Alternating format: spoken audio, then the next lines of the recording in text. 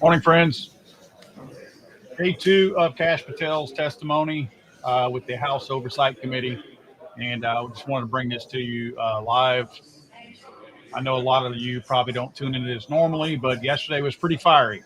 And I see Jamie Raskin up there, so he's going to have his shot today. So today's going to be probably the same type of atmosphere that we experienced yesterday. So I'm going to turn it over there. I'm actually working on another project behind the scenes right now for the video later on today. Be a good one. But I think that this is worth seeing because they're going to dip in and out of things that we're all interested in.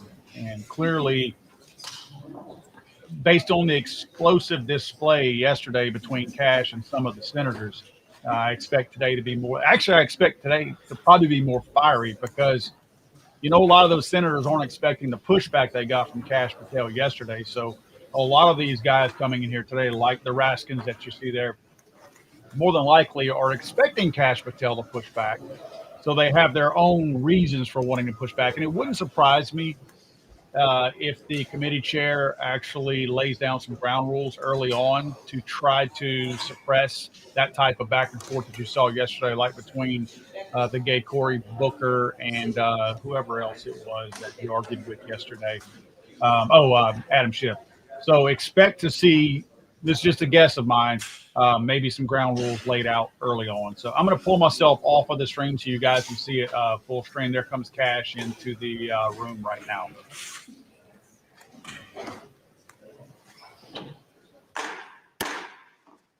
Committee will come to order without objection. The chair is authorized to declare recess at any time. We welcome everyone to today's hearing on oversight of the Federal Bureau of Investigation. This is the first occasion for the committee to get back together since the tragic death of Charlie Kirk.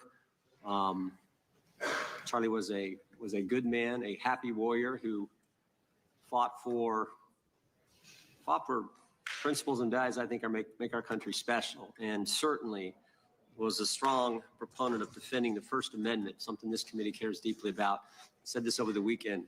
I think Charlie lived that scripture verse, 2 Timothy 4:7, fight the good fight, finish the course, keep the faith.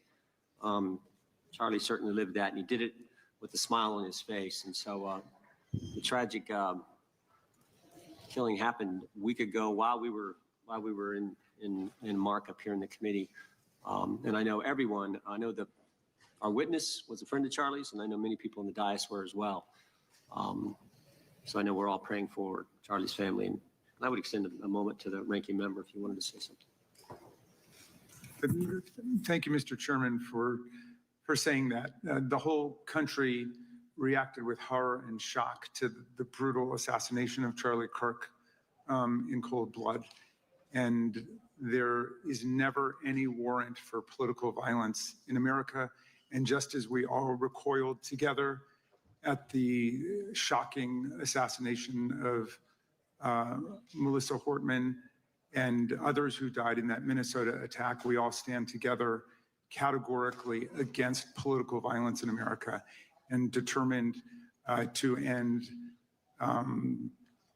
these cycles of political violence that have traumatized the country. Well said. Chair now recognizes the gentleman from Kansas, Mr. Schmidt, to lead us all in the Pledge of Allegiance. Allegiance to the flag of the United States of America and to the republic for which it stands, one nation, under God, indivisible, with liberty and justice for all. As is customary, we will begin with opening statements. 5 weeks ago, because of the work of Director Patel, we learned that the former chair of the House Intelligence Committee and current United States Senator leaked classified information. We learned this because a whistleblower came forward. Whistleblower with 23 years experience in the intelligence community, a Democrat staffer on the committee, said this: they were pressured to leak classified information, which sort of raises the obvious question. Why would the head of the Intelligence Committee, the chair of that committee, who's supposed to be guarding our secrets, why would he be encouraging the leaking of classified information? Whistleblower told us that answer as well. The leak information was supposed to be used, the leaked information, false information was going to be used to indict President Trump. Now, the former chairman wasn't the only person leaking information.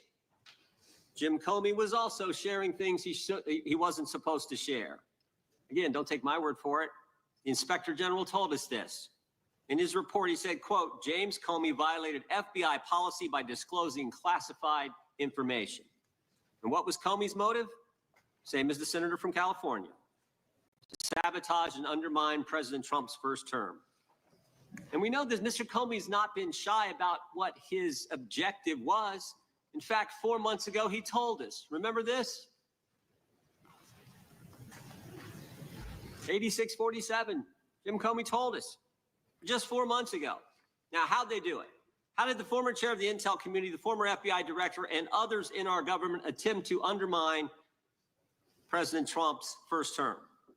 7 weeks ago, because of the good work of the Director of National Intelligence, Tulsi Gabbard, we learned from another whistleblower, a second whistleblower, that in the closing days of the Obama administration, the intelligence community assessment was changed. On December 5th, 2016, they had one assessment. That assessment said Russia did not impact the election vote count. There was a meeting at the White House on December 9th, 2016, where it was decided, no, we're not going to have that. We're going to come up with a new one. And the new one said Russia was trying to influence election and did influence election, which just wasn't accurate. And that new one is published on January 6, 2017. Let's just show you a few things that took place. I want to show you first this email from Admiral Rogers, the head of the NSA. You can see it was December 22nd. Says to Jim, John, and Jim Clapper, John Brennan, Jim Comey. And he says, I asked my team if they've had sufficient access to the underlying intelligence, sufficient time to review that intelligence. On both points, my team raised concern. Further states, my folks aren't fully comfortable. A few hours later, there's an email back to Admiral Rogers. This one is from Jim Clapper, and it says this: it is essential that we be on the same page and are supportive, and all of us are supportive of the report in the highest tradition of, that's our story, and we're sticking to it. We may have to compromise on our normal modalities. This is one project that has to be a team sport.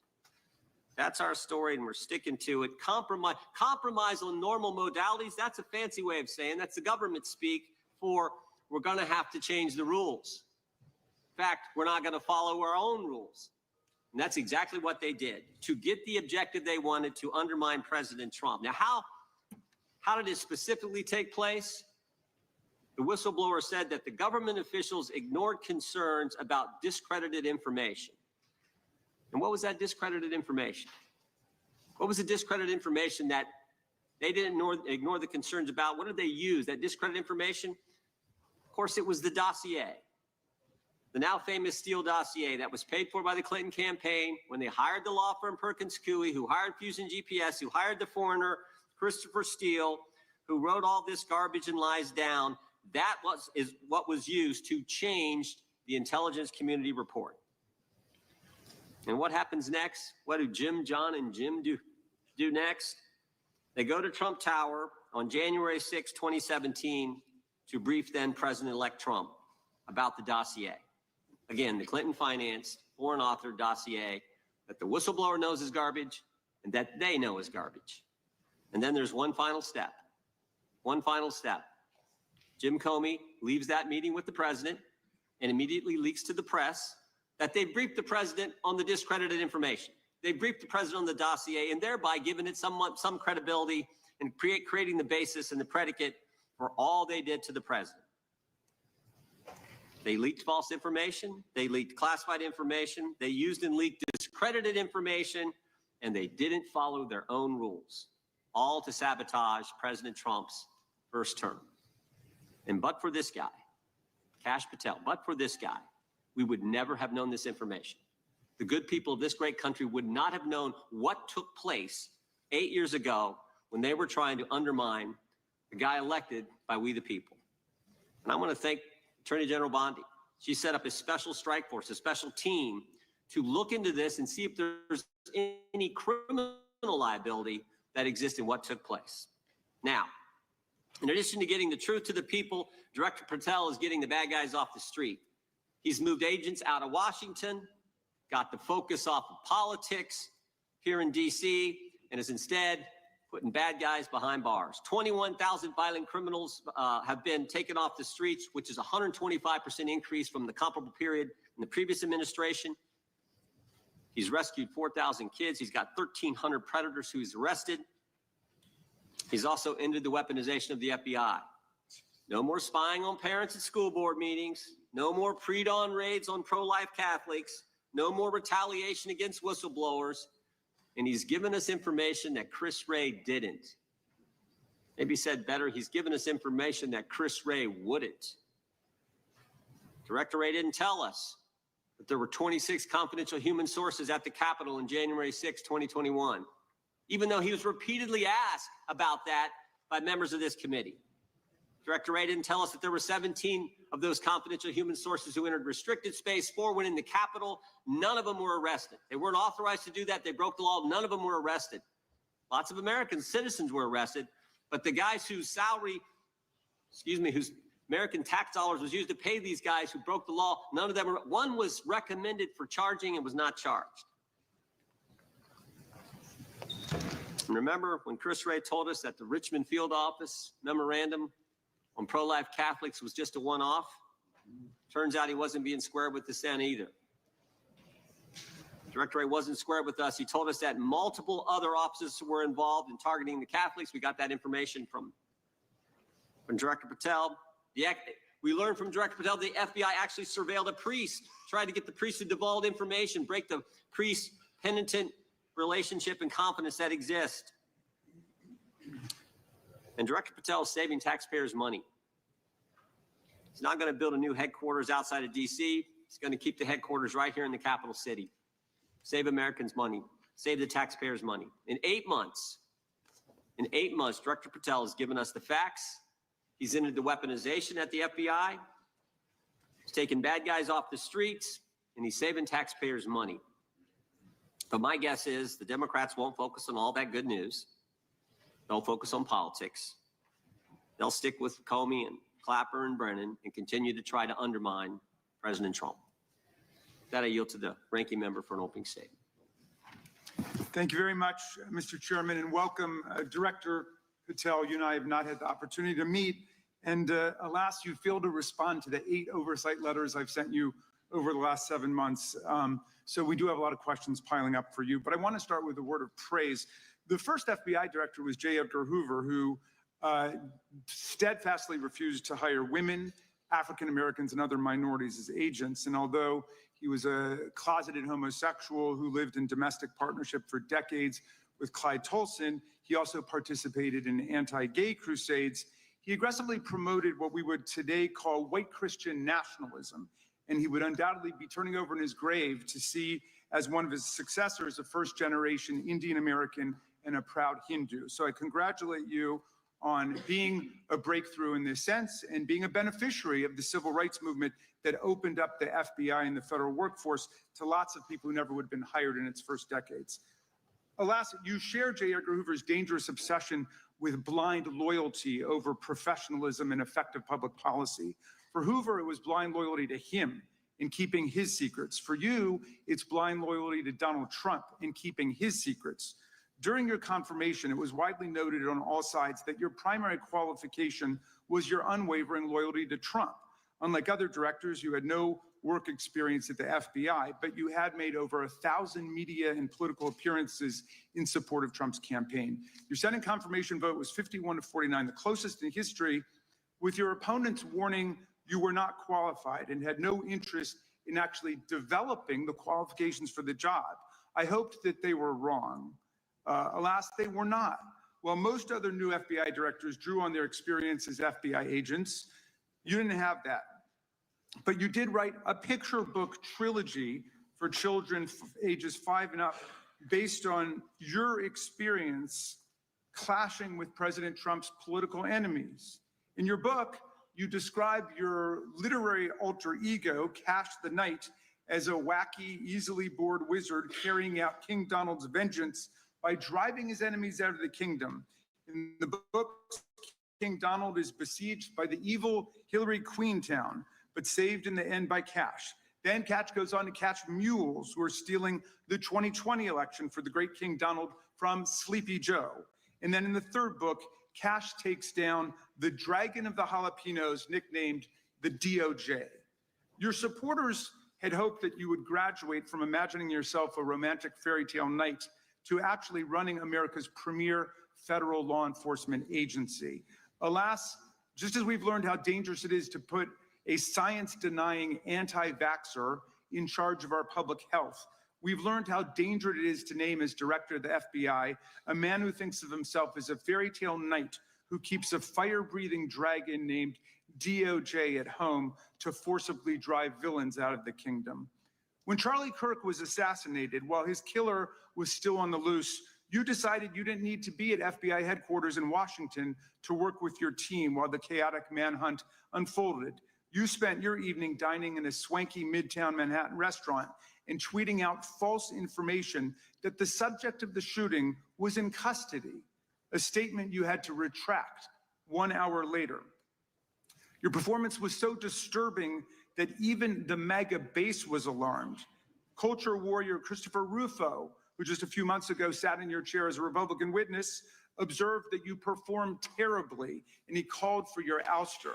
The FBI might be able to survive your delusions of grandeur and the explosively volatile temper that was on display yesterday in the Senate, but the intractable problem is that you are running the FBI not as a law enforcement agency charged with keeping the American people safe, but as a political enforcement agency working directly for the president's vengeance campaign. 7 months in, it's impossible to overstate the destruction, chaos, and demoralization you've brought to the FBI and its workforce and the resulting danger your actions have caused to our country.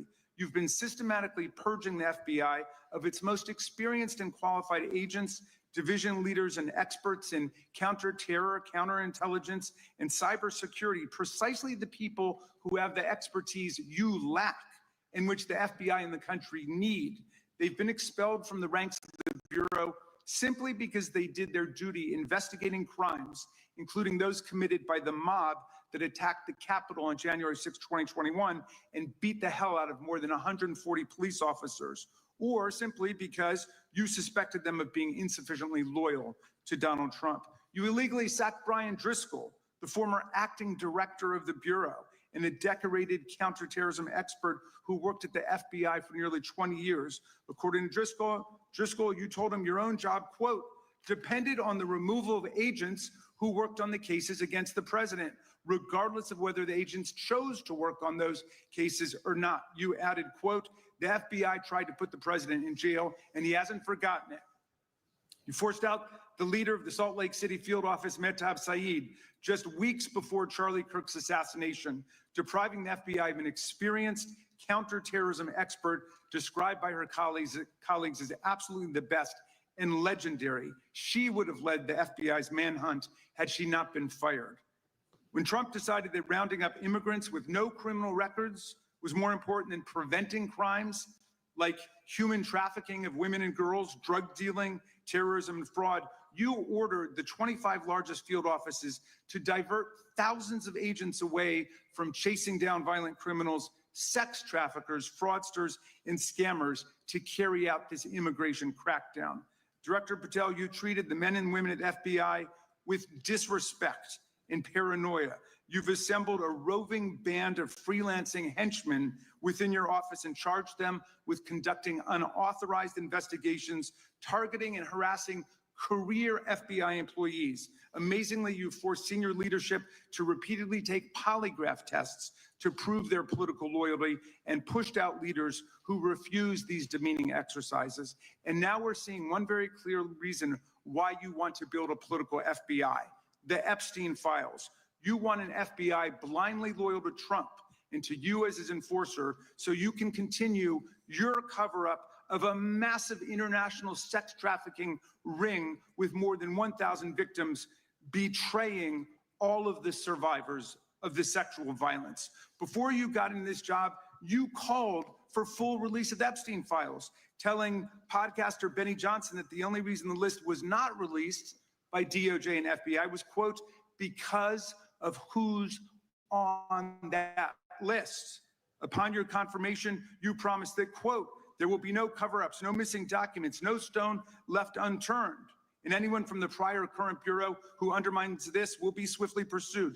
This spring, you ordered hundreds of agents to pore over all the Epstein files, but not to look for more clues about the money network or the network of human traffickers. You pulled these agents from their regular counterterrorism or drug trafficking duties to work around the clock, some of them sleeping at their desks, to conduct a frantic search to make sure Donald Trump's name and image were flagged and redacted wherever they appeared, whether an email, a text, a letter, an interview, a photograph, or a video.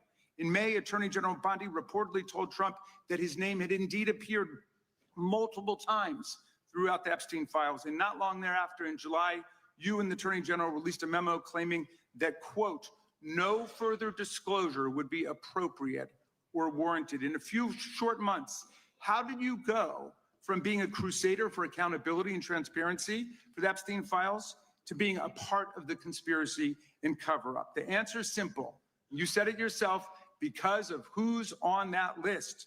Donald Trump's relationship with Epstein over the years is well documented. A week ago, the Oversight Committee released Trump's disturbing birthday book, Note to Epstein, written over a drawing of a woman's naked body, referring to a, quote, wonderful secret. The Oversight Committee obtained the note from the Epstein estate, not from the FBI, raising questions again of whether the FBI has been withholding documents. While you're unleashing the FBI to cater to Trump's desire to shut down the Epstein inquiry, the first 9 months of the Trump presidency have seen a spate of political violence and domestic terror events. We saw deadly attacks on political figures on both the left and the right. The brutal assassination of Minnesota Democratic House Speaker Melissa Hortman and her husband, and the attempted murder of Democratic State Senator John Hoffman and his wife, who miraculously survived a combined 17 gunshots. We saw an arsonist set Pennsylvania Governor Josh Shapiro's residence on fire. And of course, last week, we saw the horrific, cold-blooded assassination of Charlie Kirk in Utah that has shaken the nation.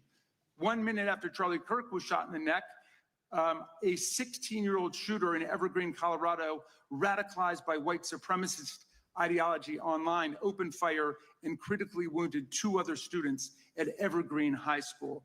We've seen lethal anti-Semitic violence, including the murder of 2 young Israeli embassy staffers just blocks from the Capitol, and then in the attack on a gathering of Jewish people in support of hostages held in Gaza in Boulder in June. We've seen continued mass shootings at schools, like the domestic terror incident at a Catholic school in Minneapolis last month, which killed 2 children and wounded 18 others. And in August, a man fired more than 500 bullets at the Centers for Disease Control and Prevention, killing a police officer who was a Marine veteran and a father. People like Melissa Hortman and Charlie Kirk should be able to participate in politics as elected officials or active citizens without being shot down in cold blood in the United States of America. People should also be able to go to elementary school, to middle school, to high school, to work, to the mall, and to church without being shot down in explosions of gun violence. The important position at the FBI requires a leader who puts public safety and national security and the rule of law first. I'm afraid, Director Patel, you've given us reason to believe you've used the powers of the FBI to serve Donald Trump and his agenda of partisan retribution. You've broken your promise not to do that. You've betrayed Jeffrey Epstein's victims and survivors. You've turned your back on the career law enforcement officers of the FBI. And as a result, you've left all of us less safe than before. Mr. Chairman, I yield back. Gentleman yields back. That opening statement may have been longer than any book director's ever written or anyone else has written. Without objection, all of the opening statements will be included in the record. We will now introduce today's witness. Mr. Patel has been the director of the FBI since February of 2025. He previously served as chief of staff at the Department of Defense, deputy director of national intelligence with the National Security Council, and also as a congressional staffer, as a federal prosecutor, where he focused on national security cases, and he also worked as a public defender in the state of Florida. We welcome our witness, appreciate his work, and thank him for appearing here today. We will begin by swearing you in. Director, would you please stand, raise your right hand? Do you swear or affirm under penalty of perjury that the testimony you're about to give is true and correct to the best of your knowledge, information, and belief, so help you God? Let the record reflect that the witness has answered in the affirmative. You can be seated as you are. You know, you've been through this yesterday. Did a fine job. Please know that your written testimony will be entered into the record in its entirety. Accordingly, we ask that you summarize your testimony. Director, you may begin. Good morning, Mr. Chairman, Ranking Member Raskin, and members of the committee. I want to begin today by discussing the appalling assassination of Charlie Kirk. It's important for this FBI to be transparent without jeopardizing our investigations, so a little bit of the timeline is important. Charlie Kirk was unfortunately assassinated on September 10th. We immediately, the next day, released images early in the day in local time in Utah to start the public partnership in our manhunt for the assassin and culprits. At approximately 5 p.m. local time, I arrived on the ground and walked the crime scene myself. And we flew multiple FBI assets in and out to process DNA simultaneously while bringing in evidence response technicians, hostage rescue teams, and other experts to assist state and local law enforcement with their investigation. At 8 p.m. local on September 11th, the FBI collected and populated and promulgated at a press conference a video of the suspect on the grounds. We also released enhanced images. Due to that release that I directed and ordered, the suspect involved was apprehended and in custody at 10 p.m. local time. That's less than 2 hours after we did the video release and the photo release. So within 33 hours, that individual suspect was in custody, and his family, who has since been interrogated, specifically stated to FBI interrogators that because of the video that the FBI released at my direction and because of the photographs that they released, they identified their son, they confronted their son when he swung by their home, and that's what led to his apprehension. We are still, the FBI has that investigation ongoing, and it continues to be ongoing. And I want to thank the state of Utah and the state and local authorities there. And I also want to thank the Attorney General and President Trump for directing resources to allow us to conduct that investigation as we have. Under this administration, the FBI has arrested more than 23,000 violent criminals, 23,000 in 7 months. That's twice as many year to date last year. We've taken over 6,000 firearms off the streets. 6,000 guns are no longer in the hands of criminals in 7 months. We've identified and found and located 4,700 child victims.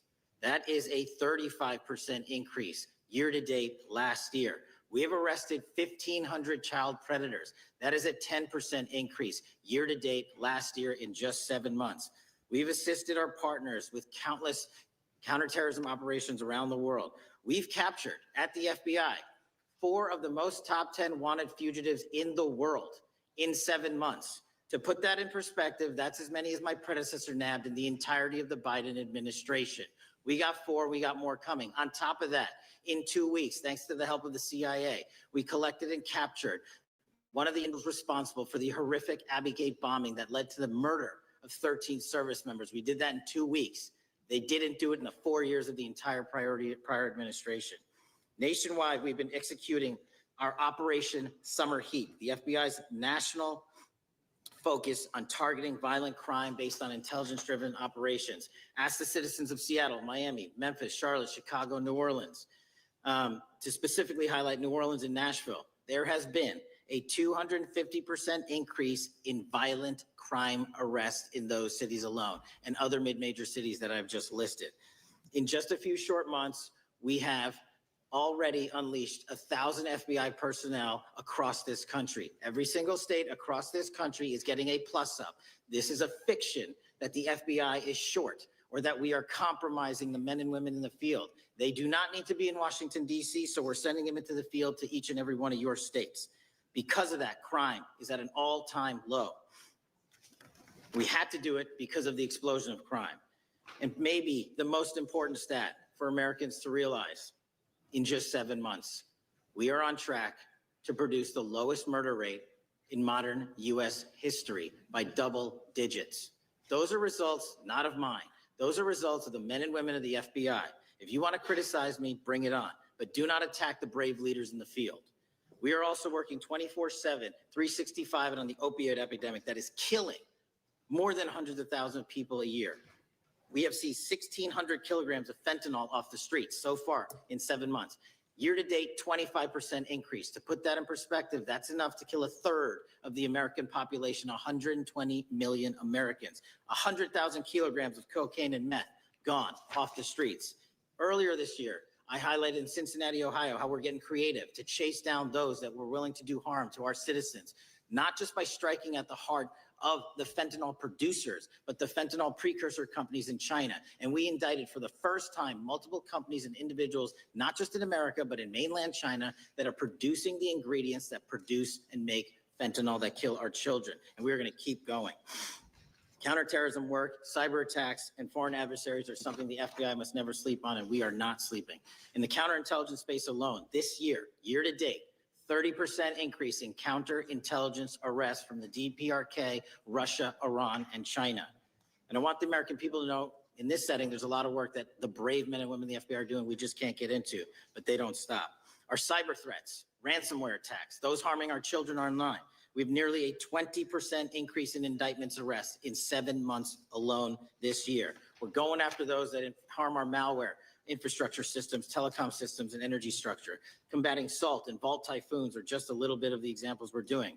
Maybe most importantly, under the counterterrorism and domestic terrorism umbrella, are nihilist, violent extremists, and those that label themselves 764, who wish to go online and convince children to maim and mutilate themselves and commit suicide. And we are producing record numbers of arrests under that umbrella organization. We even stopped an individual in the 764 network who wanted to conspire to kill an adolescent girl. He is now in custody. Transparency remains one of my main priorities at the FBI. And this is what I've done in my 7 months at the helm. We've produced more than 33,000 pages of documents to Congress to a variety of committees, including, I believe, 7,500 to this committee alone, if memory serves me correct. To put the 33,000 in perspective, my predecessor in 7 years produced 13,000 pages in total to the United States Congress. His predecessor in 4 years produced 3,000 pages in total. I repeat, I have produced 33,000 pages in 7 years to this Congress and will continue to do so. I'm dedicated to restoring the trust and the mission and the integrity of the FBI, and we cannot do so without congressional oversight, and I promise you I will continue to do so. On the Epstein case, the original sin on the Epstein case was how it was handled by Mr. Acosta when he first brought the case in 2006, 7, and 8. The original case had a very limited search warrant, had a very limited search window, had a very limited investigative window. I was not there when those search warrants and that investigation was launched. I would not have done it that way. They were limited to only 3 to 4 years of investigations from 97 to approximately 2001 and 2002 to 2005. Mr. Acosta allowed Mr. Epstein to enter into a plea agreement where he served weekend jails for trafficking minor women. He also was allowed to leave jail to go home on the weekends. Plus, he allowed a non-prosecution agreement to be signed as part of that plea deal, prohibiting future investigations from that prosecution and from that evidence, and prohibiting the collection of further material.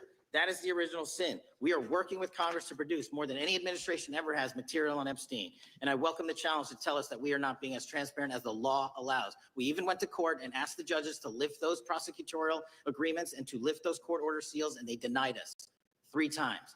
Congress is welcome to do the same and join the fight. And I'd lastly like to focus on operation that the president led in DC. Because of this, we are taking this fight in DC to every single city across the country. 2,100 arrests in the last month alone. DC has seen a 60% decrease in gun crimes, 75% decrease in carjackings, and 53% decrease in homicides in our nation's capital. And rightly so. We're bringing that fight to the streets of America. I want to thank you for your support, and I'm proud to be the director that leads this FBI into a new headquarters building that they've needed for decades, saving the taxpayer $3.5 billion and also providing our workforce a safe environment. If you don't know the calamity that is the Hoover Building, I invite each and every one of you to walk around. I'll give you a tour myself, and you can see where the cement falls on the heads of our employees that is only to be saved by netting, just to give you an example. Thank you for support to our mission, and I do want to highlight one thing about DC. It's because the FBI gathered sources and evidence that we were able to, through our source network, identify the horrific murder of the DC intern, Eric Tarpinian. And I've spoken to his family, and we are working to bring them justice. And Mr. Chairman, in my 16 years, now my 17 years of government service, if anyone has any questions about my service, bring it on. Yeah. Thank you, Director. We will now proceed under the 5-minute rule. The chair recognizes the gentleman from California, Mr. Rice. Director, delighted to have you here. You are a breath of fresh air. As you outlined, and I won't repeat it, the accomplishments, you did so with the same resources as your predecessor, roughly. Is that correct? I believe so, yes. And so how much of that has to do with taking people out of the backside of the FBI and moving them into the field, into doing the job for which we primarily pay the FBI? It's exactly what we needed done. 1/3 of the FBI's workforce resided in the National Capital Region before I got there. 1/3 of the crimes do not happen in Washington, D.C. Not anymore. Not anymore. So 1,000 personnel of the FBI were deployed across this country on a permanent basis, and every single state in this union is getting a plus up, not a reduction, a plus up of 1811s of intel analysts and support staff. And that is why the crime rates are going down in record numbers. Thank you for doing that. And it's perhaps the hardest thing for a bureaucrat to do is to lower the head count around them that support them. And I appreciate your willingness to do it different than your predecessor. A lot of what you covered earlier was the find, the discovery, and then the prosecution that is done by the DOJ. But I want to talk a little bit about the prevent side. On the Charlie assassination, sir? No, on all of these. Okay, for example, and I'll bring it up before the Democrats bring it up, January 6th. January 6th, we now know because of your find that in fact there were people involved who were not just observers, but participants who in fact, it's been alleged, and I personally believe, in fact, were part of promoting, perhaps even the one woman who died, encouraging her to walk through a door that led to her death. When you see that kind of activity, and you know it was done under predecessors with full knowledge, whether it's January 6th, where embedded people crossed the line, or any other activity, including obviously the Russian hoax that we're now dealing with up in, front and center. My question to you is, what can you or others do to prevent it from occurring again? Not on your watch, but on future watches. How can we know that this won't happen again the moment you leave the FBI? It's simple. What I'm doing through our leadership cadre is having FBI agents do what they were trained to do, not what they were not trained to do, not put them in situations that both harm them and the public. We're also utilizing our SORT networks and prioritizing the threat structure to go after the narco traffickers, the counterterrorism people, the counterintelligence threats, and the cyber threats. That's what they were trained to do, and that's what we're letting them do. One major question I have, after decades of doing this, on our side of it, both the chairman, myself, and others, both at Oversight and here, have seen that the FBI and the Department of Justice hide behind non-statutory practices. Now, you've changed the interpretation of many of those practices. That's why we're getting the discovery that was previously withheld. How do we work together to make sure that we never again have false walls, non-statutory walls that say the Department of Justice has a prohibition about giving, quote, you fill in the blank, that has led to the chairman not seeing anything until you took over? I'm wedded to aggressive constitutional oversight. Having been a House congressional staffer, I know that is an important part of securing our democracy. And the way we make it an everlasting, enduring process is by showing the American people the results of what we are doing and the important work of this committee and putting it out to them so they can see government waste, fraud, and abuse. And then they can demand from our constituents and our electors that they want this process to continue. Last major question here. Some things are so sensitive that we both would agree they cannot be made public. Will you commit to this committee when it is too sensitive to disclose that you would at least make it available for in-camera review by the chairman and ranking members or others designated? I have done that and I will continue to do that. Well, thank you, Mr. Chairman. This is a breath of fresh air. This is the beginning of what we need. But my questions today for the director are ones in which I believe that we do need to codify by agreement or by statute if necessary, the kind of openness and transparency that we're seeing from this administration, the kind of discovery that's allowing us to do our oversight properly. And I would hope that that be the follow-up to this, obviously along with the Attorney General. And I yield back my 4 seconds. Thank you. The gentleman yields back. The gentleman from New York is recognized. Thank you, Mr. Chairman. Welcome, Director Patel.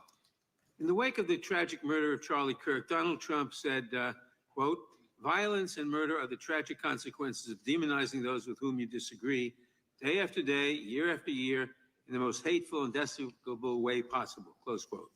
I would note for the record that Donald Trump has famously demonized practically every person he has ever disagreed with, and therefore, using his own logic, he has put their lives at risk.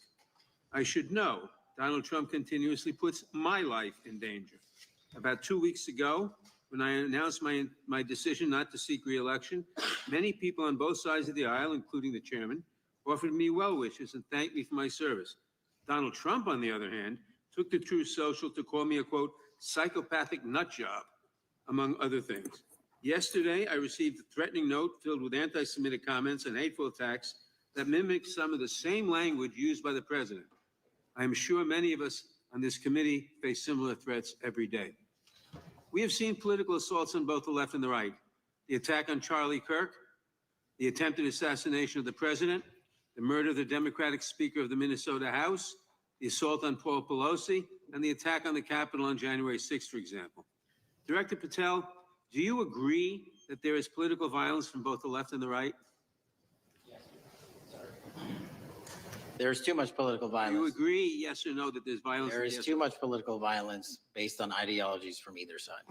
From either side, okay.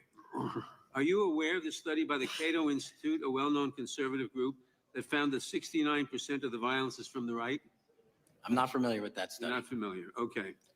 I would commend it to you. Are you aware the administration has threatened to use violence as an excuse to crack down on liberty and freedom of speech? Say that again, I'm sorry? Are you aware the administration has threatened to use violence as an excuse to crack down on liberty and freedom of speech? Nobody at the FBI is doing that. I didn't ask you about the FBI, I said the administration. I speak for the FBI. I would like to enter the record an article from today's New York Times titled, "Trump Invokes Kirk's Killing in Justifying Measures to Silence Opponents." In the wake of Charlie Kirk's killing, President Trump and his allies have laid out a broad plan to target liberal groups, monitor speech, revoke visas, and designate certain groups as domestic terrorists. Ask unanimous consent to insert this into the record. Thank you. Politicizing the murder of Charlie King to go after free speech is not a legacy I believe Charlie King would have wanted. Moving on, I want to address another topic. The FBI has traditionally played a key role in prosecuting public officials for corruption. But I fear that at a time when the president is accepting planes from Qatar for his post-presidential personal use, issuing pardons to major donors, and personally profiting from the office of the presidency, the FBI may be abandoning its commitment to investigating public corruption. Since its creation in the wake of the Watergate scandal, the Public Integrity Section has been one of the crown jewels of the Department of Justice, investigating and prosecuting corruption among the nation's public officials and acting as a key safeguard against politicized prosecutions. This section's work has been supported by an elite squad in the FBI devoted specifically to rooting out corruption. But according to reports, the Public Integrity Section has now been decimated, and the FBI's Public Corruption Squad has been disbanded. I would like to submit for the record a New York Times article entitled, "FBI Dismantles Elite Public Corruption Squad." Ask unanimous consent. Thank you. These actions are an invitation to corrupt politicians to break the law, since they know that the government is asleep at the switch. Last month, Senator Warren and I, along with dozens of other members of Congress, wrote to you and Attorney General Bondi expressing grave concern over your decision to effectively legalize corruption and politicize prosecutorial decisions. And he asks unanimous consent to enter this letter into the record. Thank you. I don't have time today to walk through all of our questions and concerns, but will you commit to answering this letter in short order so that we can understand what factors led to this decision and how it has impacted the ability to hold corrupt officials accountable?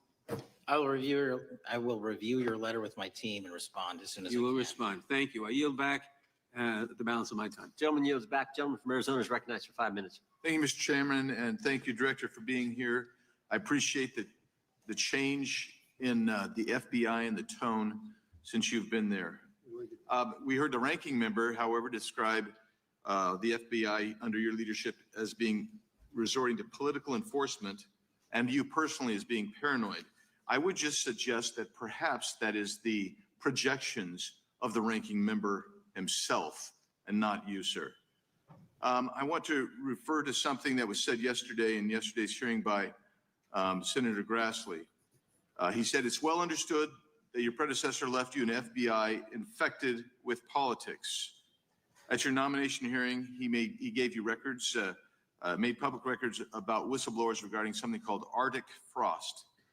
Arctic Frost was the FBI case opened and approved by anti-Trump FBI agent Thibault. And Arctic Frost became Jack Smith's elector case. The new records show that Arctic Frost was much broader than just an electoral matter. In fact, it was expanded to Republican organizations. Some examples of the groups that the Ray FBI sought to place under political investigation included the Republican National Committee, Republican Attorneys General Association, and Trump political groups. In total, 92 Republican targets, including Republican groups, Republican-linked individuals, were placed under the investigative scope of Arctic Frost. On that political list for investigation was one of Charlie Kirk's groups, Turning Point USA. In other words, Arctic Frost wasn't just a case to politically investigate Trump. It was the vehicle by which partisan FBI agents and DOJ prosecutors could achieve their partisan ends and improperly investigate the entire Republican political apparatus. I'd ask that, Mr. Chairman, that document be admitted. Without objection.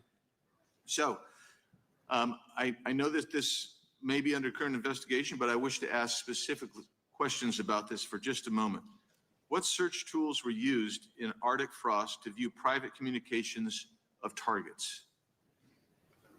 I believe the traditional search tools, search warrants, lawful service of process, and the tools that the FBI has in our infrastructure systems, cybersecurity systems, and counterintelligence systems. But generally speaking, if I may, I want to use this to highlight the fact that I'm continuing my promise to work with Congress to produce documents simultaneously and also conduct ongoing investigations. I'm giving you as much as I can, and I'll give you more when I can. Thank you. Another question regarding that is, were there any directives from the Biden White House concerning the Arctic Frost investigation? Were there any, directives or communications from the Biden White House itself concerning the Arctic Frost investigation? I'll just rely on what was turned over to date, sir. Okay.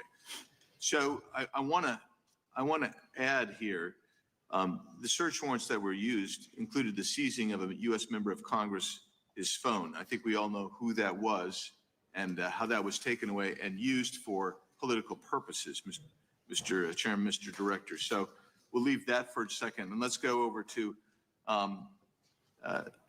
the Charlie Kirk case for just a second. Let's emphasize this. How many hours did it take from the assassination to the arrest of the assassin, Mr. Director? 33. That seems pretty swift, and it was because of the actual release of videos and photographs that you directed to be released, sir. That's correct. And to put it in perspective, the Boston bomber took 5 days and Luigi Mangione took 5 days.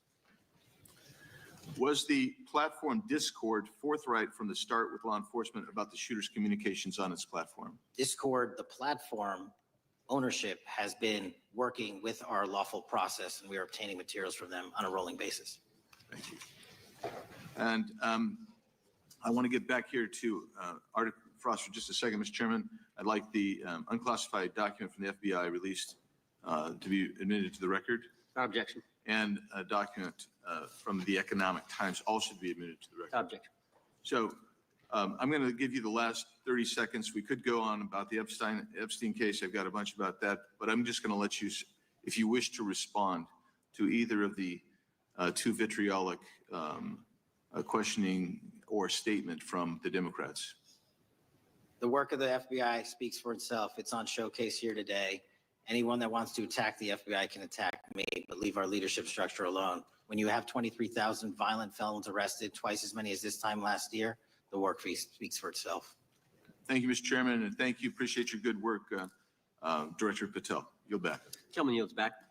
Gentleman from Maryland is recognized. Thank you kindly, Mr. Chairman. Director Patel, before you joined the FBI, you railed against it for covering up Jeffrey Epstein's human trafficking ring. Let me refresh your memory with this clip. It has Epstein's list. They're sitting on it.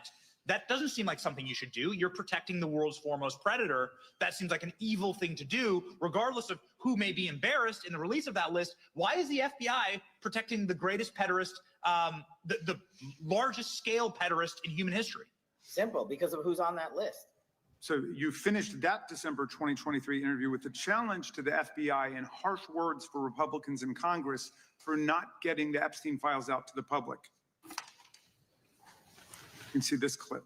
Boy pants, and let us know who the pedophiles are. Put on your big boy pants and let us know who the pedophiles are, you said.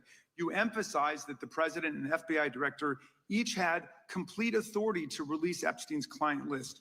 You said Epstein's black book is under the, quote, direct control of the director of the FBI. Look at this clip. This is way off the topic, but who has Jeffrey Epstein's Black book? black book? FBI. But who? That is, I mean, there's. That's under direct control of the director of the FBI. All right, so you were sworn in as director more than 200 days ago. Now the black book is under your direct control. So why haven't you released the names of Epstein's co-conspirators in the rape and sex trafficking of young women and girls?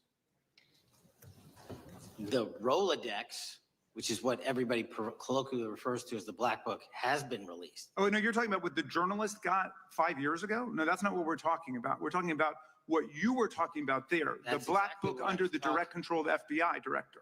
We have released more material than anyone else before. The Biden administration, Obama administration had the exact opportunities to release this material, and they never did. And if you are selling the men and women of the FBI, Why we're have not you going after changed your child position? predators. Hang on, you said we're not going after child predators.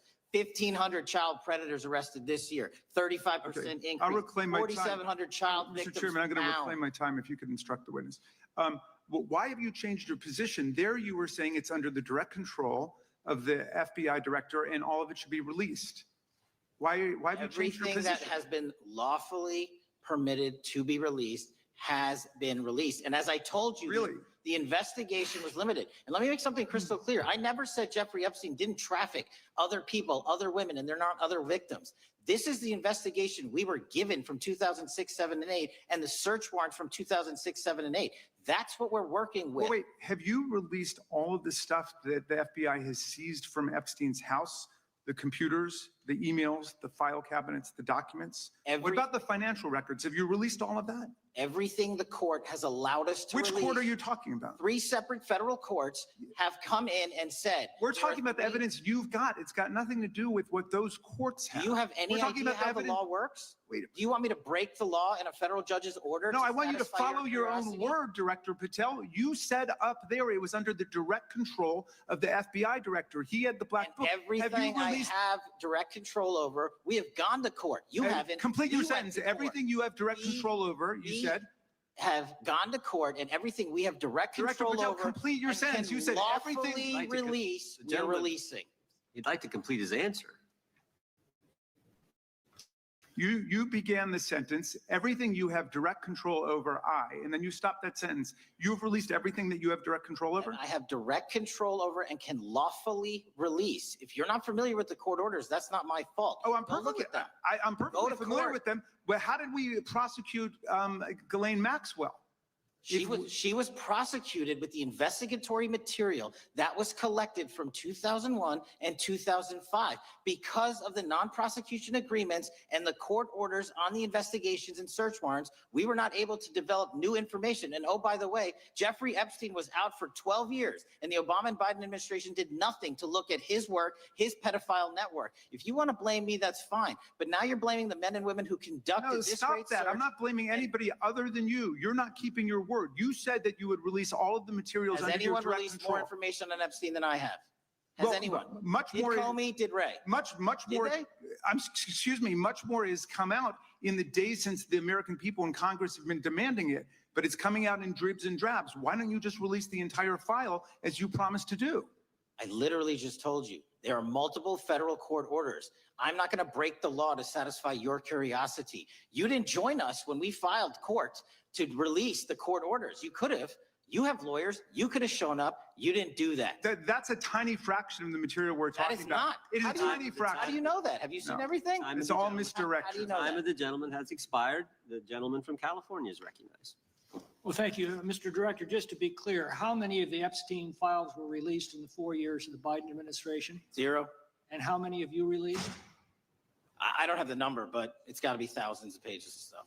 I was going to ask you to begin whether Americans are safer today than they were 9 months ago, but you cited dramatic increases in criminal arrests since you've taken office, a dramatic decrease in crime that's resulted.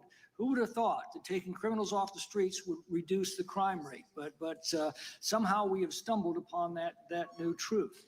But it begs the question, what was the FBI doing during the 4 years of the Biden administration to see that dramatic an increase in work under your tenure? The simple answer is I'm letting good cops be cops. We're working with our state and local law enforcement. We're energizing our partnerships. We're bringing on more task force officers. When you have more cops in the streets, when you're using ground-based intelligence, when you're not weaponizing law enforcement and focusing on DC and focusing on the rest of America, this is what happens. It is not a significant mind shift in terms of how we maneuver the FBI. They've wanted to do this work since they signed up. We're just letting them.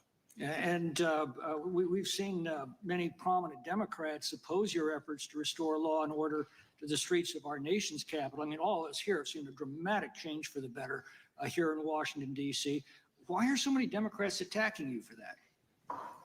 Sir, Democrats have been attacking me for a decade, as is the fake news media. They didn't like the fact that I exposed the Russiagate host and the largest weaponization of the FBI and DOJ in U.S. history. We proved it to be true with congressional oversight. I'm wed to that congressional oversight and will continue to do that work. Christopher Wray repeatedly warned this committee that the Biden open borders policy had produced a significant increase in terrorist threats that he said kept him up at night. A particular concern, he said, was the 2 million gotaways that entered the country during the Biden administration. That's an average of 41,000 every month. What are the monthly gotaway numbers today?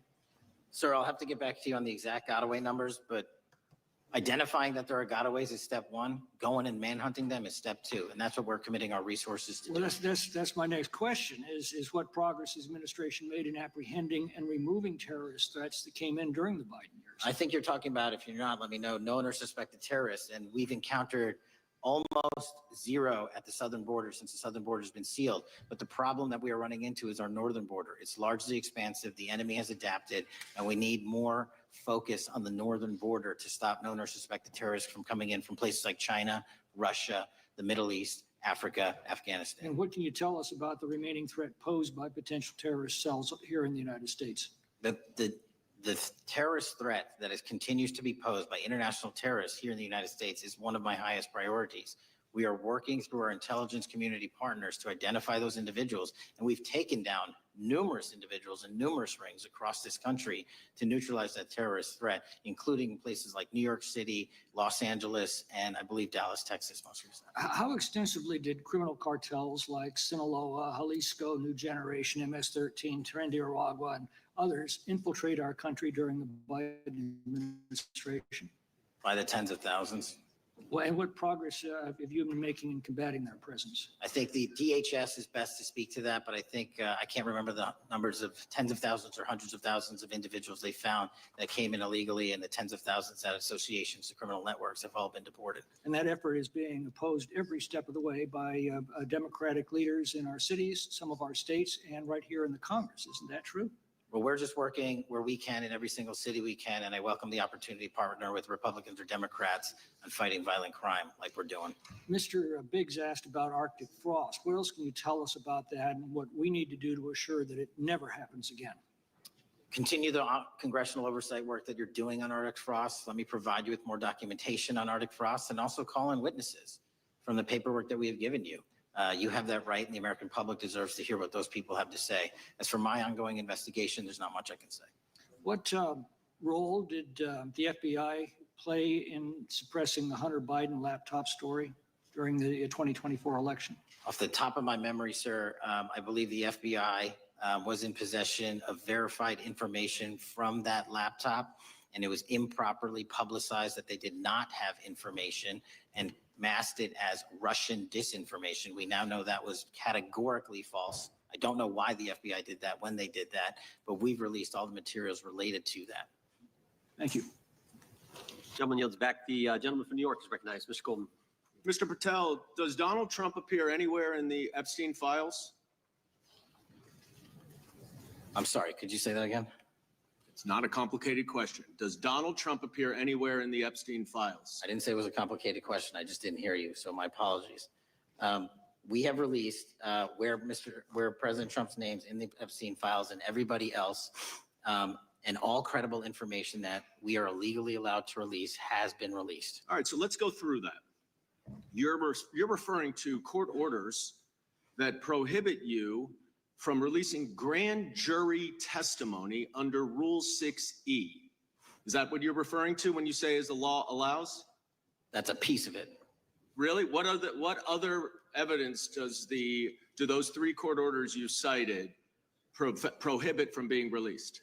Information that was collected pursuant to those search warrants that were limited Wrong. in fashion. Wrong. That's not what the court order says, and that's not under 6E. And you're talking, and I said that's 6E, and I said there was others, and I'm answering that. There are sealed court order documents. There are protective orders. They are unsealed as part of discovery given to Ghislaine Maxwell. They are no longer sealed. That's just not true. We can argue about it all you want. Okay, well, you agree that there are, so your testimony here is that the reason why you are not releasing all of the videos that you have acknowledged, there are so many, and that the FBI spent thousands of hours of reviewing, the photographs, and the photographs that you have. You're saying that you're not releasing those because there's a court order requiring them to be sealed? Is that your testimony? Never said that about the videos. On the totality of the videos, of the thousands of images that were seized pursuant to the search warrants executed at the time, the overwhelming majority of that video is pornographic material that was downloaded from the internet and child sexual abuse material. We will never release that. Well, as you should not release the victims. But if there are videos that relate to others who Epstein trafficked to, such as maybe Prince Andrew, or photographs, that you have total control to release. Yes, and if it exists. And so why haven't you released it? Why are you supposing that that is a fact when in fact it is false? Are you saying that? You're saying that none of the videos relate to anything relevant to the Jeffrey Epstein trafficking ring? Every single video that we have collected pursuant to the prior search warrants has been examined for the last 10 years.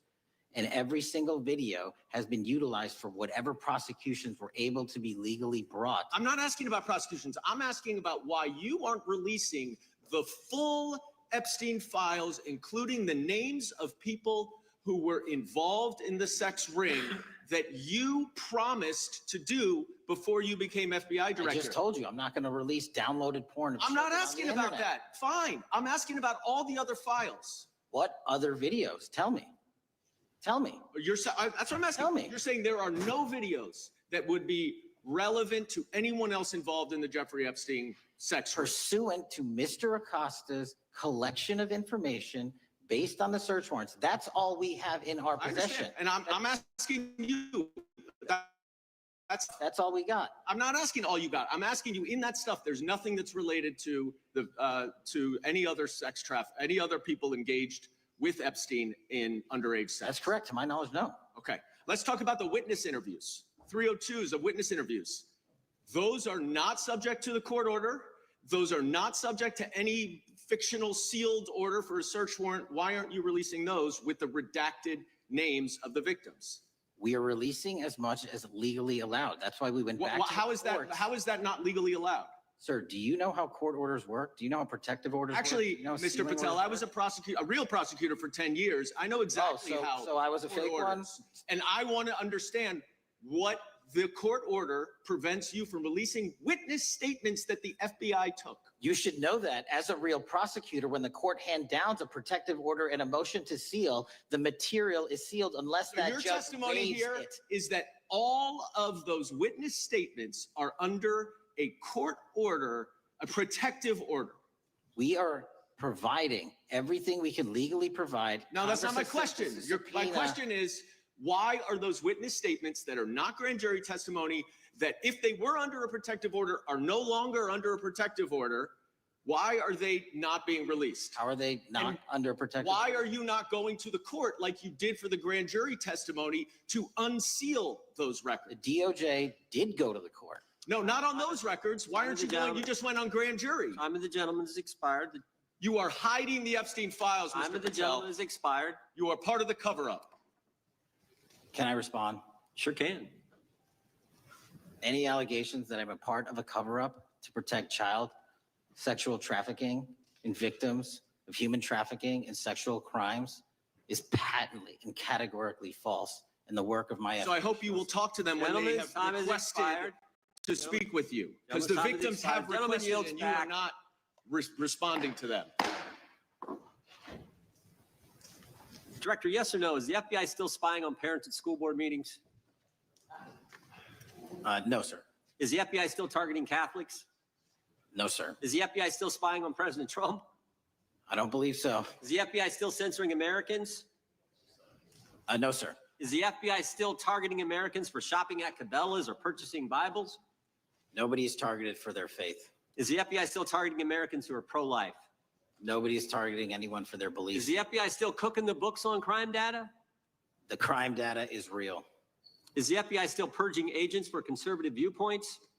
No one at the FBI has asked their viewpoints on Is policy. the FBI still labeling the Betsy Ross flag, the flag of the American Revolution, a hate symbol? No.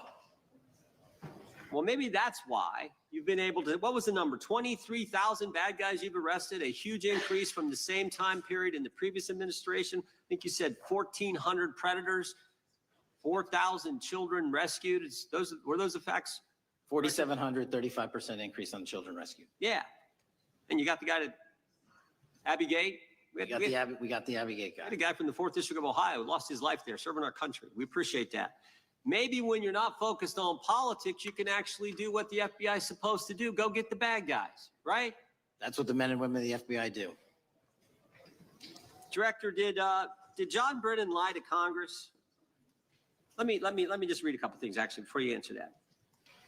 2 years ago, we had Mr. Brennan in for an interview, and I asked him, how'd you learn about the dossier in December of 2016? Mr. Brennan replied, I received a copy of it from the FBI, and the CIA was very much opposed to having any reference or inclusion of the Steele dossier in the intelligence community assessment. That's what John Brennan told the United States Congress. 7 weeks ago, the Director of National Intelligence told us this: John Brennan lied and denied using the dossier in the intelligence community assessment because he knew it was discredited. CIA officer told the House Intelligence Committee Brennan refused to remove it, and when confronted with the dossier's main flaws, he responded, yes, but doesn't it ring true? John Brennan lied to us? Mr. Chairman, I won't stylize the evidence. What I will say is that the intelligence community assessment, those that created it and any individual involved with it, is an ongoing investigation. There's an investigation into what took place in December and January of December 2016, January 2017, when this whole thing started, this grand conspiracy. That is being investigated. Is that right? That has been publicly announced by the department. That's been announced by the department. Did Chris Wray hide documents from this committee? You would know better than me, sir. Well, I think you told us like 700 pieces of information you've given this committee since you've been director relative to just one incident, the Catholic memorandum from the Richmond field office. I can give you the comparison, sir. Yeah. The Catholic memo, I believe we turned over 750 documents. In Mr. Ray's tenure, I believe they turned over 19 pages. 19 pages. You've given us 700. Why would Chris Wray hide information from this committee? You'd Want have to to hazard a guess? I'm sorry. Hazard a guess why he would do that? I don't know, sir. I think maybe it was because FBI was spying on a priest, trying to get him to break the increased penitent confidence that exists? You think maybe that was the reason? You'd have to ask him, sir. Yeah, we'd love to do that. I want to read a few names here. Arctic Haze, Tropic Vortex, Riding Hood, Foggy Falls, Echoes Fate, Sirens Lure, Janae, Christmas. What are these code names about, Director? You know? Not off the top. Well, Arctic Haze, Tropic Vortex. My understanding these are code names for leak investigations of classified information from the year 2017. Does that ring a bell? In terms of leak investigations, many of those are classified and many of those are ongoing, Mr. Chairman. But we are working with you to produce documents as we close those investigations or as we declassify them. Let me ask you this question, because this is something I've wondered about the way the FBI used to work, the way this whole thing kind of, so many of these things unfolded. Seems to me you had all these people in government leaking information that then gets reported in the press. There's a story written about it. And then that article is then used to further the investigation and move forward with what they want to do. Did that take place back in 16 and 17? That's the exact scenario that took place in the FISA application for Carter Page and the rest of the Trump campaign. And that is frightening, because that's what the CIA is supposed to do in foreign countries. It's not supposed to happen to Americans, but it did, didn't it, Director? Yes. And not just any Americans, it happened with the President of the United States. Is that accurate?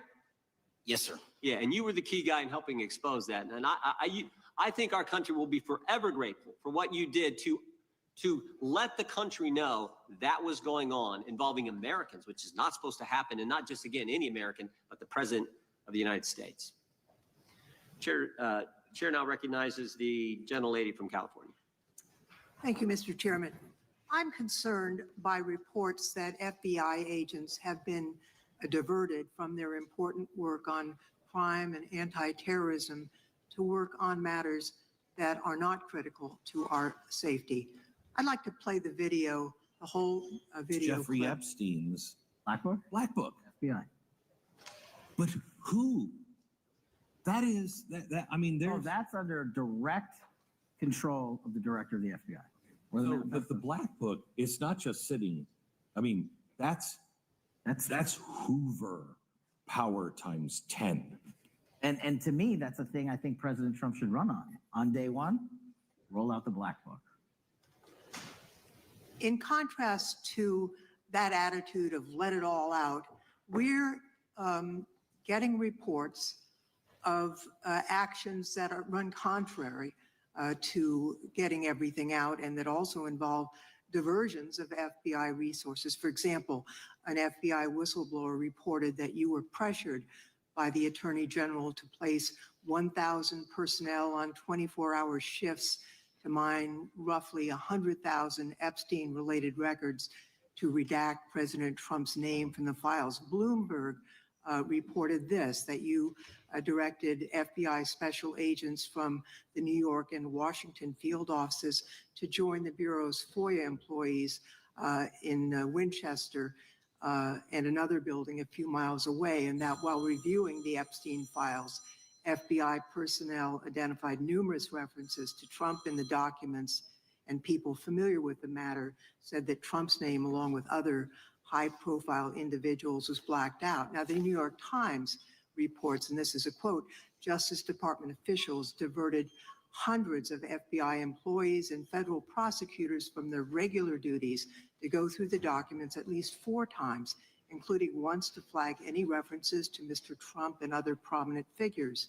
Details of the review were based on accounts by 3 former FBI and Justice Department officials who spoke on condition of anonymity because of fears of retaliation, and further that the FBI finished, after they finished its review of the files and materials, was sent to a team of Justice Department lawyers who double-checked the FBI's redactions and, quote, were instructed to flag any mentions of Mr. Trump and other celebrities. Now, I have 3 questions for you, Mr. Patel, about this. First, how many times did President Trump's name appear in the Epstein files? Was it more than 100, more than 1,000? Were the agents who were pulled from their duties to redact the president's name from the Epstein files, working on criminal cases or national security cases or child sex trafficking cases? And are the number of agents that have been reported diverted for these purposes, is that accurate? No. No what? You asked if it was accurate. I said it wasn't. So you're saying that none of this happened? That, No, I'm saying it was inaccurate. okay. How many times did President Nums appear in the Epstein files? More than 100? More than 1,000? No, and what we've been able to release is what we've been legally able to release, and that has. No, that's not the question. I asked you, how many times did the president's name appear? I don't know. It's your testimony. You do not know that The answer. number of times, no. Could you tell us how many agents were diverted for this task and what they were working on? When you say diverted, you make it seem as if agents were pulled off what they do all the time. Agents at the FBI masterfully do double duty and triple duty. And because of the public's interest in this case, we flexed resources to make sure that we could answer the public signal demand. So do you want us to look through the material and provide it to you, or you do not want us to do that? So it's Which your one is it? it's your testimony that no one was diverted from a criminal matter, that this was a top priority to go through this material to look for Mr. Trump's name. Is that your testimony? That's the highest priority for the FBI? What's one of the most impressive things about the FBI leadership and the careers that are in place is that they make the decisions on who to send where on priorities and make sure the mission needs are not hurt. And that's what happened here. It's shocking to me that the FBI would think that erasing Mr. Trump's name from the Epstein files is a high priority when we have crime, we have national security threats, we have terrorism threats, we have murders such as that occurred, unfortunately, with Mr. Kirk. It's shocking to hear that that's your highest priority. And with that, Mr. Chairman, I That's yield literally back. not what I said. Gentleman yields back. Gentleman from Wisconsin is recognized. Director, is President Trump implicated in any wrongdoing related to Jeffrey Epstein? Based on the entirety of the evidence that we have, absolutely not. The president is not implicated. Correct. Thank you. I want to talk a little bit about China's malign influence here in America. And, we've seen spy balloons traverse the United States. We've seen police stations in communities around America. And sitting in the chair you're in just 2 years ago, there was a sheriff from Cochise County, Arizona, Mark Daniels, that was here, who said that the exponential increase in the amount of fentanyl that is coming into America is directly related to the open borders policies of the previous administration. Do you agree with Sheriff Daniels' characterization? In large part, yes.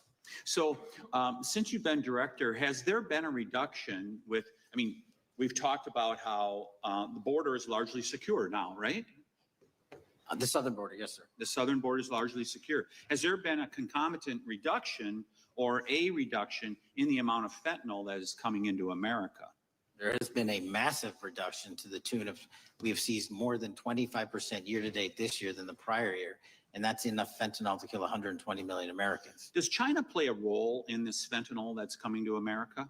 As I stated in my opening, sir, what they do and the companies in China, mainland China, do is produce the precursors and the cutting agents that they ship overseas through various countries into the Mexican drug cartels who produce it. So they basically are the cooks in terms of the ingredients. Tell us, what is the FBI doing to stop China from delivering death to America?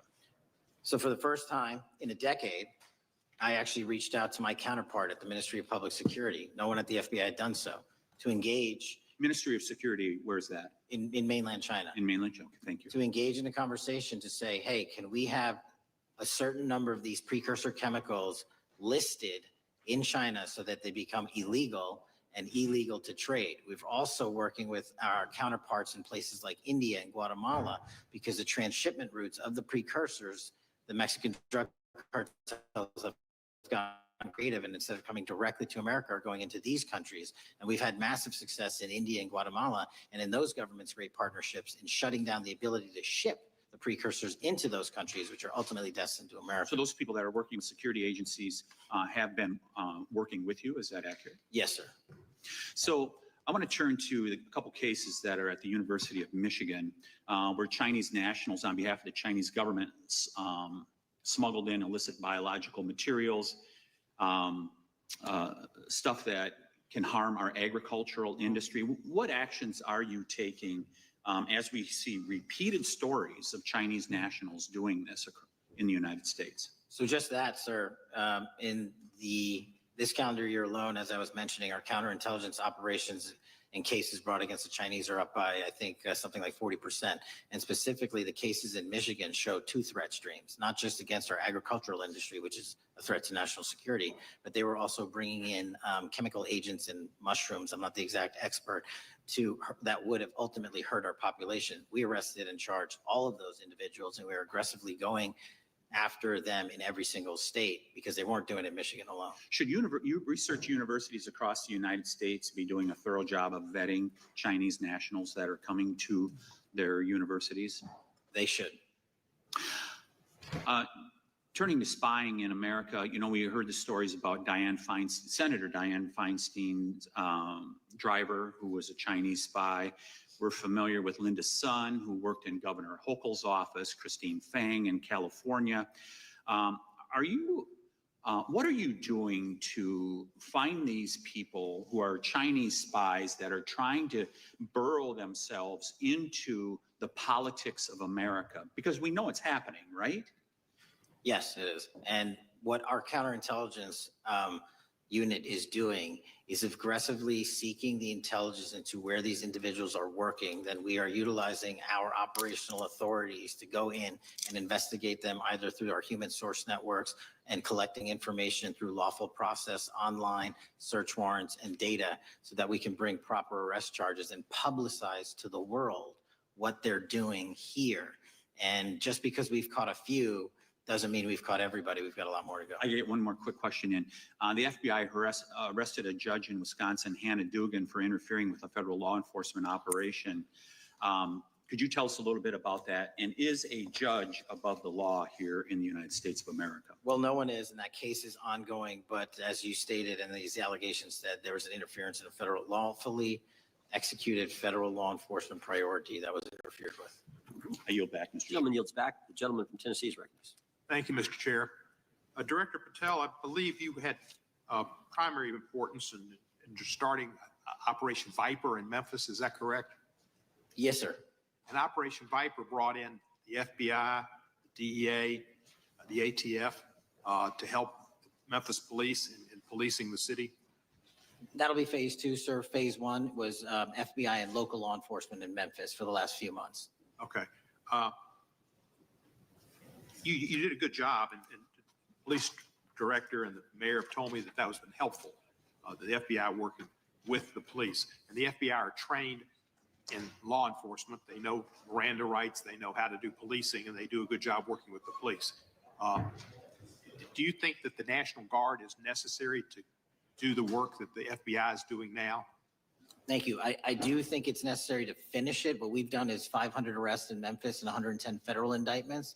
But what we need to do is we've only secured a piece of where the criminal conduct is occurring in Memphis, and we can't work inside perimeters that are not established and safe, and we don't have the manpower to give us the space to fully go into the areas where the criminal activity remains. Well, are you suggesting that the National Guard is going to go into the more heavily crime areas? They're going to establish, like they did in Washington, D.C., perimeters where local law enforcement and the FBI, DEA, ATF, and U.S. Marshals can go into. We can't be going into all these areas knowing that they're extremely volatile and jeopardizing the safety of our agents. Did the National Guard do anything in Washington to help the FBI stay safe from these dangerous elements? They established perimeters. Established perimeter, and the criminals knew about it, so they... It was a visible force, sir, so they kind of saw it. Well, what you did, I commend you for what you did, and I think the FBI coming in, we have a crime problem in Memphis. The FBI has helped, DEA will help, and the ATF will help. I don't think the National Guard is going to help. And what I've seen, they're not trained in law enforcement, are they? No, sir. And so that could be a problem. Who will direct the National Guard in Memphis? Will it be? Will they have control over your agents? No, sir, they won't. Who will have control over your agents? You? well, the SAC and then ultimately the chain of command up to Washington, D.C. will control the FBI, but there's a task force that was put together that is going to be led by an interagency. The heads of U.S. Marshals, DEA, and FBI will be working together with DHS collectively on this. Have you visited Memphis before? Yes, sir, I have. So you know how good a city it is. I love Memphis. A lot of us do. And Memphis is a great city, great history, civil rights museum. Might say something about slavery, but that was the history. Needs to be taught. Blues, Elvis. Beale Street, right. Barbecue. And people should come. It's not a troubled city. We've got some crime, but it's not a troubled city. We're not troubled, and we love our city. And we hope that the National Guard doesn't come in and cause people to have questions about Memphis, because it's a city they should visit. Let me ask you this about, you said that the homicide rates are coming down to an all-time low? In modern recorded U.S. history, yes, When sir. does modern recorded history start? I think the FBI, and I'll get back to you on this, has stats on that going back about 30 years, sir. Okay, I was thinking back to Ozzie and Harriet, and I didn't think you could beat Ozzie and Harriet's time. Secondly, you mentioned the Epstein case. Did any of the women that were victims, they came up here and had a press conference and all, did any of them contact your office and ask to give information?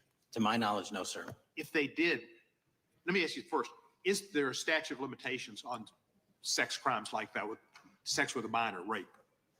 The DOJ is the expert, but I do not believe there's a statute on that, limitations on that.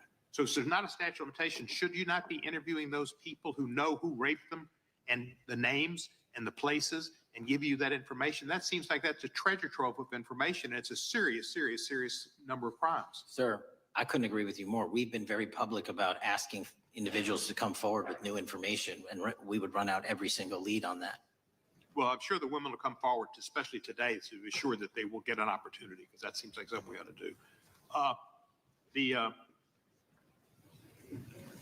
do. Mr. Driscoll, what was his reputation? I can't comment on Mr. Driscoll's matter. It's an ongoing litigation. Yeah, but his reputation you could tell us about. I can't tell you about his reputation. His work has been laid out in that lawsuit. How many of the FBI agents who worked on the January 6th case have been fired? I don't have that number, sir. Can you give a ballpark figure? No, but I can tell you that individuals based on case assignments in the FBI that I have led have not been terminated for case assignments.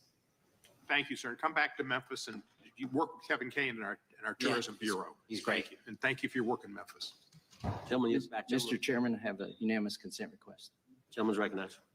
So I've got 4 documents I'd like to introduce into the record. The first one is Jeffrey Epstein's 6 story played out for years in plain sight.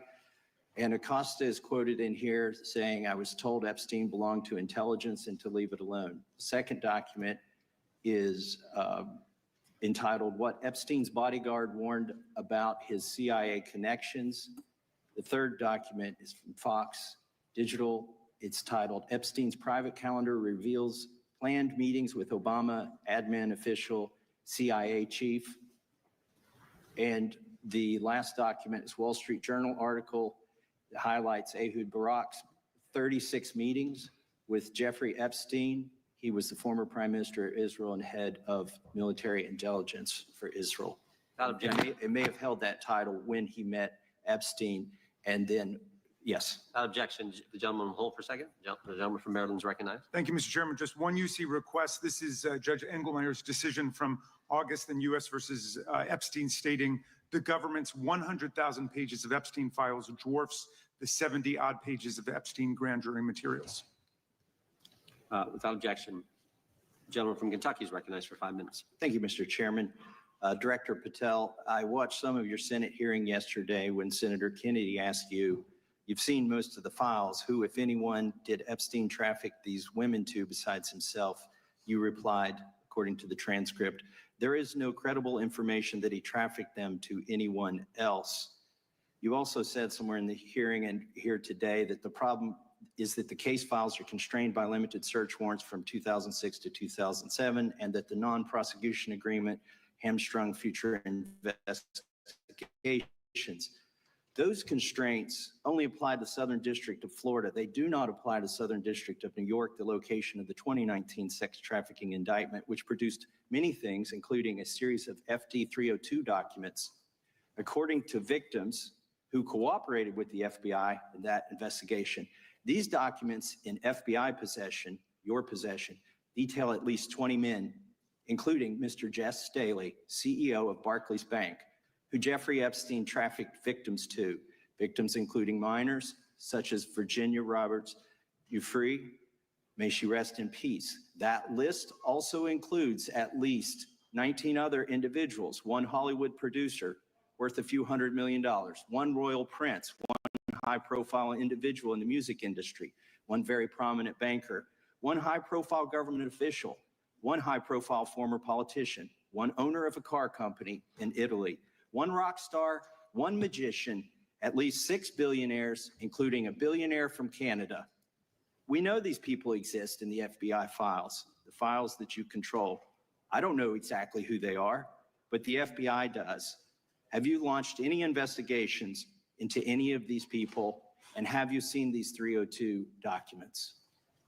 Sir, I have asked my FBI agents to review the entirety of the Epstein files and bring forth any credible information. And we're working with Congress not only to divulge that information and produce it to you, but any investigations that arise from any credible investigation will be brought. There have been no new materials brought to me launching a new indictment. So is the loophole here, or is it your assertion that these victims aren't credible, that the 302s maybe didn't produce credible statements that rise to a probable cause? It's not my assertion, sir. It's the assertion of two different United States attorneys' offices from 3 separate administrations who investigated those same materials in lifetime. Are the 302 documents in the FBI's possession? They reviewed all that, yes, sir. And so have you reviewed those 302 documents where the victims name the people who victimized them? If I personally know, but the FBI has. So how can you sit here and in front of the Senate and say there are no names? I said, I named one today. I said, we are not in the practice at the Department of Justice FBI of releasing victims' names. That is not what we do. We are also not in the habit of releasing incredible information. That's not what we do. But multiple authorities have looked at the entirety of what we have. Okay, I got to move on here. Were you present when the AG had the White House event when she released the binders to social media influencers? I was, yes. So if you're willing to meet with social media influencers who stood to benefit from the sensational and sad stories of these victims, will you meet with the victims as well? The FBI will meet with anyone who has new information. Will you personally meet with them? The FBI and the professionals who are handling the cases will. Were you instructed that it was important to release the documents to the Oversight Committee on the day of my introduction of the discharge petition to release these files? I don't know what day that was, so no. Well, they were released that day, and there were victims' names who weren't redacted because they were in such a rush, and the victims are not happy about that. Have you investigated any of the CIA connections? Have you seen the CIA file on Jeffrey Epstein? And if you wanted to see it, would they show it to you? Well, I can speak for the FBI, and that's presuming there's a CIA case file. And I've reviewed everything that the interagency, not I, the FBI, that was provided to us. Would you be willing to look at the CIA file on Jeffrey Epstein? If there is such a file, and if it has not already been turned over to the FBI will look at any new investigative leads. Have you made any progress on the pipe bomb investigation January 6th? And have you made any progress on the motive of the Las Vegas shooter? As to the first, it's an ongoing investigation, and we have made progress. As to the second, sir, I'll have to get back to you. All right, thank you. I yield back. Mr. Chairman, I have a unanimous Gentleman consent yields back. Unanimous consent request from the gentleman from New York. I ask unanimous consent to introduce an unsigned memorandum from July 7th, 2025 that says we did not uncover evidence that could predicate an investigation against uncharged third parties with the insignia of the Department of Justice and the FBI. Without objection. Mr. Chairman, I have a unanimous consent request. It's a article entitled DOJ Deletes Study Showing Domestic Terrorists Are Most Often Right-Wing. Without objection. Thank you. Gentleman from Georgia is recognized for 5 minutes. Thank you, Mr. Chairman. Director Patel, thank you for being here today. I want to first talk about the significant role that the FBI plays in combating the national security threats posed by our nation's greatest threat, our nation's greatest security threat, China and the Chinese Communist Party. It's a fact that China is America's most significant national security threat. Isn't that correct? I would say so, sir. And you would agree with me that China wants to dominate the United States of America? I think that's largely their plan. And they want to dominate the world, both militarily and economically. Isn't that correct? I think so. And sir, you've been FBI director for the last, 8 months? 7 months, yes. 7 months. And during that time, have you held any stock in any companies founded in China? I don't believe so. Well, you do own stock in a company known as Elite Depot, don't you? Which one, sorry? Elite Depot. You own stock. I think that's, I'll have to get back to you. I think it's a law firm and it's a company out of Singapore. Okay, well, no, the company out of Singapore, which is owned by Elite Depot, is the Shein Company, which was founded in China, correct? That company operates out of Taiwan. Well, they changed their headquarters from China back in 2022 to Singapore for tax purposes, but it's owned by a Chinese billionaire. I think his name is Charlie Zhu, and you own stock in the company that owns Shein. Which I disclosed during my confirmation process. You certainly did. And now, do you still hold that stock in that Chinese company? Pursuant to the Department of Justice, who reviewed my material that was submitted during my confirmation process, I was able to hold certain stocks, and they made the decision. You still hold the stocks that you have? You still hold on to these Chinese stocks, these stocks in this Chinese company? I disagree that it's a Chinese company, but I was in the DOJ, when you're appointed, makes a call on what you can and can't possess. Well, now, let me ask you this. Chinese companies steal trademarks. They produce counterfeit products and sell them over the internet on platforms such as Shein. They steal intellectual property. They steal data from American companies. And to me, it seems inconsistent with your role as FBI director that you would own stock in a company that is based in a country that is the nation's premier national security threat. It's like you are putting your own financial security over the security of the nation. I disagree with that characterization. Well, I think the American people look at it like it's a classic situation of the fox guarding the hen house. If the FBI is charged with investigating espionage, economic espionage by companies controlled by the Chinese Communist Party, and you are the director of the FBI, you've got a conflict of interest. Sir, I would just show if there's any intimation that I. Why are you holding on to this stock? It wasn't a decision I made. And it's valued at up to $5 million as of when you last reported, correct? $5 million in stock? No, I don't follow it. You don't follow it, but you're still making money off of it. I don't have any money off of anything. Well, what I have done. Trump's trade policies directly impact the value of that Chinese stock. Won't you agree with that? Which trade policy? I'm not a trade expert. Okay, all right. But I want to tell you this. Crazy on me today. Let me ask you this question. Why are you hiding pedophiles? Why are you shielding pedophiles? Why are you protecting pedophiles? That is maybe the most offensive thing you could say to me, given the numbers. Well, you have not released Given the the Epstein numbers files. of pedophiles. You are aware of we the have Epstein arrested- client list that was published in the 18,000. Time the gentleman emails has released? expired. Gentleman, yield Can I back. Can I answer the Can I question? just respond? Of course, the gentleman can answer the question. Since I took over the FBI, there has been a 33% increase. Sir, all of that Counter- started under Christopher Your Wray. time is done. No, it didn't. The witness gets All to of answer that the started question, under and the then we'll go to our previous, next. 33. FBI director, sir, and you're coming in here trying to take credit for something that a previous director Gentlemen, instituted and largely brought to conclusion. I take I no think it's been credit. clear that the It's director offensive. has numbers are so incorrect much better also. than the previous director. It's Dr. Patel, deceptive. if you want to I take- answer the question. I take no credit. The men and women of the FBI have seen a 33% increase in the number of counterintelligence arrests out of the And PRC. so all of a sudden, with And you the- coming in 7 months ago, And, Gentleman's time has and- expired.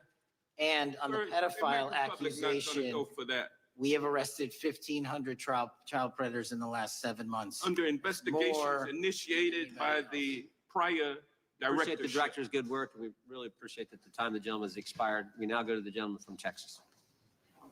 I thank the chairman. Thank the FBI director for coming before the committee. I assume the FBI director, Mr. Patel, I believe you probably agree with me that there is a significant organized effort on the left side of the political spectrum to advance criminal organizations being able to put more criminals out on the streets. And that what we've seen this in daily action. Are you familiar with the report that came out this last Monday from the Law Enforcement Legal Defense Fund?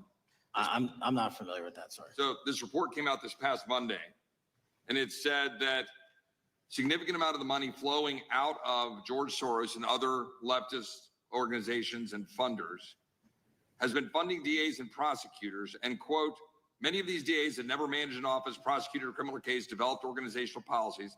In dozens of America's largest cities and counties, this report finds these progressive district attorneys have outsourced core parts of the American criminal justice system to activists and political donors, taking direction and advice on everything from staffing decisions and communication strategy.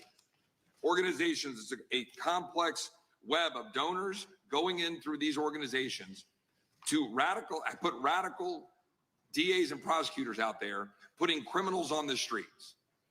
Does the FBI director agree that this exists and is a problem?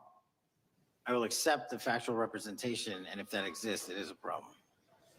The organizations such as TIDES, the Fair and Just Prosecution, Brenner Center for Justice, Partnership for Safety and Justice, the Vera Institute of Justice, the amount of dollars flowing from George Soros through and to these organizations and to the various prosecutors that have resulted in increased crime on our streets, including the brutal murder of the Ukrainian refugee in Charlotte. I bring that up because that is one component of the problem. In addition, we have an organized effort targeting our border.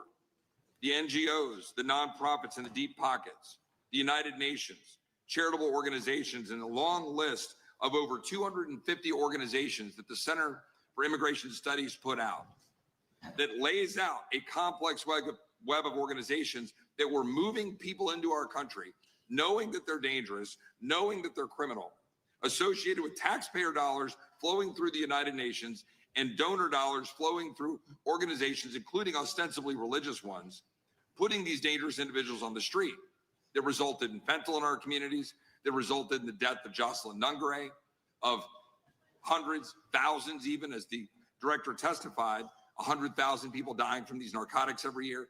All of this in an organized effort, a complete effort by the radical left to use taxpayer dollars and these dollars to put people on our streets.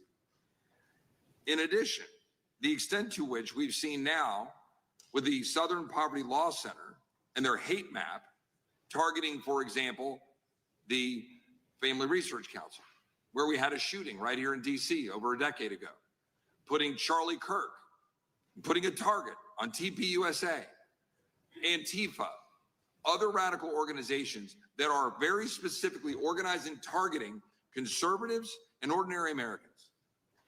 Well, how about the organized effort to infiltrate our schools and advance a transgender agenda and advance a radical agenda, perhaps one that we will see exposed further in the individual that actually shot Charlie Kirk. Here's my question. Will you as the director, and are you as the director, pursuing all legal channels to follow the truth wherever it may lead on this organized effort? One. And two, do you agree that Congress should take all action necessary to expose this web of dollars that are flowing to undermine our way of life? I got another minute in my time, then I'd like to hear from you on this topic broadly. I'll keep it short. Investigatively speaking, we are doing the following. We are following the money. We are following the money in every organization and every person that is violating the federal code. And it doesn't matter what your background or ideology is, we are following the money. We are using legal process to follow that money, issuing subpoenas to follow that money, using grand juries to follow that money. And when we have results to recommend for prosecution to the Department of Justice, we will do that. And we will continue to publicize documents through Congress, yes, when we make these findings. Mr. Chairman, I'd like unanimous consent to insert the record outsourcing justice by the Law Enforcement Legal Defense Fund that I alluded to before. I would ask unanimous consent to add a 2024 list provided by the Center for Immigration Studies on these United Nations and other affiliated groups that are responsible, over 250 of them, for moving individuals into our country in a coordinated effort.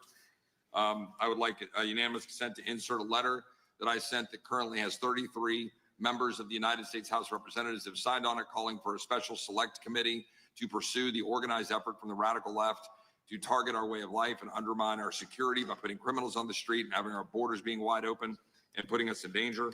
With that, I would yield back. Without objection. Gentleman yields back. Mr. Chairman, I have a couple of unanimous Gentleman's recognized. requests. One is a letter from Senator Tom Cotton dated last year, urging the U.S. to, quote, ensure that data from U.S. companies is not harvested by the Chinese Communist Party through the purchase of Xi'an software and technology. Without objection. And also a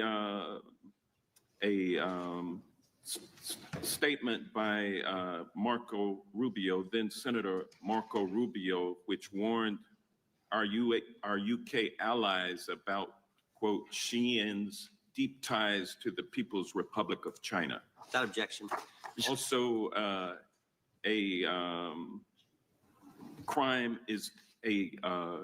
the record crime is down in 2025. Trump doesn't deserve credit, which demonstrates that the crime rates have been decreasing since 2023, which was published by the Vera Institute.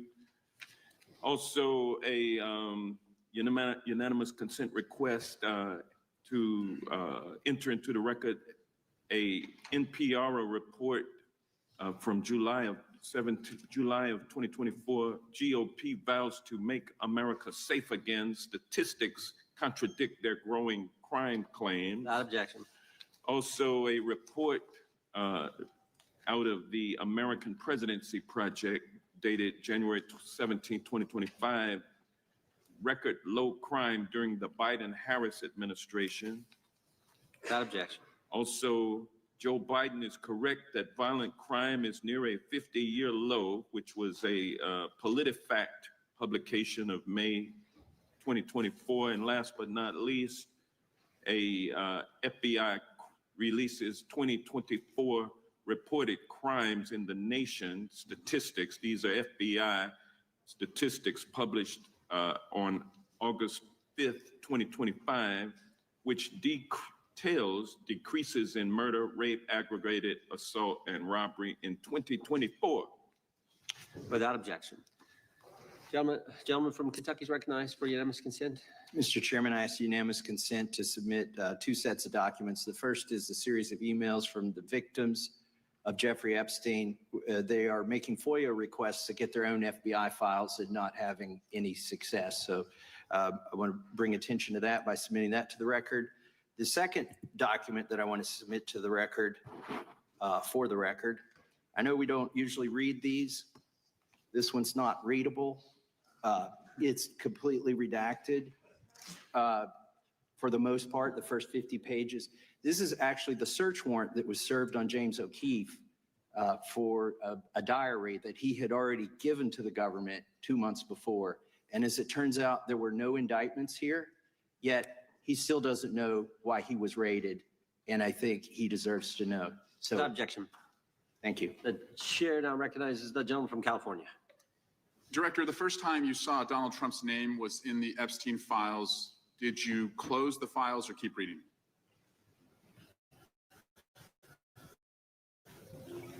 I have reviewed not the entirety of the files, so You haven't reviewed all of the Epstein files? Personally, no. You're the director of the FBI. This is the largest sex trafficking case the FBI has ever been a part of. Buck stops at the top, and your testimony today is you have not reviewed all the files.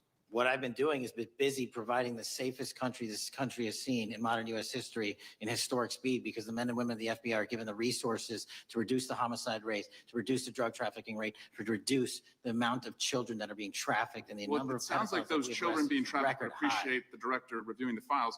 You said you don't know the number of times Trump's name appears in the files, so it could at least be 1,000 times. Is that right?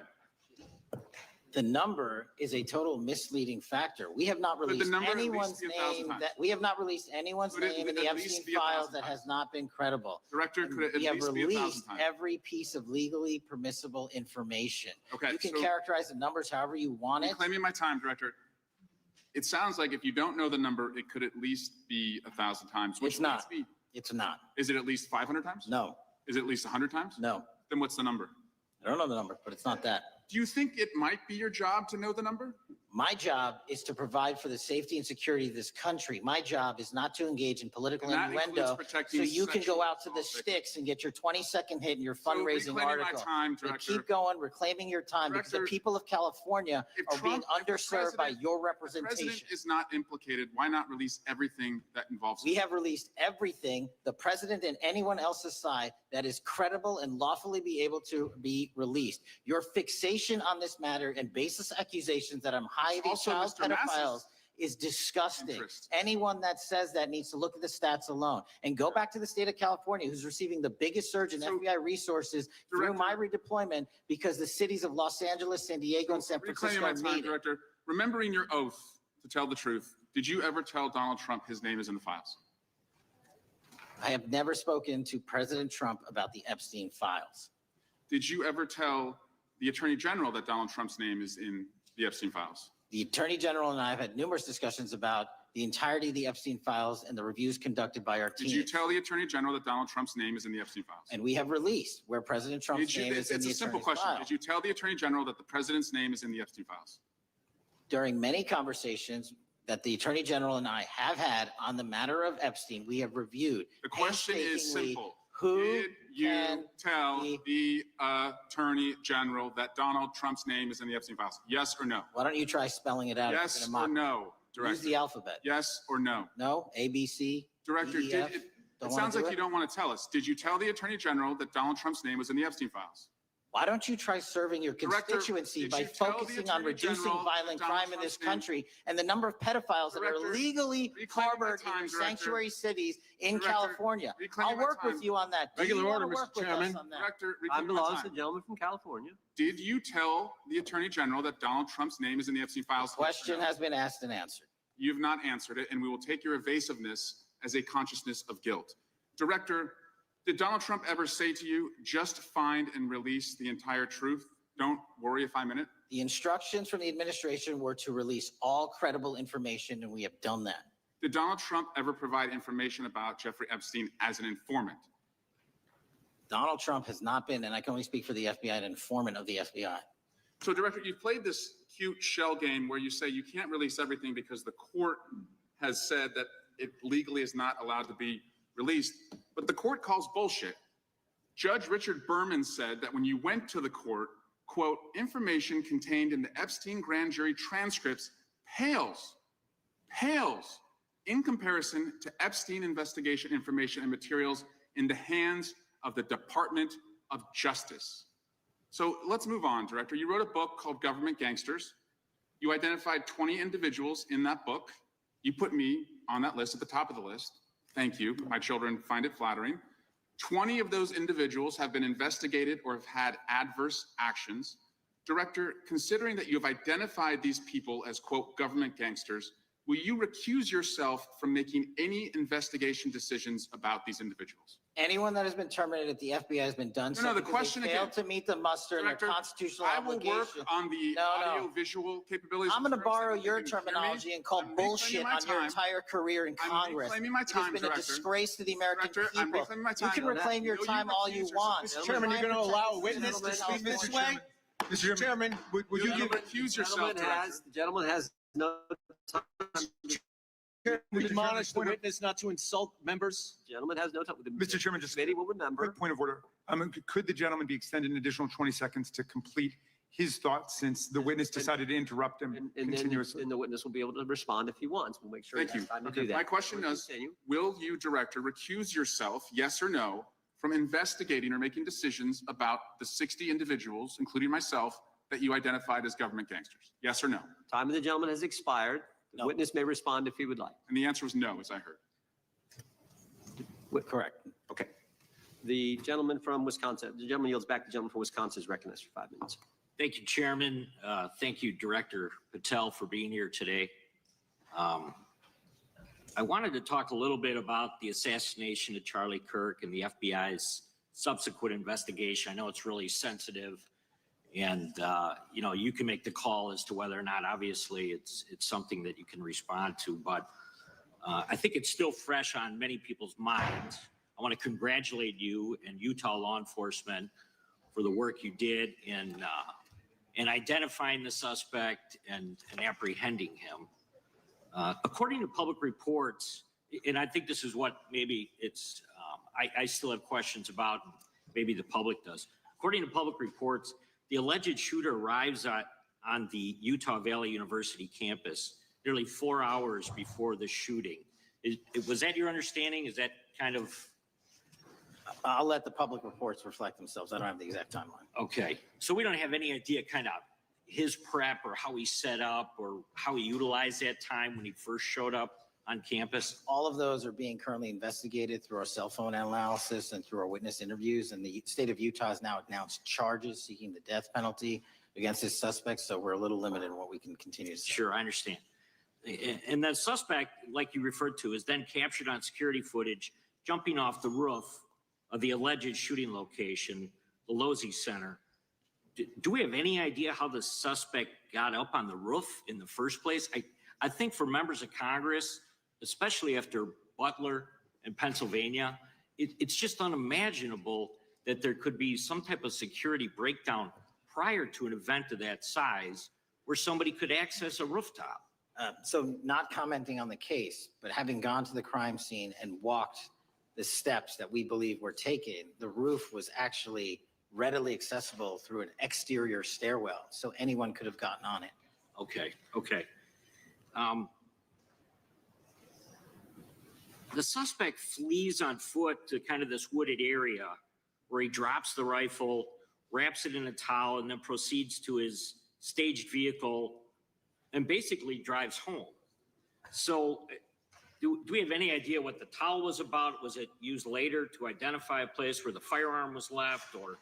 What we can tell you is the towel, there was a screwdriver found on the rooftop, which DNA was collected off of, and the towel was found wrapped around the firearm in question in a wooded area next to the campus. All have been processed for DNA. And then according to the suspect's roommate, there were allegedly messages on instant messaging platforms, specifically Discord, suggesting the towel may have been used to identify that weapon's location. So the public reports have suggested that the shooter acted alone. Do we still believe that that's true? Do we have any idea as to whether or not those Discord messages led us to believe that the shooter may have had help in any way or assistance? I can only speak to the FBI's investigation, and our investigation is ongoing, and we are interviewing any of those individuals involved in that chat and other individuals in the area. Very good. And so my suggestion, if there are accomplices, I'm sure this is something that the FBI is going to continue to investigate fully and thoroughly into the future. Yes, sir. The reason I ask that is because I don't know that that was necessarily the case with Butler, Pennsylvania. So thank you so much for your persistence kind of in this matter. There's still a lot of public questions that need to be asked. Let me shift to another topic very quickly. On July 31st, 2025, the DOJ and the CIA declassified the annex to Special Counsel John Durham's 2023 report on Operation Crossfire Hurricane. The 29-page Durham annex contains previously classified information about, among other things, the investigative referral of the Clinton campaign plan. Why would somebody place documents in a burn bag related to this case? That case is very much ongoing, so I can't comment on the stylization of the evidence we're collecting. Can you comment at all on the Durham annex as I described it? The Durham Annex, which has been publicly released thanks to the FBI's commitment to transparency, is one of the documents that's being utilized. And in general terms, speaking for burn bags, sir, a burn bag is what you use to put classified documents into generally, because that is literally how you destroy them. So it appears that efforts were made by the Clinton campaign to reach out to the FBI agents or the Clinton sympathizers in the intelligence community in order to lead more credibility to the Clinton campaign plan. Do you think that's an accurate characterization? Again, I'm not going to characterize that material because it's part of an ongoing investigation. Thanks for being here today. I yield back. Gentleman yields back. Gentleman from California is recognized. Thank you, Director Patel, for being here today. The FBI searched Jeffrey Epstein's Manhattan residence, correct? I believe that happened in 2018. I think there was 2 locations, sir. It's 2019, and in that residence, the FBI found a safe, correct? I don't have the catalog of evidence in front of me. In that residence, the FBI found a safe, correct? I'll accept your representation. Okay. And in that safe, the FBI found topless and lewd photographs of girls, correct? Again, sir, I'll accept your representation. I don't know. Thank you. It was all over the media at the time. There's a New York Times article that says Jeffrey Epstein is indicted on sex charges as discovery of nude photos is disclosed, dated July 8th, 2019. And the Times reports a trove of lewd photographs of girls was discovered in a safe inside financier Jeffrey Epstein's Manhattan mansion. Author Michael Wolff has conducted numerous interviews of Jeffrey Epstein.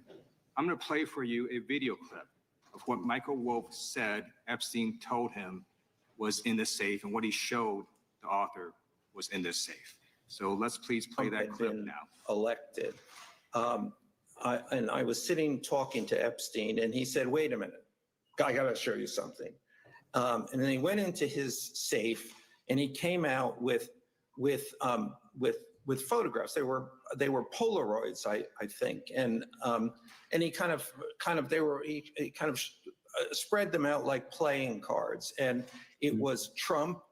I mean, I think there were a dozen of them. And it was Trump with girls of an uncertain age at Epstein's Palm Beach house, where all of the things that he would ultimately be accused of took place. And I remember very vividly 3 of them. There are 2 in which Trump is, the girls, topless girls are sitting on Trump's lap.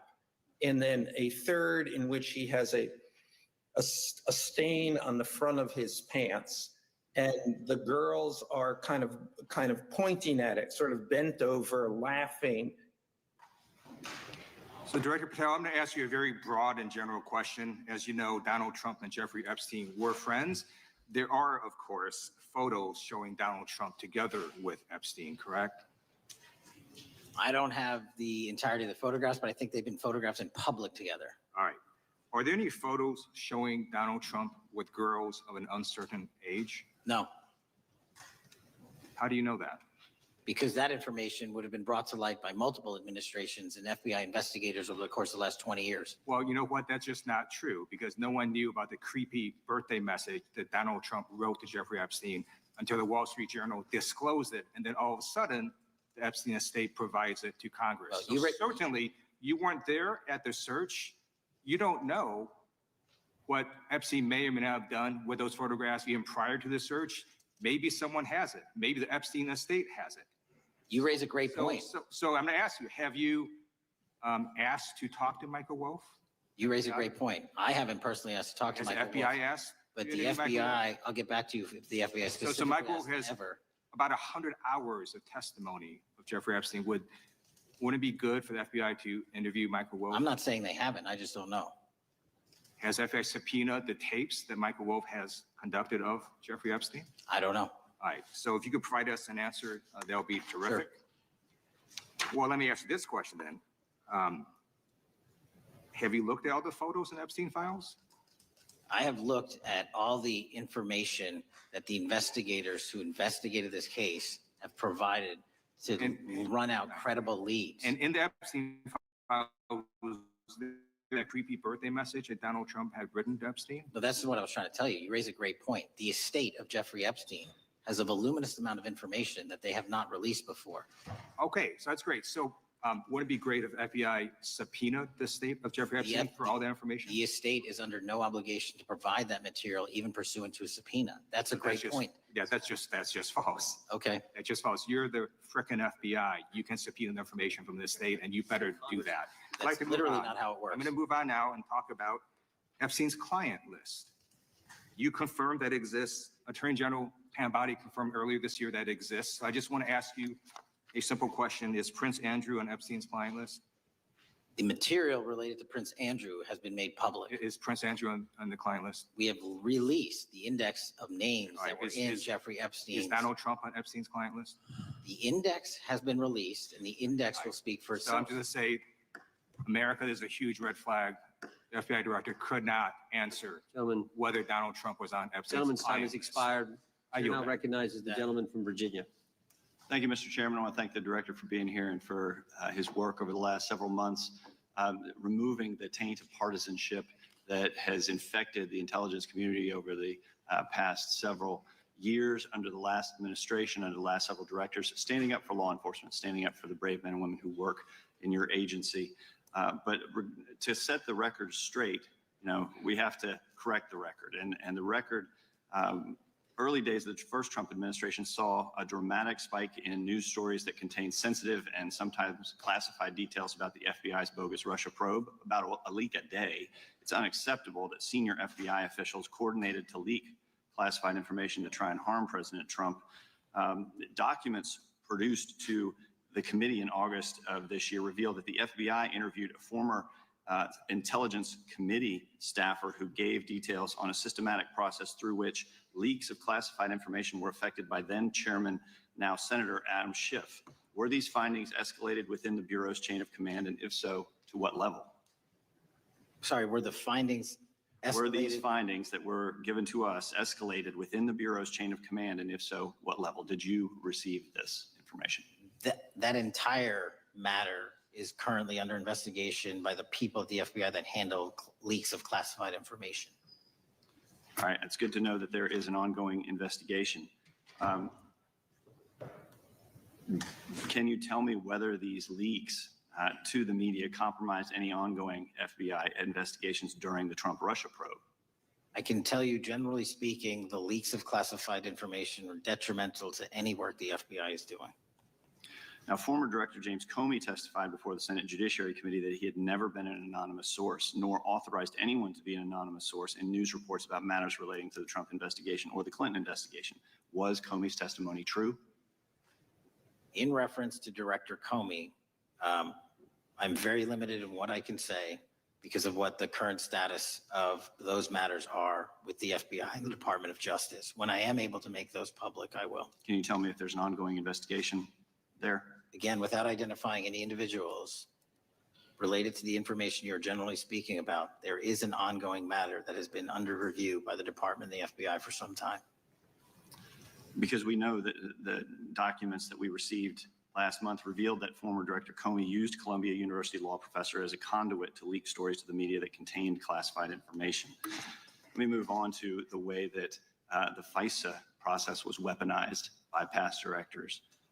Prior to your confirmation, you raised concerns about government misuse of FISA, including Section 702, stating that FISA was in need of major reform. Specifically, you highlighted that the Fisk report that the FBI had conducted 278,000 improper searches of the FISA database. Do you remain concerned about governmental abuse of FISA in Section 702? I'm always concerned, but what we've done since I became FBI director is implement new audit systems. We are nearing 100% review of the 702 query system that you are specifically referring to. And we've also eliminated anyone that has ever touched that database that has in any way made a mistake, whether intentional or not. And we have also identified a system in which those going forward who misuse the 702 system, they don't get 2 strikes. They get 1 and you're done. Okay, I'm glad you mentioned you're continuing to audit because, as you know, in May, the New York Times reported you closed the FBI's Office of Internal Auditing. Can you explain why you decided to close this office? Yeah, because under the new restructuring of the FBI, to save resources, there were 2 different places doing the exact same thing. We have a specific division dedicated to audits. I didn't need another audit system doing the audits again. And so we folded some of those folks with their expertise into our specific division and then took the rest of those folks and are moving them out across the country. Under previous FBI leadership, FBI agents were found to have lied to the FISC. There have been hundreds of thousands of violations of querying standards. In light of past violations, what action is the FBI taking to ensure that similar abuses do not occur in the future? Exactly what I've outlined. You cannot have access to the 702 query system if you improperly queried that system at all at any time in your career. Okay, at a Senate hearing 2 years ago, your predecessor, Director Wray, testified FBI had previously purchased U.S. phone geolocation data for a specific national security pilot project and further stated that the project had not been active for some time and that the FBI relies on court-authorized process to obtain location data from companies. Does the FBI purchase location data or any other data of Americans from data brokers? I don't believe so, but I'll get back to you. Thank you. That'd be important. I appreciate that. I yield back. Gentleman yields back. Gentleman from Washington's recognized. Thank you, Mr. Chairman. Mr. Patel, before you joined the FBI, you had very strong opinions about what the FBI was hiding regarding Jeffrey Epstein. In a September 2023 interview with Glenn Beck, you said the Black Book is under the, quote, direct control of the director of the FBI. In December 2023, you said, let us know who the pedophiles are. Even for a short time after becoming FBI director, in February of 2025, you tweeted, quote, there will be no cover-ups, no missing documents, no stone left unturned. In June, you told Joe Rogan, quote, we've reviewed all the information. We're going to give you every single thing we have and can. But then suddenly in July, everything changed. You and Attorney General Pam Bondi released one video and said that there was nothing more to see. Your July memo says you uncovered more than 300 gigabytes of data and physical evidence, but that you had decided no further disclosure would be appropriate or warranted. That is a quote. I think what happened, Mr. Patel, is that suddenly you discovered that Donald Trump's name was all over these files, and you started a giant cover-up. So you are under oath, Mr. Patel. You just testified to Mr. Swalwell that you did not speak to the president about the Epstein files. To your knowledge, did Attorney General Pam Bondi speak to the president about what was in the Epstein files? I can't speak for Attorney General Pam Bondi. So to your knowledge, you don't have any information. The question was, do you have any knowledge? Do you have any knowledge? I can't speak. You are refusing to answer the question. So let me tell you that the Wall Street Journal reported that in May, Bondi told Trump that he was in the Epstein files, and at the same meeting said that the DOJ did not plan to release the files. Yesterday, you testified to Senator Kennedy that there was, quote, no credible information that Epstein trafficked girls to anyone else, and that you have, quote, continuously and publicly asked the public to come forward with more information, and we'll look into it. Today, in response to Mr. Massey's question, you appear to say that the survivors were not credible.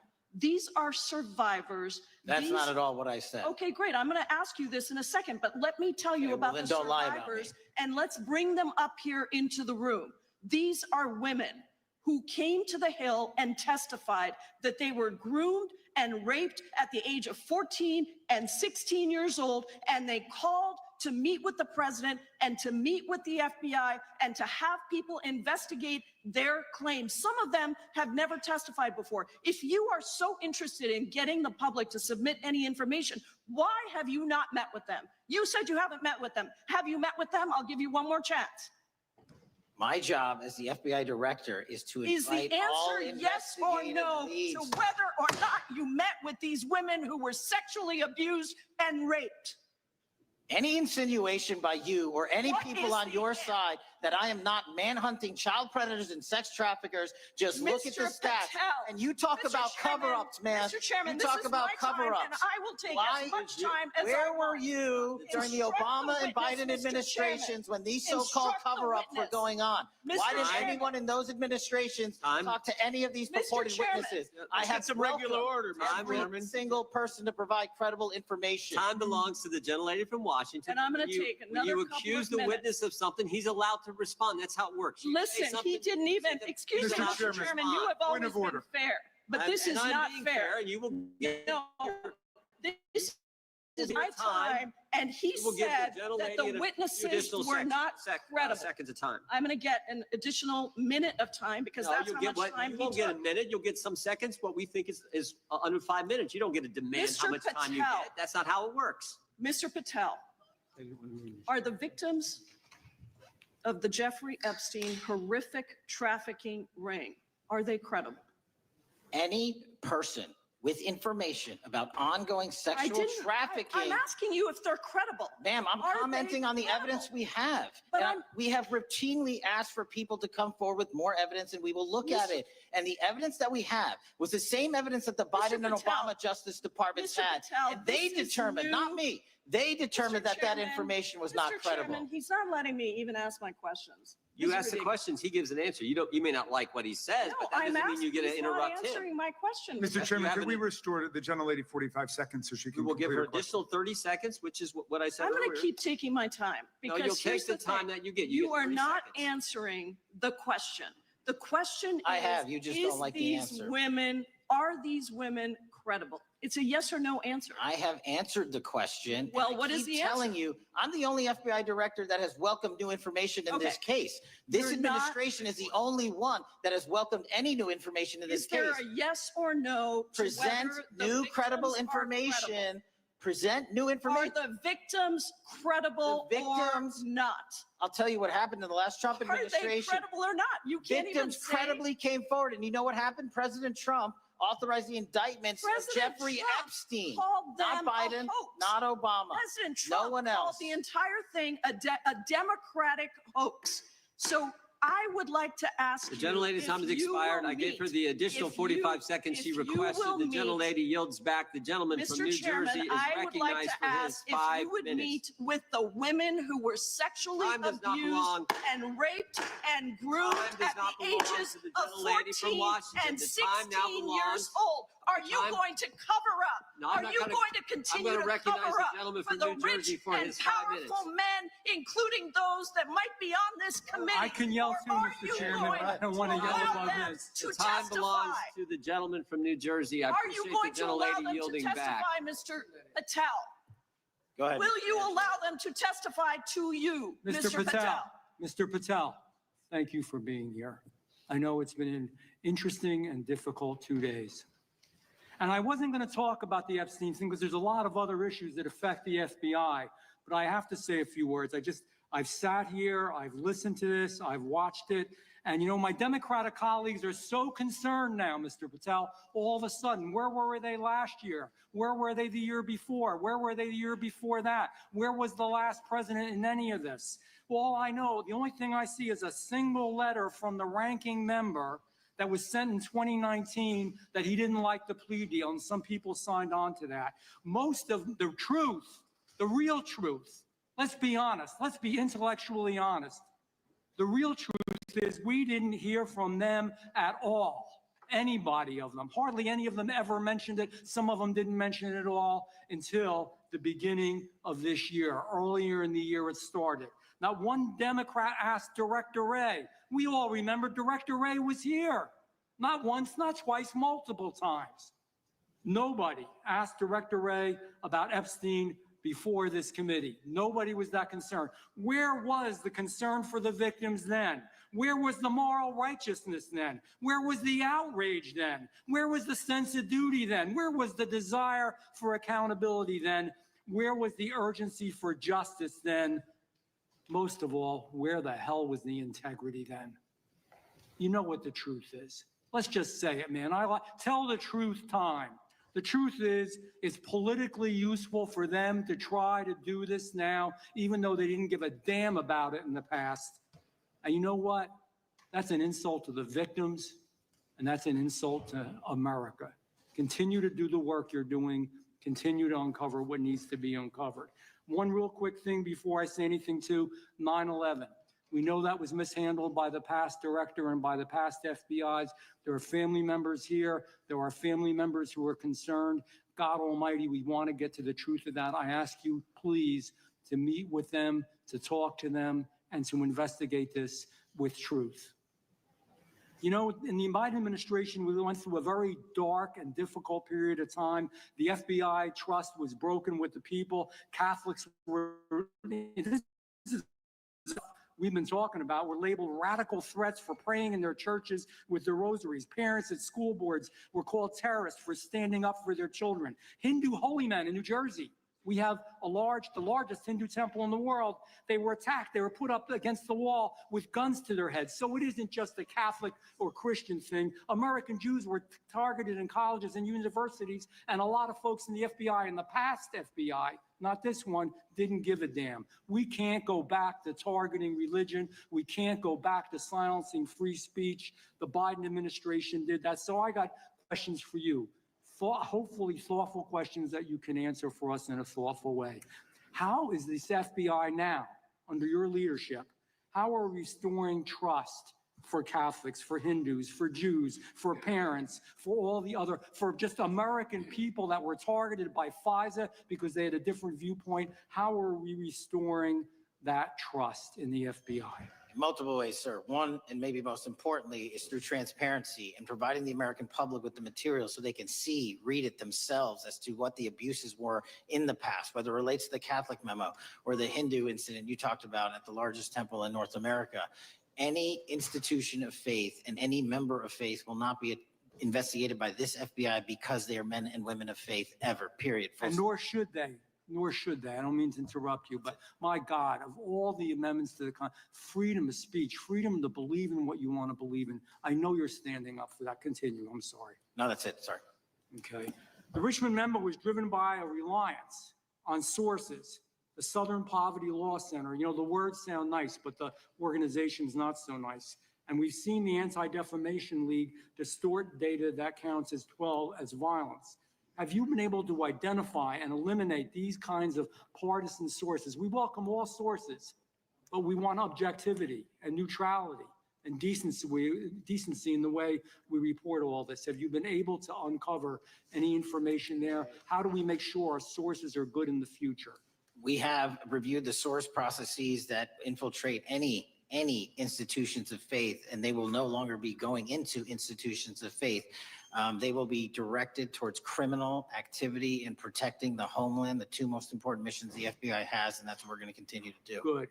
And I'll say this, there was a lot of bull today, a lot of you know what, and I'm not going to say it because I respect the institution so much going on around here. Continue to do the work of the people. You are here for that reason. The administration is here for that reason. It was weaponized and politicized, the FBI, in the past.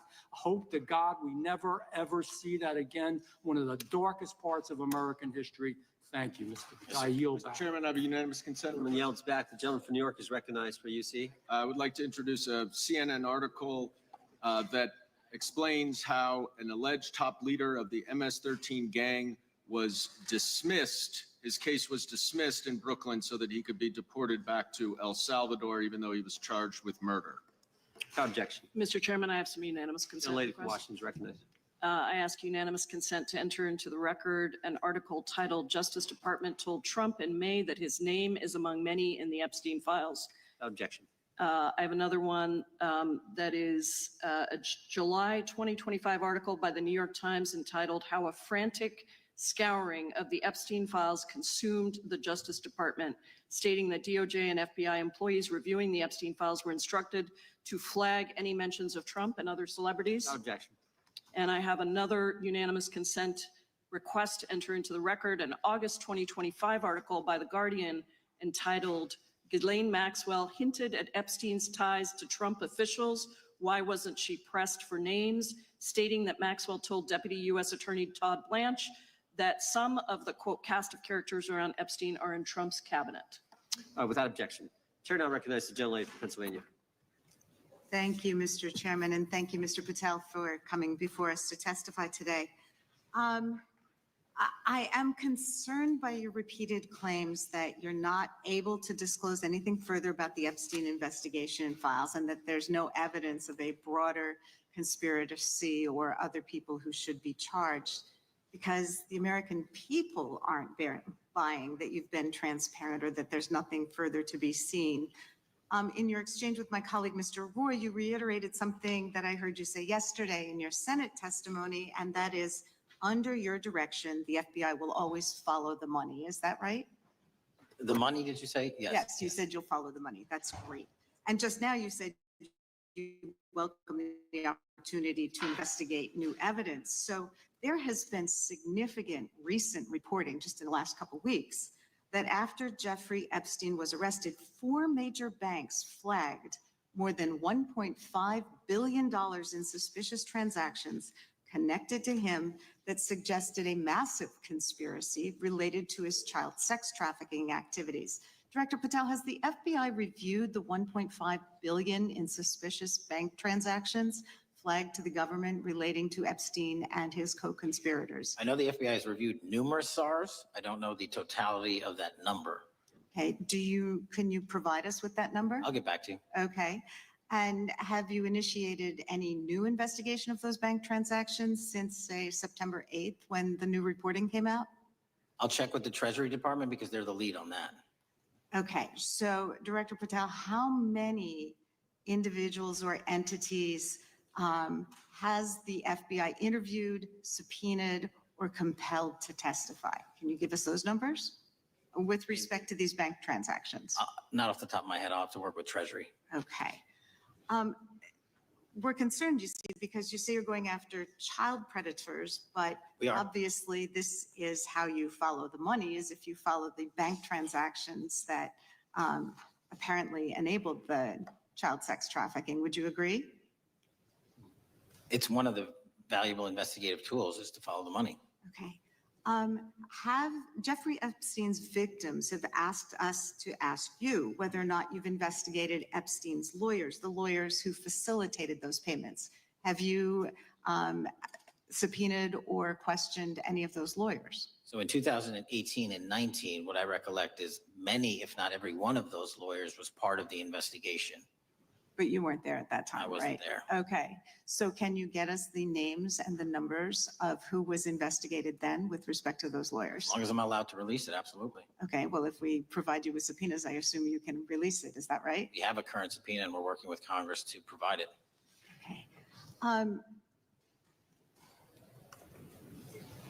You've said that the Acosta investigation had an original sin. What do you mean by that? Basically, if you're looking at an actual pedophile ring, what you should not do is limit the time frame in which you're legally able to collect information. So search warrants that Mr. Acosta utilized in 2006 and 7 leading to the 2008 plea agreement had a very specific narrow window of years, I think 3 or 4 years. And so information pursuant to legal process wasn't collected for 10 years or 15 years or 20 years. It also, subpoenas were not sent out to hundreds of witnesses at the time, hundreds of victims at the time. None of that was done. None of these people were put in grand juries. And so the totality of information from the jump, instead of being this big, was like this. And that, in my opinion, is not how you run an investigation if you're trying to break a sex trafficking ring. So you're now in charge of the FBI. Why haven't you done that investigation? Great question. And here's the answer. Simply because I am not able to go back 20 years and collect information that the courts had decided was already subject to search warrants. They have said This wasn't the investigation. There's a non-prosecution agreement out of that plea. And when the case was reopened, and this is where it comes into play, when the case was reopened in 2018 and 2019, the search warrants again were limited to the conduct of Jeffrey Epstein. Now, whether that's right or wrong, that's a different discussion, but I'm telling you, that's the Okay, information well, we I think that reviewed. is a different discussion, and I think the discussion we'd like to have today is why you aren't following the money with respect to the broader conspiracy that it has been reported in the New York Times and elsewhere, and that if you really want to attack the issue, if you wanted to attack the issue, if you wanted to get to the bottom of it, if you wanted to disclose what really was involved in the Epstein files, the Epstein cover-up,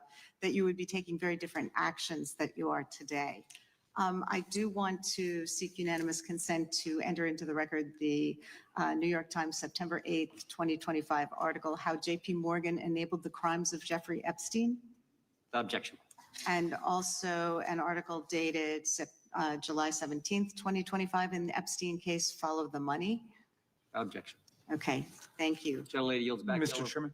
Gentleman from Maryland is recognized. Thank you much. Pursuant to Clause 2K6 of Rule 11, I move that the committee subpoena the CEOs of 4 banks, JP Morgan, that's Jamie Dimon, Bank of New York Mellon, Robin Vince, Bank of America, Brian Moynihan, and Deutsche Bank, Christian Sewing, in order to get the suspicious transaction reports. These 4 banks have flagged to the government $1.5 billion in suspicious transactions related to the sex trafficking crimes and conspiracy of Epstein, Maxwell, and all of their collaborators. And as you know, Mr. Chairman, we got the SARS reports for Hunter Biden totaling around $20 million. And so these $1.5 billion in SARS reports we should get, especially since the director doesn't seem to be forthcoming. And I request that we do this immediately. I think the director's been very forthcoming. We will hold any motion to subpoena in abeyance until the conclusion of the hearing. The chair now recognizes the gentleman from Texas. Thank you, Mr. Chairman. Thank you, Director Patel, for being here. It is quite clear that certain members of this committee, they want their 15 seconds on TV stamping and coming. Maybe it's for fundraising. Maybe they're struggling in their district. They need a little bump. But they turn a committee into a clown show, and that's what we're seeing. You're being unjustly attacked today. I watched the Senate hearings yesterday. You were attacked there. We know there's an agenda. There's always an agenda. It's the same characters with the same personalities, the same objective, and that is destroy the mega movement. You're being attacked, Director, is because you're effective. You highlighted what you've been doing in DC with the president in reducing violent crime. You're very effective. Another individual that was very effective with meaningful debate and dialogue was Charlie Kirk. And they killed him for it. Charlie Kirk was a man of faith. First and foremost, he loved his Lord Jesus. He loved his family. Beautiful wife, beautiful children. Just a remarkable, honorable man that was silenced with this assassin's bullet. I would say if Charlie Kirk lived in the biblical times, he'd have been the 13th disciple. He'd have been the 13th disciple.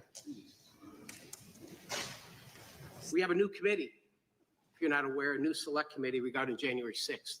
I'm honored to be on that committee. I'm looking forward to working with other members to expose truth,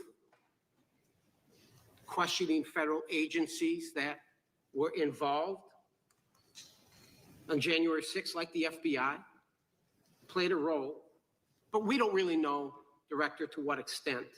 We don't know. The January 6th sham committee was not formed by Nancy Pelosi to seek truth. There was nothing about getting to the truth about January 6th. Their sole mission was to damage Donald J. Trump and end his political career. And everybody knows it. That's what the purpose was. You know what's nice? So I kind of get to ask the question, though. How did that work out for you? Donald J. Trump is back in the White House, and America loves him. I spent 30 years in law enforcement, retired sheriff from a large county in the great state of Texas. I have seen, Director, I've seen more enthusiasm and support for law enforcement today because of what you and Donald Trump have done over the last 8 months to protect the American people. The American people couldn't count on their government to protect them. Crime is rampant. And now we have a president and an administration that puts the American people and their safety first. It's interesting, a few minutes ago, a classmate reached out to me and sent me I told him, I said, yes, we got Director Patel in front of our committee today. And Andy Kane wanted me to tell you, he said, quote, tell him we love him. Tell him we love him and all the brave warriors exposing the deep state. Kash, you're a great American, sir. You're a great American. Your work as the director of the FBI is commendable. It's commendable. And I want to thank you, sir. Thank you for your service. Keep up the good fight, brother. Don't let him tear you down. Keep up that good fight. You have it in you. With that, sir, I yield back. Gentlemen, yield to me.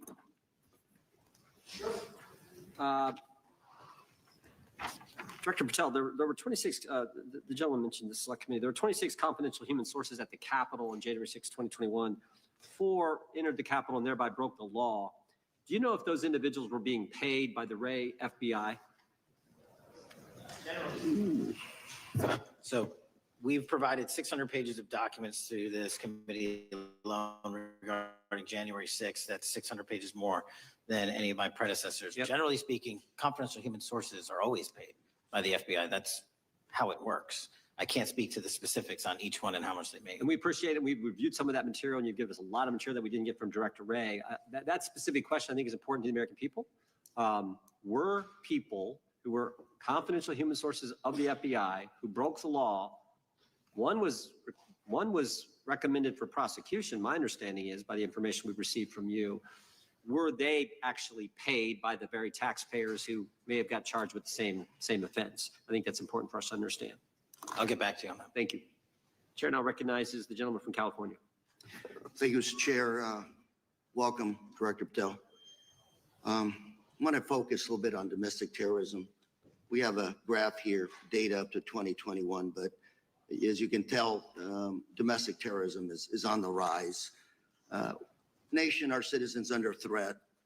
We saw the assassination of Charlie Kirk, 2 assassination attempts on the president, school shooting, Minnesota last month, and closer to home, just a couple of days ago, Huntington Beach, peaceful vigil for Charlie Clark, infiltrated by neo-Nazis who essentially made the local individuals attending that event fear for their safety.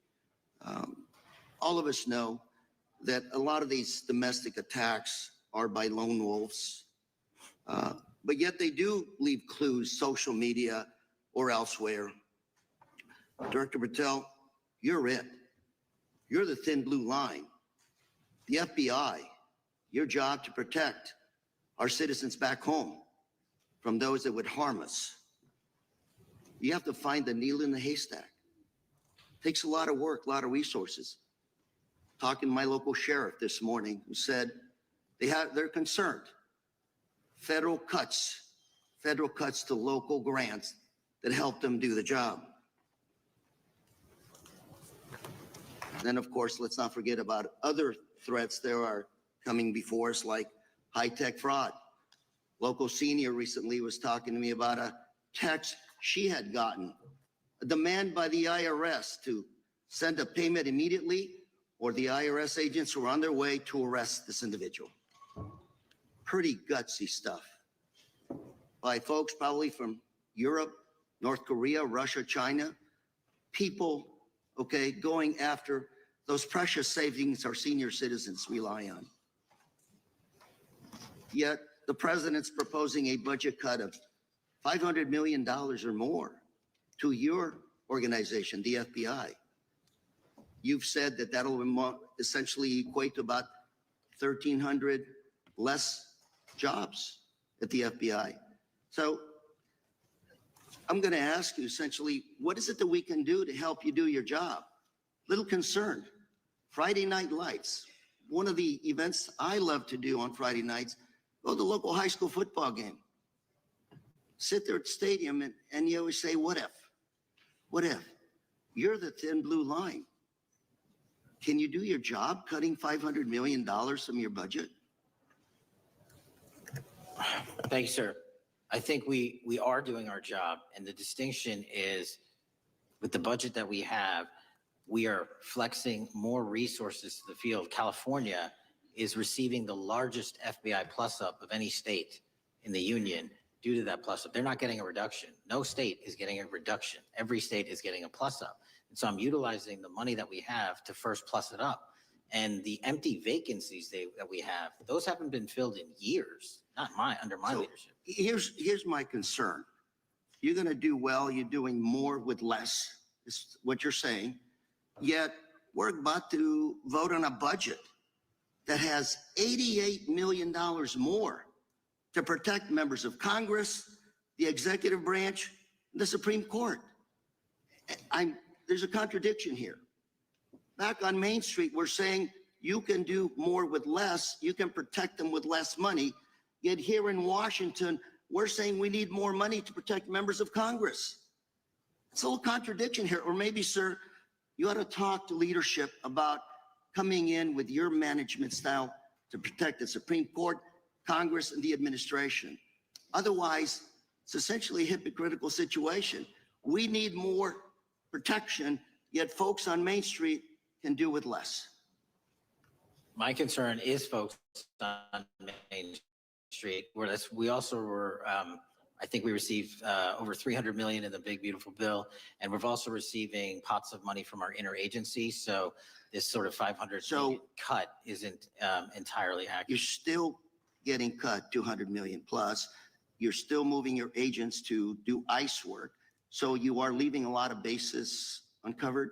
And I'm not going to be argumentative with you, Director Patel. I'm just saying, if that thin blue line does not hold, people on Main Street will pay the price. I agree with you, sir. And I just look forward to working with you because I am very concerned that these kinds of budget cuts are short-sighted, especially when my local sheriff calls me and says, we need more support, and we're looking at budget cuts. I'll work with you, sir. Thank you, Mr. Chair. I yield time. Mr. Chairman, I have another unanimous consent The request. gentleman yields back. The gentleman from New York is recognized for unanimous consent. I seek to introduce a December 2024 OIG report from the Department of Justice, which confirms the conclusion of the Bill Barr Justice Department that the so-called whistleblower, a disgruntled former employee of the Intelligence Committee, was not a credible witness and there were no further actions taken. Without objection. Mr. Chair, I'd like to submit some items for the record. You bet. Gentleman from California. First one, Trump's deportation diverts FBI agents off child predator cases. Second one, FBI director backtracks on administration's proposed budget cuts. And number three, Trump administration says 70% of ICE detainees do not have criminal convictions. Without objection. Gentleman from Texas is recognized. Thank you. Director, earlier this year, the committee learned of new documents tied to the Crossfire hurricane investigation and the Russia collusion hoax against President Trump. Your efforts in declassifying key documents tied to this investigation allowed the committee to acquire thousands of pages that it did not have previously. Did any of your predecessors make any effort to declassify these documents? Not to the extent we have. Did any of your predecessors share or leak any details that were classified at the time? There are ongoing leak investigations across the board at the Bureau related to this. I believe one of those is Mr. Comey, and I thank you for continuing that investigation. Among the declassified documents are the Durham Report Annex, the Crossfire Binder, and the Nellie Orr Criminal Referral. Could you summarize for those watching what we know about the Russia collusion hoax so far? Well, sir, I think the record will speak that the Russia collusion matter was perpetrated by a political party to go overseas and obtain information from a foreign intelligence asset, only to have that information, which was demonstrably false, turned over to the FBI, who walked into a federal FISA secret court and asked for a secret surveillance court order and lied to the federal court. And we know that because someone was convicted of it, and only to surveil the political opponent. So that is a massive scandal. We helped expose it. And in terms of the pages of productions, I provided 1,400 pages of production related to Crossfire Hurricane, and my predecessors have provided 0. I appreciate that, and I appreciate your courage and commitment to declassifying these important documents for our review, and hope that you'll continue with this commitment. Can we expect to see more declassification efforts regarding the Crossfire Hurricane and Russia collusion hoax? Yes. Thank you. I yield the remaining balance of my time to Chairman Jordan. Oh, I thank the gentleman for yielding. And Director, that's when it all started, right? The whole Russia, that's when it all began. And then it was Mueller, then it was impeachment, then it was Jack Smith and Fonnie Willis and Alvin Bragg and you name it. But it all started then. And that's why I think the gentleman from Texas wants to make sure we get all the information there. And I want to go back to when it was changed. We talked about this earlier. I just want to read to you what the CIA officer said to the House Permanent Select Committee on Intelligence, quote, Brennan refused to remove the dossier, and when confronted with the dossier's main flaws, he responded, yes, but doesn't it ring true? So that's what he initially said. And then when he was talking to this committee, he said the CIA was very much opposed to having any reference or inclusion of the Steele dossier in the intelligence community assessment. So on one hand, you got a witness who was there who said he refused to remove it even though he knew it was garbage. And then he's on the other hand telling the committee, no, no, no, we didn't want anything to do with it. It shouldn't have been a part of the intelligence community assessment, which we know it was. You know it was. You found that. Those are two entirely different stories. I think Mr. Brennan has some explaining to do, frankly, what happened there. And I think you said earlier that this whole thing, and I think you said to Mr. Gooden, this whole thing is being looked at as part of this grand conspiracy to undermine the president, whether it's Comey, Brennan, Clapper, former head of the Intelligence Committee, now senator from, whoever it is, that's all being looked at. Is that accurate? Yes, sir. But we appreciate that. And part of what's also being looked at, and I think the gentleman from Wisconsin brought this up earlier, what is a burn bag for, by the way? Generally speaking, the intelligence community obviously utilizes and possesses classified documents, but drafts of those classified documents and even ultimate finished products of those classified documents have to be recorded and or discarded. And if they are discarded, the only way we do that, the hard copies, is we literally put them in burn bags that are identified specifically for that purpose. And there is a very exact courier system in which those burn bags are obtained and the material inside is destroyed. So it's to get rid of the material, right? Yes, sir. And it looks like the annex that Mr. Durham in his investigation had was put into a burn bag by your predecessor, I assume, to be destroyed. Is that accurate? Without getting into the stylization of the evidence, anything that's put in a burn bag is for purposes of destruction. Do you find that interesting that the Durham annex was placed in a burn bag, that you would discover that when you took over as the head of the FBI? We found a lot of information in a lot of burn bags. Well, we appreciate you finding that. We'd like to know a little bit more about that, and we look forward to that information coming forward. And I appreciate the gentleman yielding. With that, we now recognize the gentleman from Colorado. Thank you. Thank you, Mr. Chairman, for holding this hearing. Thank you, Director Patel, for being here today. I have a couple of questions regarding a terrible shooting that occurred in Colorado, state, as you may know, that I represent. You've testified previously about, I think, what you would describe as your efforts to provide more information regarding the investigation with respect to the horrific assassination of Mr. Kirk. And so in that same vein, I'm hoping you can provide this committee and my constituents in Colorado with some clarity. Absolutely. I think, as my colleagues know, in Evergreen, Colorado, Jefferson County, a county that I proudly represent, at Evergreen High School, a shooter ultimately injured 2 students. We're praying for their swift recovery. There's an article here from Colorado Public Radio. The title is, quote, FBI was already investigating an account that may have been linked to the Evergreen shooter.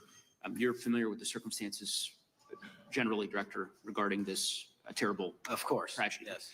So my understanding from the public reporting is that an organization reported to the FBI in July of this year regarding, just reading here from the article, that the FBI opened an assessment into a social media account user whose identity was unknown and who was discussing the planning of a mass shooting with threats nonspecific in nature. This is the FBI's statement to the press.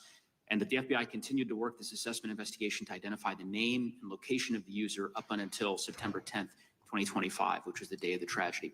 Can you provide us some clarity on what what are the impediments to finding, the account user, and maybe describe in greater detail the FBI's work in that regard? Generally speaking, yes, because I know even though the shooter's deceased, the investigation we're not done. Sure.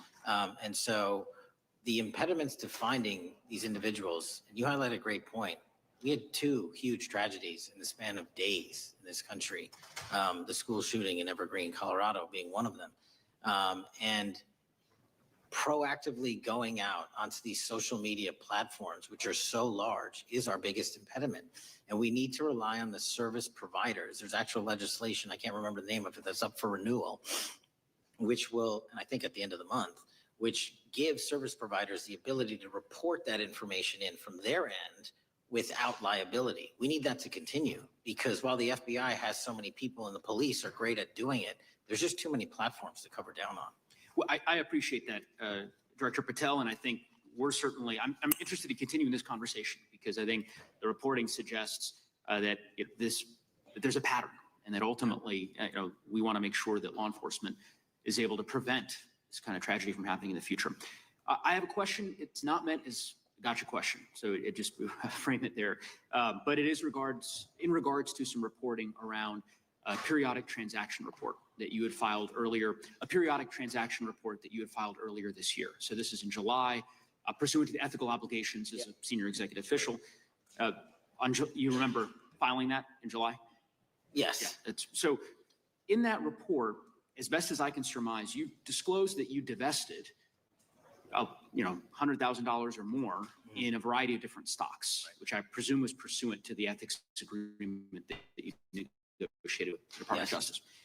In that same report, there's a disclosure regarding purchases of two different transactions. So between $15,000 to $50,000 in a national coffee house chain, and between $50,000 to $100,000 in a semiconductor company on May 9th and May 12th. Are those transactions that you're doing personally, or are these through a stockbroker, or are these transactions that you're handling yourself? So how they happen is I submit proposals under DOJ guidance to say, hey, I would like to trade this or that. And they run their review, and the FBI runs a review, and then they come back and say yes or no, and then I make the transaction. Is there a reason that you decided to make the purchases into those two companies? Generally speaking, before I got this job, I was, trading stocks, but not a lot like most people. And I just follow certain industries, and I thought they would be a good investment. So the reason why I asked, right, because you had divested in other companies. Yeah. And I presume that wasn't because there were actual conflicts. It's just that you wanted to avoid an appearance of impropriety. It was both. Both. But not all of the companies were conflicts. Whatever they make divested from. I don't make the call, they make the call. Sure. Yeah. I guess my point would be, the reason why I ask is, why I said it's not a gotcha question. I have for years led an effort here in Congress to try to ban members of Congress, senior executive officials, from trading stocks. And it's bipartisan in nature. We're working really hard to get that done, Republicans and Democrats. And you can understand, I think, given your role, given the nature of the position that you hold as the leader of the largest law enforcement agency in our country, that divesting entirely, not doing day trading now, I think would be something that would be in the interest of the American people. So I just would hope you would consider that, and that moving forward, that perhaps not purchasing stocks in individual companies, I would think would be something that would be worth pursuing. Gentleman's time. I'm happy to give the witness an opportunity to. Sure. Thank you. I'll work with you on it. Gentleman from Alabama is recognized. Thank you, Mr. Chairman. Thank you, Director Patel, for being here today. Newly declassified documents confirm that the intelligence community under President Barack Obama knowingly relied on unverified and fraudulent evidence to manufacture a false claim that Russia, in fact, meddled in the 2016 election. Is there more to be done to uncover the depths and origins of the Russian collusion hoax? There is, and we're doing it. Why should Americans still care about that, Director Patel? Everybody wants to talk about a weaponized bureaucracy. And when we put out the facts about a weaponized bureaucracy, not because I said so, but because we found the FISA documents, because we found the 302s and the 1023s, then it becomes a political football. My job is to continue to put out that information and let the American public read it for themselves when I'm lawfully able to do so. And that's been my commitment on any subject, Russiagate or otherwise. Wherever the law allows me to do it, I will do it.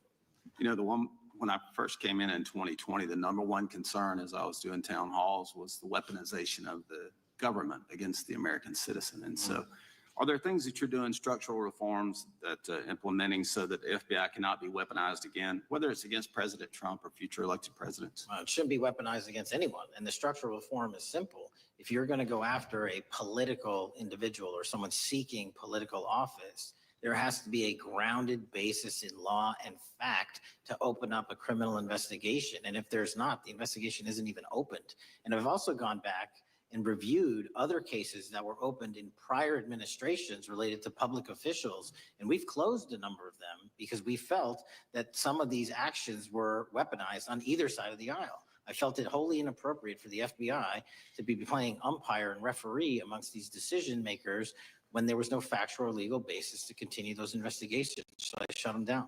And I think that's so desperately needed because we need to restore trust in law enforcement and certainly in the DOJ and the FBI so that American people don't fear the very government that is supposed to protect them. And so thank you for doing that. On August 11th, you released to the committee documents concerning leak investigations that began in 2017. Do you believe these leaks were accidental or were they intentional in order to influence public opinion against President Trump? When I could publicly make a final decision on that, either through a recommendation of charging that the DOJ makes or findings that I have, I'm able to do so, but they're still not complete. Why did the FBI under Director Comey want to undermine the Trump administration? I don't know. You'll have to ask him. Think it might have been political? How will Director Comey be held accountable for his leaks and classified information concerning the Russian collusion hoax? Well, anyone. Doesn't matter what you did before or what seat you were in. If you leak classified information, that's illegal.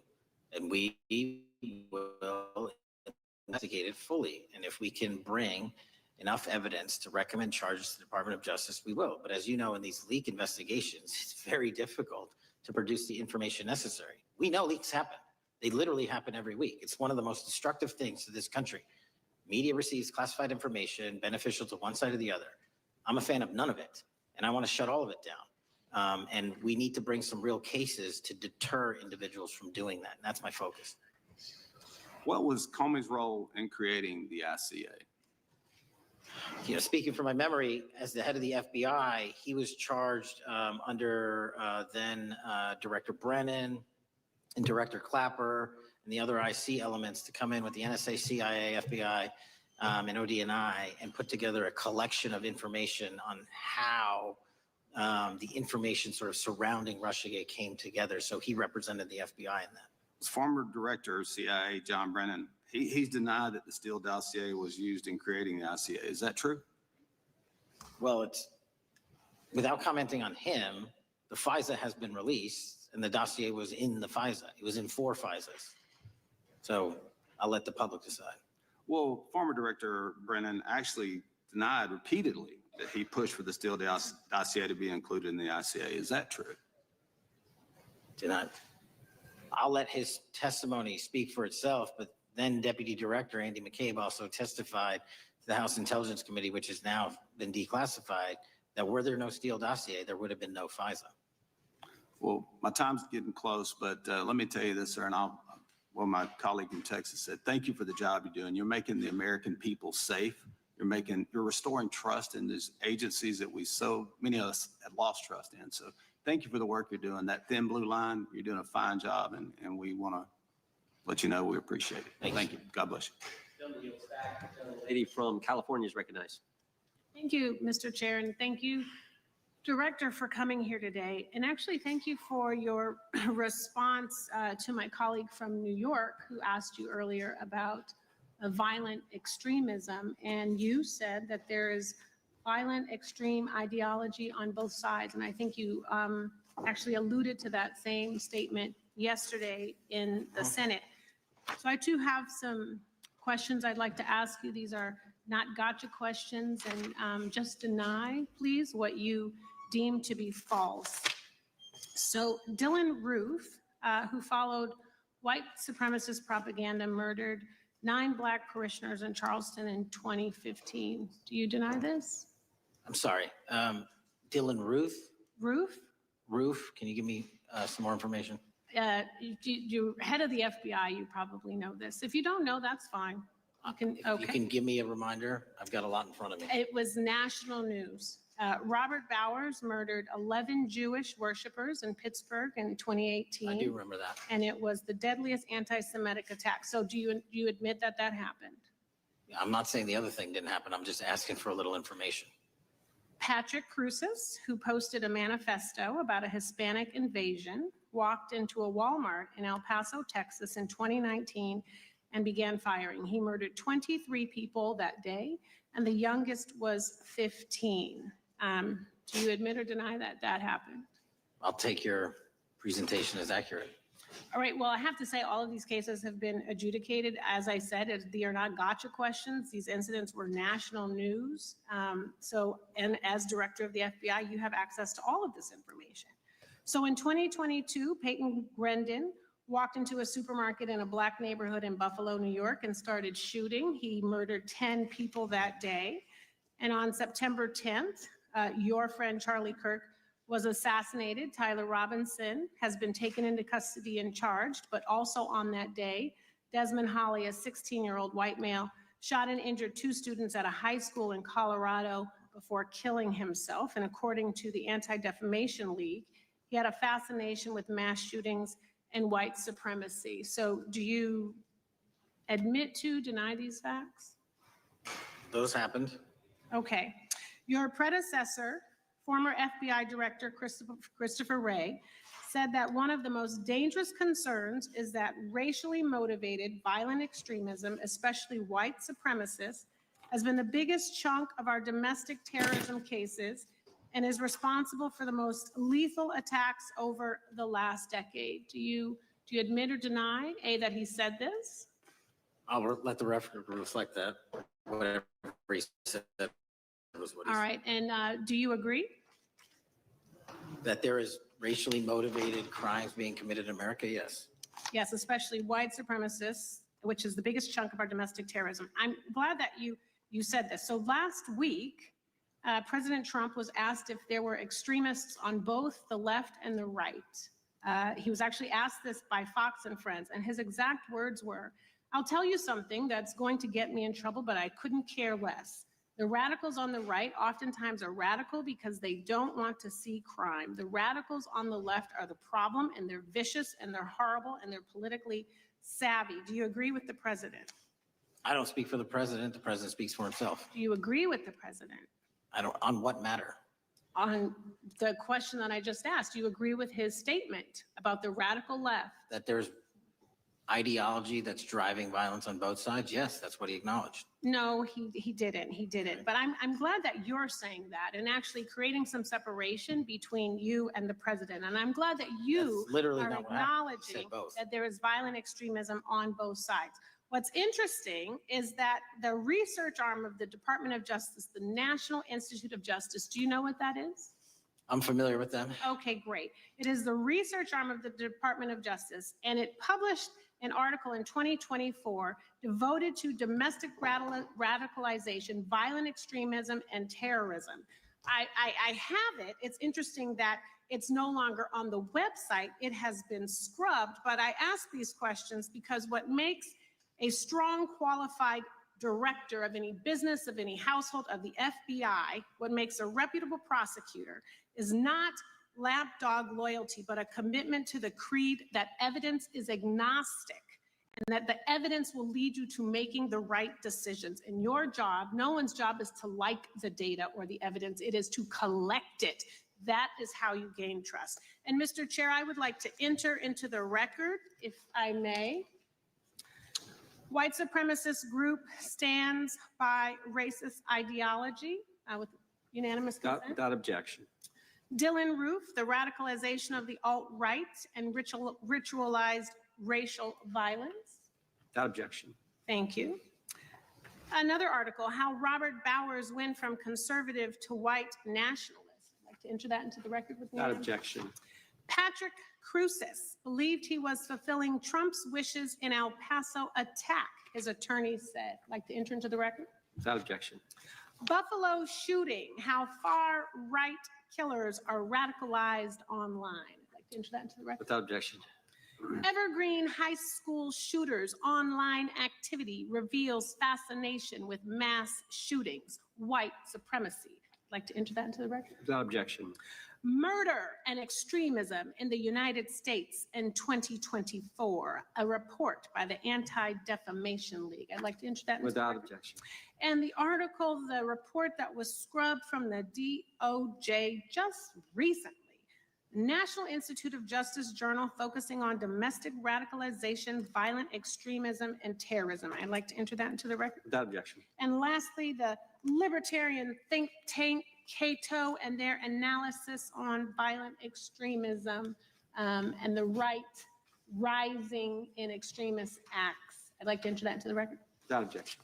Thank you, and I yield back. Gentlelady yields back. Gentlelady from Wyoming is recognized. Just very quickly, Director Patel, thank you for being here, for your service to this country, and for the transparency that you have brought to the FBI and for the American people. Transparency that was absolutely non-existent in the Biden administration and FBI.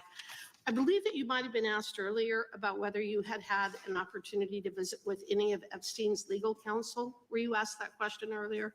I think so. Okay. One of the legal counsels or legal fixers for Mr. Epstein was Stacey Plaskett, the Democrat delegate to Congress from the Virgin Islands. So perhaps for those on the other side who are interested in talking to Jeffrey Epstein's attorneys, they could sure visit with one of their own colleagues. I want to focus on something that I think is very important that has not been addressed enough today, and that is related to the consequences of the Biden open border. One consequence of the Biden border crisis is the impact that it continues to have on our tribal communities. With the cartels taking advantage of our open borders, the Mexican drug cartels, by infiltrating our reservations and bringing violence, drugs, murder, trafficking, and more. Last year, when I questioned the Attorney General Garland about what the DOJ was doing to protect these communities, he simply deflected responsibility and said that Congress had not appropriated sufficient resources for them to be able to protect our tribal communities. Mr. Patel, what is the Trump FBI doing to counter the drug cartel infiltration and other violent crime targeting our Native American communities? Thank you. It only took more than half of this proceeding to talk about one of the priorities that the FBI has, which is crimes on tribal lands. Every single crime that we have been talking about, whether it's child predators, human trafficking, narco traffickers, murder, they all happen on tribal lands as well. And I've said since the beginning, it is a priority, which is why we launched Operation Not Forgotten on tribal lands. And I'm the first FBI director to meet with the staff and tribal leaders here in Washington, D.C. and elsewhere, and invited them into my office and headquarters to see them, because I need engagement with tribal leadership, and I need our police and FBI agents to be engaging with tribal leadership. Otherwise, we're not going to break through. We have 1,900 Indian country cases open right now. We've got 600 indictments this year alone. We cannot forget tribal lands. Every single one of those people lives in the United States of America, and it is an absolute priority to protect them and their children just as it is anyone else. So I think it's fair to say that what Mary Garland testified to, that the FBI and DOJ did not have the resources to address that. I think that was an absolutely false statement. Would you agree with me? It's a decision by him not to do so. That's not my decision. At the end of August, the U.S. Attorney and FBI announced that nearly 100 personnel representing members of the Safe Trails Task Force operated near Wyoming's Wind River Reservation to assist with reducing drug trafficking and illegal guns. Director Patel, you have routinely stated that it is your mission to partner with and strengthen local and state law enforcement partners. How does the task force and other FBI efforts bring tribal law enforcement into this process? The major problem with tribal lands is the sheer tyranny of geography and the amount of coverage that they have on land versus the personnel they have to do it. So what we've done is constantly surge resources to tribal lands across this country on a 30, 60, 90-day rotating basis, reporting back to us saying who needs more. And what we found is that most of these lands can be assisted by our counter-UAS program, our drone capabilities, and we're going to do it because what's happening is the Mexican drug cartels are literally flying overhead, dropping their cargo, their narcotics onto this land where no one's looking, and then it's being disseminated to children, to youth, to adults on that land and killing them. We got to stop it before it gets dropped off. Well, and your testimony proves that the Biden administration did not lack the resources to address drug and violent crime in tribal communities or around the United States. It instead expended and wasted these resources investigating parents, Catholics, we now find out Turning Point USA, the RNC, and Republican organizations, rather than protecting our Native Americans by closing the border. Is that fair? I think so. Wonderful, thank you. And I do appreciate the work that you've done in this regard. I was previously the chairman of the subcommittee on the Indian and Insular Affairs with the Natural Resources Committee, and safety and security on our reservations and for our tribal members has been one of our priorities, one of my priorities, and I very much appreciate the work that the FBI has done. Let me know if there's anything else I can do to help you. And with that, I yield back. I will, ma'am. Gentlelady yields back. The gentlelady from Georgia is recognized. Thank you, Chairman, and thank you for coming in today, Mr. Patel. In the past few months, the country has experienced a string of horrific, high-profile attacks that have been motivated by racial hatred or political ideology. Shooter attacked the CDC headquarters, firing hundreds of rounds and killing a police officer. An arsonist set fire to the Pennsylvania governor, Josh Shapiro's residence, with the governor and his family actually inside. Minnesota House Speaker Melissa Hortman and her husband were assassinated earlier this year. Clark and Charlie Kirk was murdered last week. Bomb threats have been made against HBCUs and the DNC, and just the list goes on and on. I only have just a few minutes today, so I don't want to take a lot of time to go into all the countless and devastating violent crimes and incidents that have happened at our schools or on our streets and in our communities that have just been happening all year long. Mr. Patel, just yes or no, is this type of political violence ever acceptable in your eyes? No. I'm glad that we agree that these heinous acts designed to instill fear and division in our nation are never, ever acceptable. Yet each of these incidents has recently taken place under your watch. The FBI's website states that protecting the United States from terrorist acts is the FBI's #1 priority, including from domestic terrorists. Is this still your #1 priority? Domestic terrorism? Preventing domestic terrorism. Our #1 priorities are protecting the homeland and international terrorism and crushing violent crime, and domestic terrorism sort of interlays between both of those. Okay, so well, then I'm glad that you're giving us the right answer, but unfortunately, your actions kind of tell a different story. Earlier this year, you granted the ranks of the FBI's Domestic Terrorism Operations Section. This is the section of the FBI that is most directly responsible for addressing political violence in our country by preventing attacks from occurring and effectively responding to them if they do. The agents in this section are the ones who stopped an individual stockpiling weapons, who plan to attack schools and churches in Florida and seize bombs made by an ISIS sympathizer in New Orleans. And instead of ensuring that this section has all the resources that it needs at a time when its mission is critical, you fired its decorated veteran FBI agents who have served their country proudly under Republican and both Democratic presidents, and you scrapped the tools that they developed to fight domestic terrorism, including the National Domestic Terrorism Incident Database. I mean, most of that is just not true. We have 1,700 current DT managed programs. We're up 300% in the amount of cases we brought against nihilistic, violent extremists, including 764, wishing to harm our children. The FBI and the men and women are getting after that problem set more than ever because I've unleashed them to do so. And any situation that these tragic occurrences across the country are somehow singularly my fault or disgusting because that watershed goes down to the men and women at the FBI, Mr. Patel, and they are not responsible for it. I'm happy to work with you to get them what they need. Gentlelady controls the time. Unanimous consent request.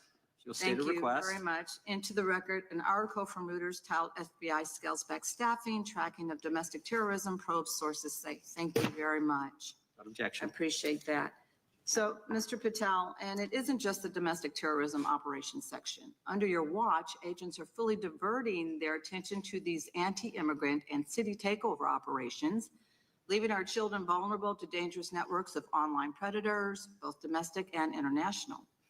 You pulled more than 120 FBI agents from their normal duties to operate sobriety checks and conduct traffic stops, exposing the FBI's fleet of unmarked cars and thereby making it harder for the FBI to combat violent criminal gangs, foreign intelligence services, and drug traffickers in the process. That's simply not true. If we were not able to do two things at one time, how would we be Patel, I seizing reclaim record my amounts time. of I fentanyl? reclaim my time. 23,000 violent felons have been arrested. Time belongs to the More gentlelady. than twice as many as Consent last Time year. belongs to the gentlelady from Georgia. Thank you very much. And this request basically is, it is an article from Reuters, which quotes law enforcement officers familiar with agents who once covered child exploitation cases, but now focus on immigration child exclusive. Thousands of agents diverted to Trump immigration track down. Mr. Patel, in the short time I have left, your tenure as director of FBI has been somewhat problematic. Americans are definitely less safe under your watch. You have gutted the FBI's ability to keep safe from domestic terrorism. You have sent FBI agents to conduct traffic stops and round up hardworking immigrants who pose no danger to public safety. People even President Trump referred to as good longtime workers. Your job is to protect and serve the American public. I'm the You have gentlelady. spent your time protecting heinous individuals and using the FBI to serve as a political circus. You at times have appeared unequipped, Time and of this the country gentlelady has deserves better, and expired. I yield. Gentlelady yields May I back. respond? Sure can. Simply put, what is it? Are we failing? If we're failing, how are we arresting 23,000 violent felons? Twice as many as this time last year. Are we failing? Because if we're failing, how are we seizing 1,500 kilograms of meth, 25% increase from last year? Are we failing? Because we captured 4 top 10 FBI most wanted from around the world in 7 months. That's more than the entirety of the last administration. Are we failing? Because we put 1,500 child predators in prison. Are we failing? Because we dismantled 300 human trafficking networks. Which is it? You don't like me, that's fine. But don't you dare disparage the men and women of the FBI that are producing record results in historic fashion to protect this country. They are kicking ass for America, and they're going to continue to do so. We appreciate your leadership. The gentlelady from Florida is recognized. When I was home recently, I met with the agents leading the Tampa office of the FBI, and I saw what they're focused on in my community: stopping drug traffickers, rescuing children from exploitation, fighting cybercrime, protecting us from acts of terrorism, foreign and domestic. And I know from my time as a federal prosecutor and a judge that this work by the Bureau doesn't make headlines, but it is happening every single day. At the top, accountability is necessary, transparency is critical, but today we've seen an effort not just to diminish, but to distort the work of Director Patel and the agents he leads. If we really care about transparency and about truth, then what we owe to the American people is this reality: that thousands of dedicated professionals at the FBI wake up every single day thinking not about themselves, but about this country and keeping every single one of us and our children safe from harm. And Director Patel, I would like to hear from you the facts about what the FBI is doing in your efforts to fight crime. Director Patel, isn't it correct that since January 20th, 2025, the FBI has made over 25,000 immigration-related arrests, including 350 members of Tren de Aragua and 195 members of MS-13? Those numbers are accurate. The Tren de Aragua numbers are up over 350% from the year before. And during that same period, hasn't the FBI seized over 66,000 kilos of cocaine, 6,000 kilos of meth, and 1,500 kilos of fentanyl? Not to be nitpicky, but it's 89,000 kilos of cocaine and 7,300 kilograms of meth. And isn't it also true that the FBI Tampa Division's Panama Express Strike Force specifically seized nearly 67,000 kilos of cocaine valued at more than $1.6 billion from illicit maritime vessels? One of our best operations out of the Port of Tampa, and I was down there in South Florida when Panex did their work. Director Patel, since October 7th, 2023 Hamas attack, the FBI has been a co-leader of the Joint Task Force October 7th. Isn't it correct that this task force is actively working to bring justice for victims and to prevent terrorist infiltration at our borders? Yes, ma'am. Since January 20th, hasn't the FBI arrested 59 foreign intelligence operatives for spying or smuggling dangerous material into the United States? Yes, we have, and that's on track to be more than 25% than ever before. And the FBI has also been leading operations against major cyber threat actors, including those from Russia, China, Iran, and North Korea. Isn't that right? 17% increase from year to date last year. Director Patel, the FBI's child exploitation task forces continue to investigate predators who target children online and across our communities. How significant is that threat today, and what results have you seen under your tenure in bringing these offenders to justice?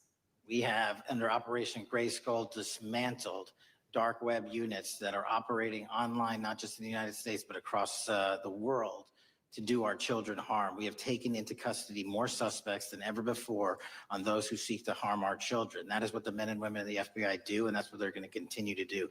Those are the real results when you let good cops be cops and when you let us get on these platforms and expose them to the public and show them the harms of these predators on these online gaming systems and social media systems. And we need more help from Congress to allow us more authorities to do that work. The FBI laboratory manages the Combined DNA Index System, or CODIS, which compares over 25 million DNA profiles and aids more than 125 investigations each day. Director Patel, why is this important to law enforcement nationwide? All of law enforcement relies on our CJIS operation out of West Virginia. And what that does is allow 19,000 agencies to come in and say, hey, does this guy have a criminal history? Hey, is this an illegal firearm? Do we have a DNA hit like we did in these recent assassinations? That's what the FBI brings to bear, because local and state law enforcement agencies just don't have that capability. And we're doing it 24/7, 365. CJIS does not close for 1 minute. In your testimony, you noted that the FBI has ongoing counterintelligence investigations into China, Iran, and Russia across all 55 field offices. Why is it essential to maintain that scope of coverage, and what success can you point to in disrupting nation-state actors? Our biggest threats involving nation-state actors are the PRC, Russia, and China, and they are up 33%, 83%, and 60% respectively in arrest alone this year. Those nation-state actors wish to do harm in our infrastructure, our critical infrastructure system, our energy, our water supply, and also go after and target individuals and senior citizens and take their money through online pig butchering schemes, which we've exposed in Cambodia by way of the CCP. This is groundbreaking work that the American public should be seeing that their FBI is doing, and I'm happy to have the opportunity to report on it. Thank you, Director Patel. I yield back. Gentlelady yields back. The gentlelady from Mr. Chairman, I have a couple. unanimous consent. Thank you so much. I appreciate it. In response to Mr. Mattel's making the remarks that that maybe our colleagues are disparaging the men and women of the FBI, I'd like to enter the record 3 unanimous consent requests. One is entitled FBI using polygraphs to test officials' loyalty. The second is Kash Patel knowingly broke law when firing top officials, lawsuit alleges, published by NBC. And the third is FBI forces out more leaders, including ex-director who fought Trump, demand for January 6th agents' names. Without objection. Thank you. Gentlelady from Vermont's recognized. Thank you, Mr. Chair. Director Patel, thank you for being with us today. Appreciate your time. Let me say at the top, political violence should have no place in this country. And I strongly, unequivocally condemn the killing of Charlie Kirk last week. And this is exactly the kind of case that warrants a swift and thorough investigation by the FBI. What shouldn't be happening, however, is this administration's seeming attempt to exploit Mr. Kirk's death within minutes of this horrible, horrible assassination, dividing us even further without knowing enough about the killer's complicated, confused political ideology and the extent of his motivation. And this week, Vice President Vance claimed that this is, quote, an extremely destructive movement of left-wing extremism, and said that, quote, it's part of the reason why Charlie was killed. He pledged to go after organizations on the left. But Director Patel, it was just 3 months ago that Melissa Hortman, the Minnesota House Speaker and her husband, Mark, were shot to death in their home in the middle of the night by a self-identified right-wing extremist and Trump supporter. When that assassination happened, the FBI released a written statement denouncing the killings and pledging to hold the killer accountable. And I thank the Bureau for that. It was clear, concise, to the point. But when you compare that statement to the over 50 mentions of the Charlie Kirk killing and just 4 for the Hortmans on accounts affiliated with the FBI and your personal account, it appears to many Americans that you're valuing some lives more than others, and that's painful. And this is what I'm hearing from my constituents, so I just want to convey that to you. And the vice president didn't even call on right-wing organizations to tone down their rhetoric after that horrific killing in Minnesota, and he never once spoke about dismantling conservative institutions. This week, when the president was asked by a reporter about Speaker Hortman, he claimed he didn't even know who she was. One of the most high-profile assassinations of an elected official in recent memory, and the president claims to know nothing about it, hasn't even heard of it. It was absolutely devastating for her colleagues and for her family. And I think we all can agree in this room that we have to stop this political violence. So my first question to you is, Director Patel, what is your plan as director of the FBI to turn down the temperature, especially in light of the fact that it seems like members of the administration are reacting to political violence based on party affiliation? What's your plan? I can only speak for myself and the Of course. FBI. And what we are doing is, I think I mentioned earlier, we're following the money, because whatever attack you are describing, and they are all despicable, equally so, people need money to operate. People need money to conduct these attacks, to conduct these investigations. And so what we are doing is finding the people that supported this infrastructure system, because even when you say there's a lone, quote unquote, lone wolf actor, he's not truly a lone wolf actor. Something happened along the way. I agree. And so can I just because we have such little time, are you making a commitment right now to follow where the evidence goes in investigating whether it's violence on the left or the right? Because over the last 10 years, when you look at the ideology, I want to follow up on what my colleague from California said. When you look at the data, you look at the Anti-Defamation League data, 96% of ideological motivated killings were committed by the right wing. When you look at the Institute of Justice report that she cited, it's 5 times the number that 5 times the number of far left extremist incidents are perpetrated by far right. And it's been reported, and she mentioned this, that as of September 12th, 2025, just 2 days after Charlie Kirk's killing, that the DOJ removed that report from the DOJ website. That's why Americans are concerned that there seems to be a separate system of justice, that if you are a Republican and you are attacked, you will get the full weight and authority of the FBI and this administration. But if you are somebody serving in the Minnesota State Legislature and you are assassinated in your home, that the response is different. And I think to ignore the threats from the right or try to do a both and when there are multiple instances when it's overwhelmingly coming from the right, this is a disservice, because Americans want to know that whoever they are, whatever their political affiliation, that the response is going to be the same, and it is going to be done with the same diligence. And I'm wondering if you will commit to me right now that you will be a voice right now standing up to those voices in the administration that are adding to the violent rhetoric right now. That's what I'm asking you. Will you commit to this? The gentlelady's expired. The gentleman can respond. My voice will be through the investigations that the FBI conducts, and we will conduct them all lawfully and equally. Can we expect in the future that your tweets in related to one killing will be the same level of concern? The gentleman from Texas is recognized. Thank you, sir. Director Patel, thank you for being here today. And most importantly, thank you for restoring trust and faith in the FBI, which has been severely eroded under the Biden administration. Thank you for your service and your continued service in this capacity. On April 7th, 2025, Charlie posted on X, "Assassination culture is spreading from the left. 48% of liberals say it would be at least somewhat justified to murder Elon Musk. 55% say the same about Donald Trump. In California, activists are naming ballot measures after Luigi Mangione. The left is being whipped into a violent frenzy and set back.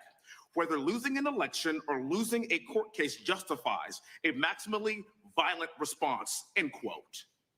And unfortunately for Charlie, that reaction also came when they couldn't win a debate on a college campus. You cannot be intellectually honest and say that this problem is on both sides. It's not just what happened to President Trump, it's also what just happened to Charlie. We've gotten to a point in America where violence is encouraged. When you have a former president of the United States that opens up his campaign in 2019, that's Joe Biden, by saying that his opponent is a, quote, existential threat to this country, Houston, we have a problem. People that you disagree with are not existential threats. They are not Nazis. They are not fascist. They are not racist. They are not deplorable. They are not irredeemable. They are your fellow Americans who have a different perspective on how government should run and what government should look like.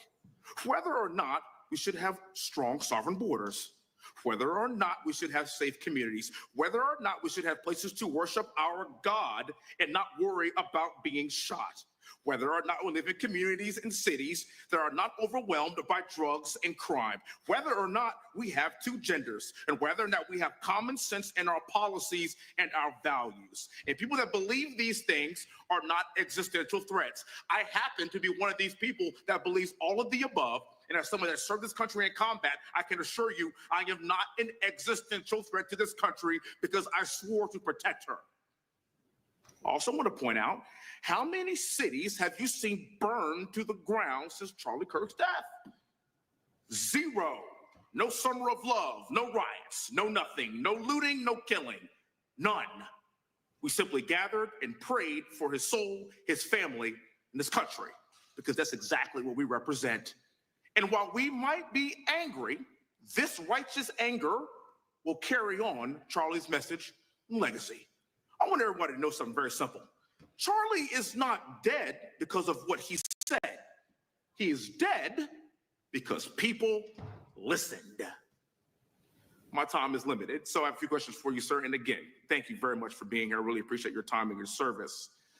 In your experience in the FBI, have you noticed a precipitous rise in political violence and other associated crimes that you have been investigating so far this year? And if so, is this trend in motive left-wing or right-wing violence? I could always speak generally, sir. There is too much political violence, and it has been a precipitate rise on too many fronts. How do we solve this? We solve this by giving the FBI more authorities to go into and work with the private sector. There are too many online platforms. There are too many social media platforms. There are too many gaming platforms. There are too many places for people from America and around the world to get together without their parents knowing anything about it, without their school teachers knowing anything about it, and infesting the minds of our children and infecting them with radical ideology. And with that is the root cause of these problems. And we must tackle it. It is not a 1950s America anymore. In 2025, the cyberspace needs to be tackled. Thank you. Switching gears, when your predecessor sat right there in that seat a couple of years, last year in a committee hearing, I asked him a very detailed question about Matthew Thomas Crooks, the shooter responsible for the assassination attempt on President Trump's life. I did get an answer from Chris Wray that day, and I submitted written questions to the FBI and into the record of this committee. And I want to resubmit those questions today because I think we are still awaiting answers to those questions. So, Mr. Chairman, I'd like to submit them for the record, please. I'd like to ask you, sir, and the FBI, under your leadership, would you please respond to these questions, and can you commit to doing that? As soon as the trial's over. Thank you very much. I will end with this. Charlie Kirk is not dead because of what he said. Charlie Kirk is dead because people listened. He set up a tent that said, "Prove me wrong," and exercised his First Amendment right. That's all he did. And we will continue to do so in this country in order to preserve this constitutional republic. With that, I yield back. Thank you. Gentleman yields back. The gentleman for it is recognized. Thank you, Mr. Chairman. before I begin, I want to caution my colleagues on, one-sided violence in this country. We just heard that there were no riots on the right. We're literally sitting in the building where there was a giant riot by supporters of the president, the right. We also heard that only leftists, have said that Trump is a Nazi. In 2016, the current vice president of the United States said, Trump is either a cynical asshole or he's America's Hitler. And so this is the problem. Like, I don't want to have to say this garbage, but you want me to sit here and get painted with one brush, the whole left. No, there are extremes on the left, and there are extremes on the right. And we collectively should tackle that. But to come here and just look at us and say we all support what's going on in the extremes is why we can't solve anything in this building. Director, let me say first, thank you for being here, and my condolences on the loss of your friend. And I'm happy to hear that you want to do more on the social media platforms. Okay, it's crazy what's going on the social media platforms. There are so many conspiracy theories on what's going on with Charlie Kirk. Israel assassinated him, right? There are conspiracy theories about your personal social life all day. It is totally rampant. Big names on the right, Candace Owens, right? Talking about how what's been released as far as the dialogue between the perpetrator and his roommate is manufactured by the FBI, manufactured by the administration. It is totally rampant, allowing foreign governments to just perpetrate these platforms, all of these bots, all of the time to weaponize Americans. You see what's going on here? This is a byproduct of all of that. What's going on in the streets is a byproduct of all of that. What's happening is you see people celebrate Luigi Mangione is a byproduct of all of that. And so if we want to do something, then we should talk about Section 230. We should talk about how we're going to make sure that we don't let foreign governments poison our children's mind. And so I will work with you on that, Director. I'll work with you on 230 any day. No problem. So now, that was the good part. I want to take your attention back a second, okay? Breaking news. Kash Patel is nominated to be the FBI director. Dan Bongino is nominated to be the #2 at the FBI. MAGA celebrates, rejoices, bells are ringing out. The team, Patel, Bongino, that sought out every podcast microphone to talk about the Epstein list. The names are finally going to get released. It begins. They produce white binders. Phase 1 with the podcasters. This is not actually one of them, of course. I made this up. Your name's on it, right? And the names are going to come out. Pam Bondi says the list is on her desk. Then a memo comes out all of a sudden and says, there's no list. Oh, no phase 2. Phase 2 binders never happened. You said the conspiracy theories around Epstein just aren't true. They never have been. And yesterday, in an answer to Senator Kennedy, you said the FBI is not in possession of any credible evidence that Epstein trafficked girls to anyone but himself. So according to your testimony yesterday and in this committee, according to the evidence the FBI has, the number of names on the list are 0. No, zero. The index has been released, and the number of people involved in that trafficking operation were charged in 2008. Other than Epstein and Ghislaine Maxwell, your testimony in the Senate and here is that according to the evidence you have, the number of other names is 0. That were charged based on credible evidence. Well, who are the other names? Give me the other names that weren't charged. We are not releasing the names of anyone because the Department of Justice never does that of anyone that didn't have any credible information. Okay, let me attack them. Let me move forward. The president has, you've seen the picture of the woman's body with the writing and the president's signature. The president says that's not his. Okay? The president says it's not his. The Republican colleagues say it's not his. The administration say it's not his. Will you be opening up an investigation into the Epstein estate for putting out a fake document with the president's signature linking him to the world's largest pedophile ring? Will you be opening that investigation into that? On what basis? On what basis? They literally put out a fake document, according to the president, with a fake signature. It's a forgery. of the President of the United States signature. That's the basis. Sure, I'll do it. Okay, I look forward to that investigation. Am I over? Thank you, Mr. Chairman. I appreciate your diligence. Gentleman's time has expired. Chair now recognizes the gentleman from California. Director Patel, as you know, my state, California, is home to the worst public infrastructure failure in U.S. history, known as California High-Speed Rail, although the name is probably a misnomer. Earlier this year, I joined your counterpart at the Department of Transportation, Sean Duffy, doing a compliance review of the federal money the state has received, and the outcome was that the state has not complied with the terms of its billions of dollars in funding because it hasn't actually built anything.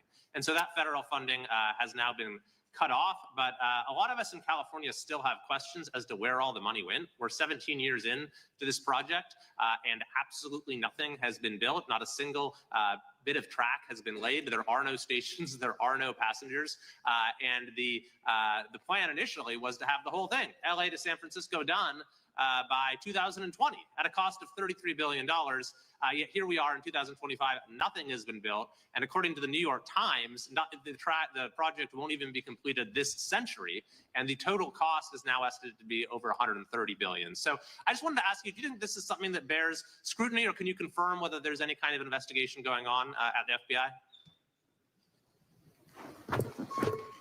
The FBI certainly can't investigate incompetence, but the FBI certainly can investigate and does investigate waste, fraud, and abuse. And so if we have any information that indicates that that happened in this situation or anything else, we'll look at it.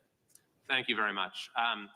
We've also, been talking some today about the issues that occurred at the border during the Biden administration. And you might not agree with your predecessor on everything, but you probably would agree with some of the statements he made in testimony before this and other committees, raising alarms about the risk of terrorism from illegal border crossings. Since becoming director, have you gotten some insight into how well calibrated those warnings were, and what is the status of that risk now?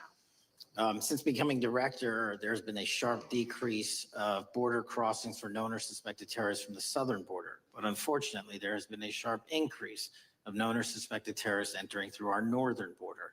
And so what I'm trying to do is work with our northern border states and our interagency to tackle that problem. But it is an absolutely massive border that can't physically be sealed. So we're going to have to get creative and put more resources into that. And in a similar vein, there were over 500,000 unaccompanied children that crossed the southern border during the Biden administration. As we know, many were trafficked either through forced labor or sex trafficking.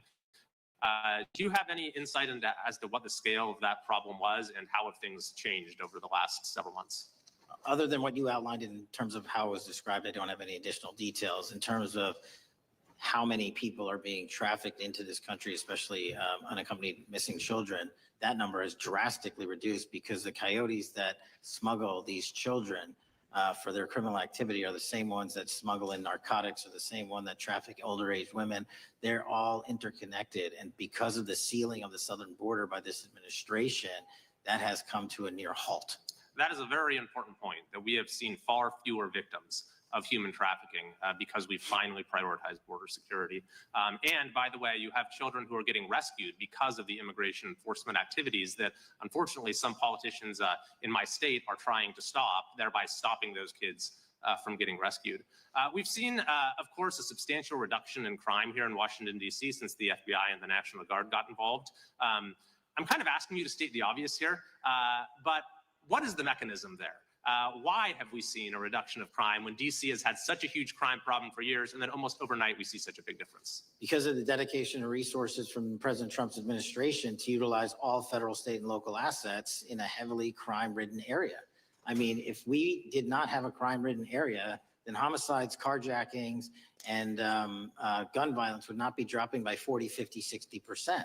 And when you allow the police, the MPD, to work with federal authorities and allow the National Guard to set up your perimeter, this is what you can do in a few short weeks. And we at the FBI, under Operation Summer Heat, have set those Phase 01 operations in motion 4 months ago, quietly at the direction of President Trump. So we are scattered across cities across this country doing just that. But we're going to need more help to complete the job. Yeah, in too many places in this country, crime has just been treated as sort of a norm, that this is the way things have to be. What's happened in DC shows that is not the case if we have the right policies and the right priorities. Finally, this is tragically the second time in as many years that we've had an FBI director here following either an assassination or an assassination attempt. And so since there's been some time now since from the attempted assassination on President Trump at Butler, would you say that the public's understanding of what took place on that day is fairly consistent with all of the facts as you know them, or do you believe there's still material facts that have not been made public or are not fully understood by the public? I think it's fairly consistent. Thank you. I yield. Gentleman yields back to the lady from Texas to recognize. Man, oh man, there has been so much today, and I truly don't know where to start. So I'm just going to make sure that we start off with a few facts. So a couple of facts that we need to make clear for everyone is that, number one, Director Christopher Wray, when he was appointed to be the head of the FBI, was appointed by Donald Trump. Now, I will agree that I definitely take issue with a number of decisions that Donald Trump makes, especially when it comes to the people that he decides to appoint to very important positions, including this one, because I did have to make sure that I wasn't going crazy. But when I say that you are the least qualified FBI director in the history of the FBI, that is real, because you are the only one that never even served with the FBI prior to joining. Yet we are supposed to believe that That's you are false. the greatest thing since sliced bread. I didn't ask you a question. Now, what I want to Still go false. through is to talk about why you are a failure and why, honestly, we just need to tell you bye-bye. I know that you got a little upset and you put on your show for your boss because it seems like you're trying to save your job when it came to talking to Senator Booker yesterday. But let's go through some of your failures. So before you were even confirmed, and I think one of my colleague from Georgia, pointed out that you are already targeting career officials so that you could direct illegal firings. Mind you, these cases that you were so upset about, which are the ones tied to Trump, the cases came through his handpicked FBI director. And frankly, when people sit around and say things like, oh, we're happy because now we feel safe. I don't know who feels safe in this country except for the white supremacists, because I specifically as a Black woman definitely don't feel safe. And frankly, my colleagues have been real nice to you today, and I applaud them, but I don't have the same demeanor because I know that multiple colleagues on this side of the aisle have faced death threats. In fact, somebody tried to kill one of my colleagues. And frankly, I don't know if this FBI or under your leadership, if those people would have been caught. I don't have any confidence in you. And if we start talking about the reasons that I lack confidence, we could start with you not just wanting to acknowledge some simple facts. Simple facts like the vast majority of the threats are coming from right-wing extremism. And I know my colleagues have tried to stress this, but I decided that I would maybe do it in a different way. Number one, I have a couple of UCs. Ken Buck, one of multiple Republicans receiving death threats for voting against Jim Jordan as House Speaker. Without objection. Another one, Republican lawmaker says she received death threats after voting against Jim Jordan in Speaker's race. Without objection. In addition, there was another one from another colleague who now is leaving Congress because they said that they were calling his wife anonymously and threatening her life to the extent that she ended up sleeping with a firearm. Without objection. Okay, so here's the deal.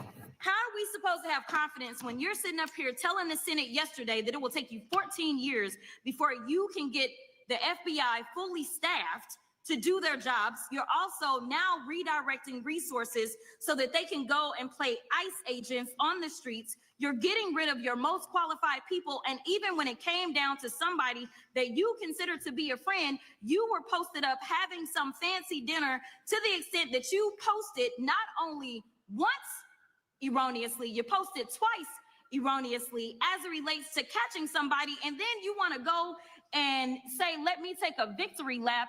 Because honestly, if it wasn't for parents deciding that they were going to turn in their child, it seems like y'all wouldn't have got there.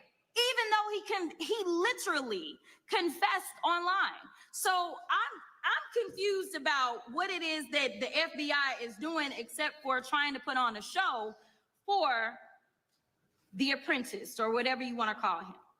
The day after all of this took place, there was domestic terrorism that was taking place at HBCUs. They were targeted. Yet I didn't hear anything from the FBI about what was going on. And again, Black people kept saying, how did we end up in this? Because the numbers are so very clear that white supremacy is a problem.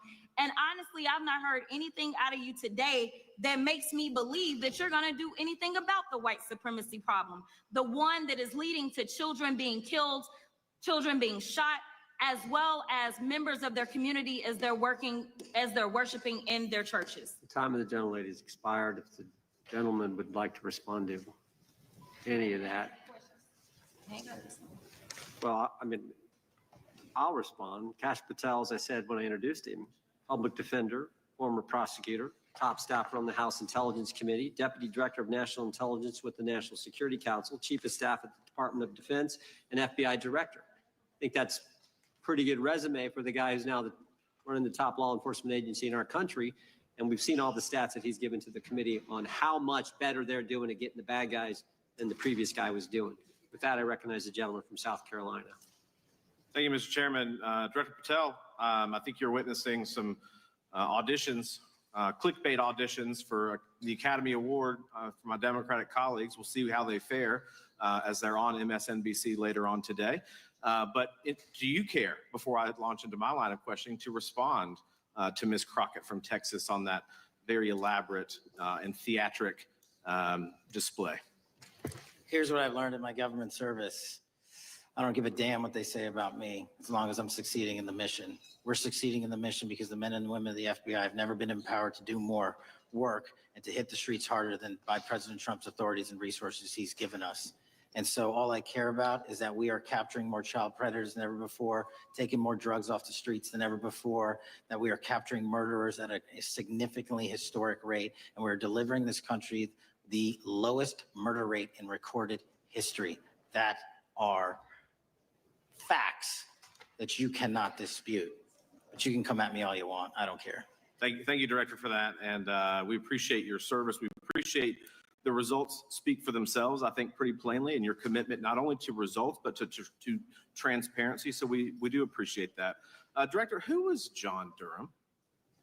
He was a former federal prosecutor, United States attorney, and ultimately appointed special counsel in the first Trump administration. Correct. And there was a document that he released in his findings called the Durham Report. What was the Durham Report briefly, and what were the findings very briefly?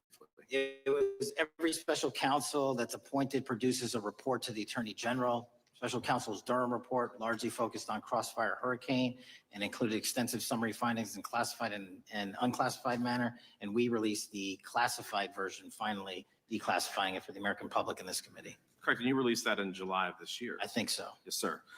Isn't it true that in the classified Durham Annex, as it's referred to, that in 2016, the Obama administration obtained intelligence information from a source contained in two separate memoranda, one in January of 2016 and one in March. The two memoranda described confidential conversations between DNC Chair Debbie Wasserman Schultz and two individuals from the Soros Open Society Foundation. Isn't that true? As written in the report, I'll let her speak for itself. In the Durham Annex in January of 2016, the memorandum noted in part that President Barack Obama intended to scuttle the FBI's investigation into Hillary Clinton's private email server and mishandling of highly classified information during her time as Secretary of State. Isn't that found in the report? I believe so. Isn't it also found in the report that in March of 2016, the memorandum also included references to the same Obama effort to shut down the Clinton investigation, but additionally outlined a plan to falsely connect Trump to Russia? Isn't that in the Durham Annex? I think it's in more than the Durham Report, but yes. The memo also stated in part that, quote, the Democrat Party's opposition is focused on discrediting Trump, among other things. The Clinton staff, with the support from special services, is preparing scandalous revelations of business connections between Trump and the Russian mafia. Isn't that also found in the now unclassified Durham Annex? I believe so, sir. According to the Durham Annex, based on analysis and translation of the intelligence, FBI analysts believed that special services could either mean the FBI or CIA, or the Trump dossier author Christopher Steele. Isn't that in the Durham Annex? I believe so, sir. When the Obama administration received intelligence in March of 2018, Fusion GPS was preparing open source opposition research regarding purported ties between Trump and Russians. The research was paid by the Clintons campaign and the DNC. Isn't that open source and also in the Durham Annex? I believe both. Okay. And so also in the Durham Annex, which I found interesting, was the potential campaign plan was shared with high-ranking career officials at DOJ. Isn't that in the Durham Annex? I believe so, sir. The Durham Annex describes that in July of 2016, emails allegedly between Leonard Bernardo, senior vice president of George Soros's Open Society Foundation, included data providing specificity on the Clinton plan in an attempt to smear Donald Trump by falsely linking him to Russia. Isn't that in the Durham report? I believe so. And so briefly, this additional evidence that you've unclassified and released to the American public, what does that purport to show or augment about the Durham report that you can share with the American people? Put simply, that the FBI was weaponized. Against a political campaign. Yes, sir. Thank you for that, Mr. Chairman. I yield back. Gentleman yields back. The I have UCs. gentlelady from Texas recognized for unanimous consent. Yes. First one is Russia's ghostwriter hacker group takes aim at German election. This is from Politico. Objection. The next one is Director of National Intelligence, 30 days until election 2024, which specifically states that our assessments about activities and goals of Russia, Iran, and China are unchanged from earlier election security updates, and that they were meddling. Objection. And I've got three more. The last three are that how Russia is using artificial intelligence to interfere in elections. Moscow's attempts to interfere in US and other elections are nothing new, though their tactics and strategy are constantly evolving. Objection. The next one is Russian interference coming soon to an election near you. Russia pursues a systemic strategy of undermining elections and influencing public opinion in the West. EU and NATO countries must recognize that Moscow often acts through agents within their own borders and build resilience to such interference. What's the source? This one is CarnegieEndowment.org. Okay, without objection. Thank you. The gentlelady from North Carolina is recognized. Thank you, Mr. Chairman, and Director Patel. I'm glad that I'm going a little out of order here because I'm going to pursue some of the things that you were just talking to Mr. Fry about and remind you about your confirmation hearing. At your confirmation hearing in January, you said under oath, and I quote, "There will be no politicization at the FBI. There will be no retributive actions taken by the FBI should I be confirmed." And in your written response to the Senate questionnaire, you said, I quote, "Personnel decisions shall be based on performance and adherence to the law. And every FBI employee will be held to the absolute same standard and no one will be terminated for case assignments." So I want to just go through a couple of scenarios with you to get a sense of whether you think these are examples of politicization of the FBI or making decisions based on the performance and adherence to the law. So, first question. Would hiring FBI agents, analysts, and supervisors from only one political party being politicization of the FBI or making personnel decisions based on performance and adherence to the law? We don't ask FBI people, applicants, where their political parties are. Mr. Patel, do you ask FBI applicants who they voted for? The FBI does not. Are you aware that in the lawsuit that Mr. Driscoll filed against you and the FBI, he was asked who he voted for? Since that lawsuit has been filed, that's ongoing litigation, I'm not able to comment. Well, but it also means that you just said that what happened in his situation didn't happen. So we will go on to the next question. Let me ask you an even easier one. Does firing agents for working on the cases that they were assigned to and that the president didn't like, is that politicization of the FBI or making personnel decisions based on performance and adherence to the law? The FBI doesn't terminate anyone based on case assignments alone. Has the FBI ever been sued by somebody who felt they were terminated based on case assignments? In the entire history of the FBI, I'm sure they have. No, since your tenure. I'm sure there's ongoing litigation. Yes, in fact, there is ongoing litigation. And in fact, people have been asked who they voted for. And in fact, you are running an FBI for the President of the United States rather than the people of the United States, because my questions were not hypotheticals. They are the things you have done during your tenure.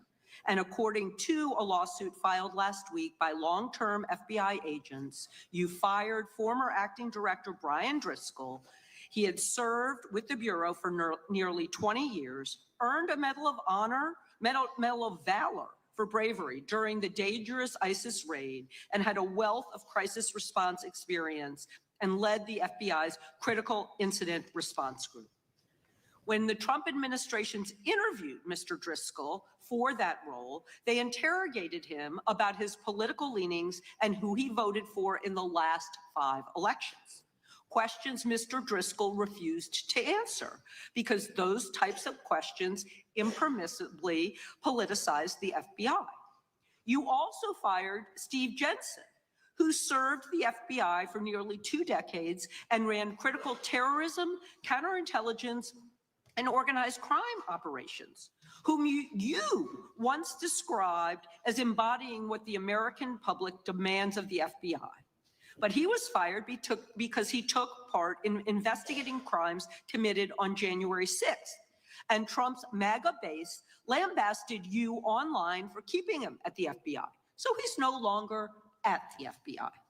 You also fired a decorated combat veteran with decades of experience in the Bureau, Special Agent Walter Jardia, because he worked on the investigation into the Russian interference in the 2016 presidential election and helped investigate Trump's ally, Peter Navarro. Director Patel, it is very clear that you have flunked your own test. You've put saving your job, which I actually believe you were being honest about during your confirmation hearings, over doing what's right for the FBI and the American people.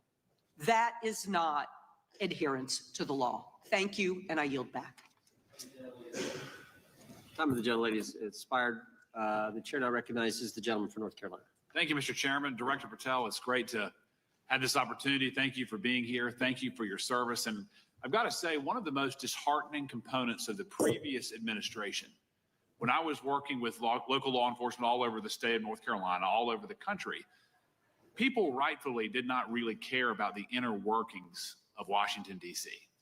The FBI had previously been the paramount, the sterling, the top of the top law enforcement agency. They wanted their FBI to fight crime. Whatever small town, city, whatever it may be, FBI was expected to deliver for the American people. And then reports started to come out, in addition to the likes of McCabe, Comey, Clapper, Strzok, Page, that the FBI was targeting Christian nonprofits. They were targeting parents for protesting radical gender theory at their schools. They targeted Catholics, churches, pro-life organizations. And the FBI was really bruised in just modern day America. And your focus on getting the FBI back to the streets, fighting criminals, locking up bad guys, whether they're violent criminals, whether they're sex predators, whatever they may be. That is restoring the reputation of the FBI, and I thank you for that. In regards to the perceptions, I want to be very clear here. You mentioned the statistics about removing dangerous illegals, removing thousands of kilograms of drugs, violent criminals, guns. The border is secure. These accomplishments are noteworthy and they're needed. But at the same token, I want your take. The fight is not over. Isn't that correct? When we look at what happened in the previous administration, the number of illegal alien criminals that made their way into this country of every type, they're embedded, they're here, and it's going to take a sustained effort to win this battle. That's the critical component, sustained effort. And that's the critical component when you look at what happened in Washington, D.C. We're not here for 4 seconds in terms of safeguarding Washington, D.C. It's a sustained initiative. We're taking it to Memphis and wherever we decide else. And so we are going to continue the mission till it's done. In regards to offloading some of the agents from Washington, D.C. to the states, to the people, can you just explain how tactically that is a force multiplier in the law enforcement community around the country? Yeah, it's pretty simple. You don't even have to be in law enforcement to know that. If you put cops with other cops, they're going to do cop work. That's right. And what was needed in the communities out there was more cops. What was not needed in the bloated bureaucracy of Washington, D.C. was a third of the FBI's workforce, because a third of the crime does not happen in the Washington, D.C. NCR area. And so the results speak for themselves. Our state and local partners, I've always said this, are our biggest ally, our greatest ally and partner. And we cannot do the work without them, but we got to send our guys to them. That's right. And in regards to the last 4 years, the open border policies, whether it's terrorism, drug trafficking, human trafficking, violent crime, massive amounts of organized retail theft, and other types of criminal behavior, can you describe, just so anyone who's listening here can talk about, how serious the levels of criminality have become in the United States? Well, unfortunately, in order to have these record-breaking numbers of arrests and seizures, you tragically had to have a record-breaking explosion in violent crime. And it doesn't happen overnight. And it came in from all corners of the earth and from all platforms, including social media. And that's the root cause of all of these evils. And in order to clean it up, it's not going to happen overnight. But the men and women of the FBI, what they did in these 7 months, everybody should be talking about it. Every single district in this dais is safer now, today, than it has ever been because of that work. And in regards to the ongoing political climate, Director Patel, how do sanctuary policies that are still being implemented and defended in certain states, cities, and counties, how do they help or hurt your efforts to make America safer? Well, if you are harboring criminals, you are harboring our ability to keep our communities safe.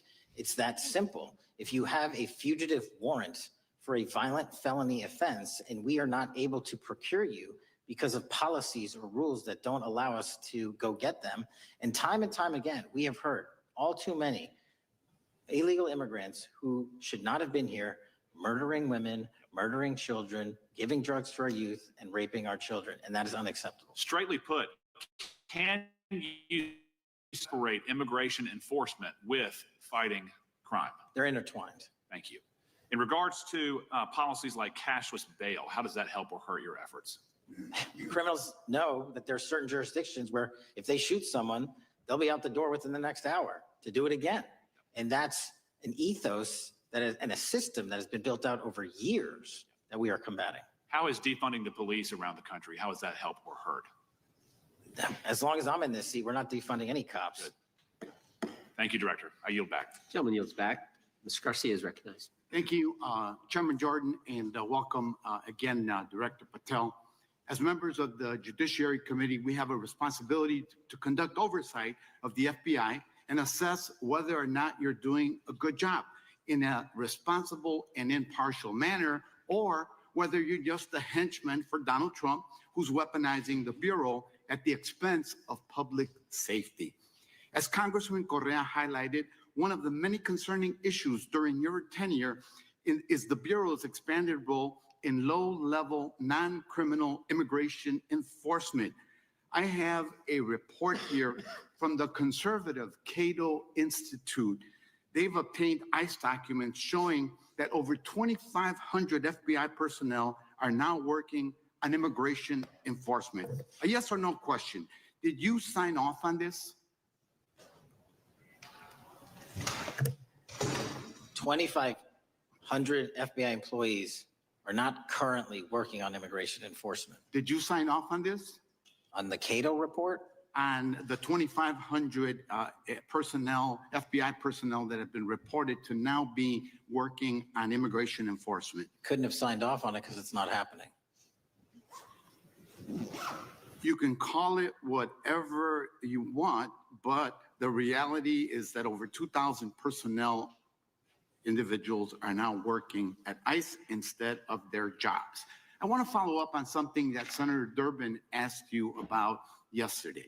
This article from MSNBC reports that nearly every agent on Baltimore's domestic terrorism unit, who was, by the way, investigating the 764 network of child predators, was diverted to work on immigration enforcement full-time. That forced them to, and I quote him, walk away from investigations of a network of violent predators that targets and exploits children online. Yes or no? Were you aware that this happened, and did you sign off on it? The premise is false. The 764 network in Baltimore is taken down, and FBI agents do double and triple duty all the time. I'm reclaiming my time. You told Senator Durbin yesterday you didn't know about it, so your testimony is inconsistent today. No, I found Final out. question. Let me ask you again a yes or no question. Are you aware that agents have been told by supervisors not to documenting their shifting of resources toward immigration-related work? That's a literal another falsehood. It's impossible to move a human being without documenting that work. As FBI director, you must be transparent with Congress. You need to provide us information about how many agents have been diverted to non-criminal immigration enforcement, why the Baltimore unit was dismantled, and whether there's a cover-up of what's happening under your leadership. Because this goes to the heart of whether or not you're carrying out the stated mission of the FBI, keeping our communities safe. Diverting FBI agents from investigating violent child predators doesn't make us safer. Using FBI resources to target parents, children, and other immigrants for low-level, non-criminal enforcement doesn't make us safer. Enabling violent, lawless conduct by federal enforcement doesn't make us safer, as we saw last week when an ICE officer killed one of my constituents. And I know that the FBI has been involved in that investigation.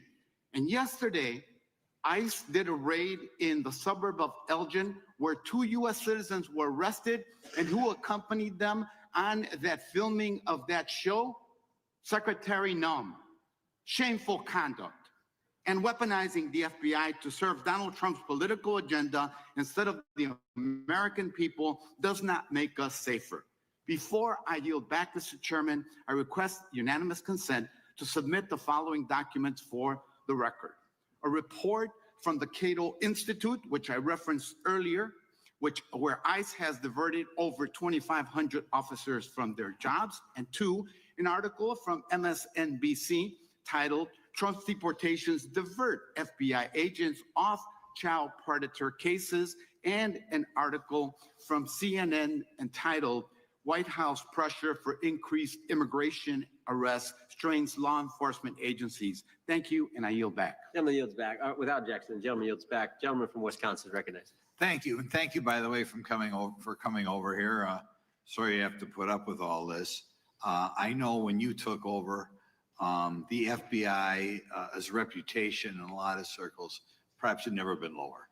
I mean, part of that is brazen involvement in political activity, the Foreign Influence Task Force, getting involved and trying to suppress news stories in the New York Post, Crossfire Hurricane coming up with bogus stories to try to flip the 2016 election, FBI downplaying the stories of Hillary Clinton's emails in the 2016 election.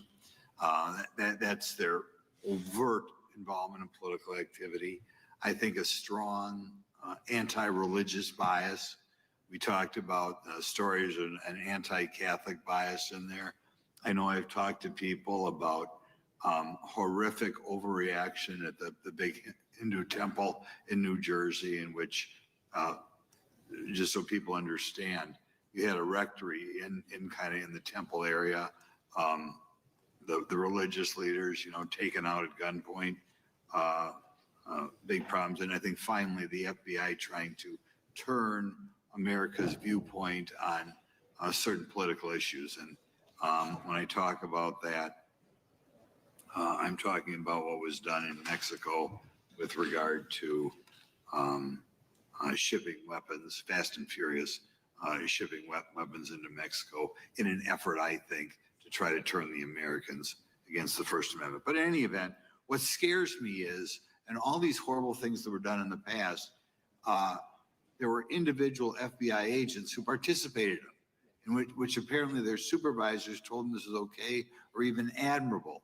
And what I'm going to ask you, are you able to do anything to make sure that in the future, these corrupted FBI agents understand the importance of religion in our life, and they're not to view with suspicion?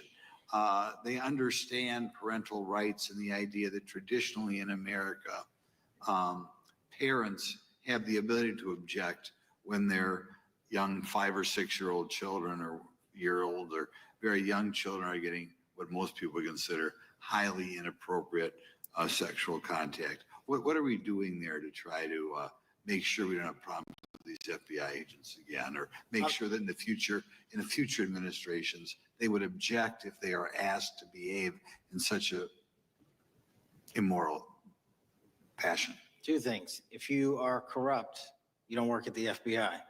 It's that simple.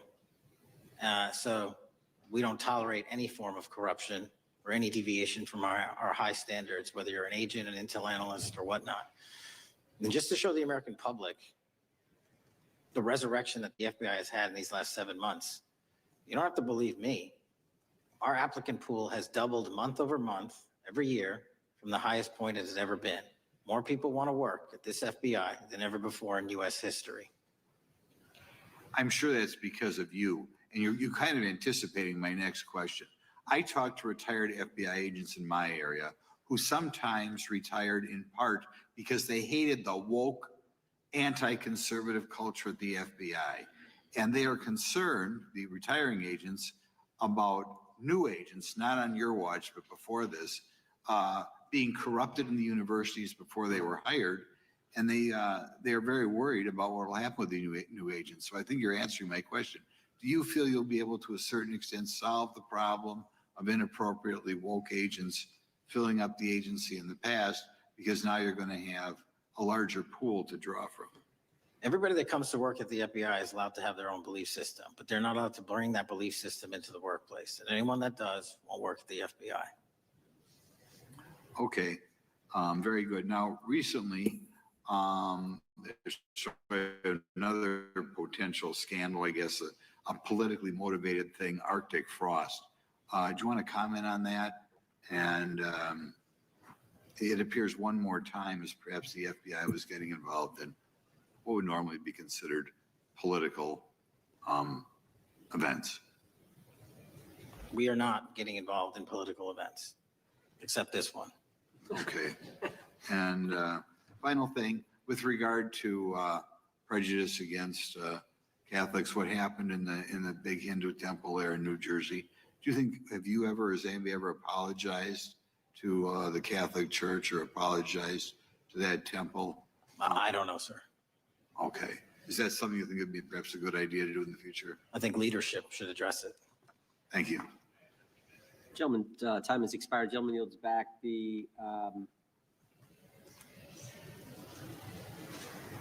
so we got the gentleman from North Carolina, Mr. Harris.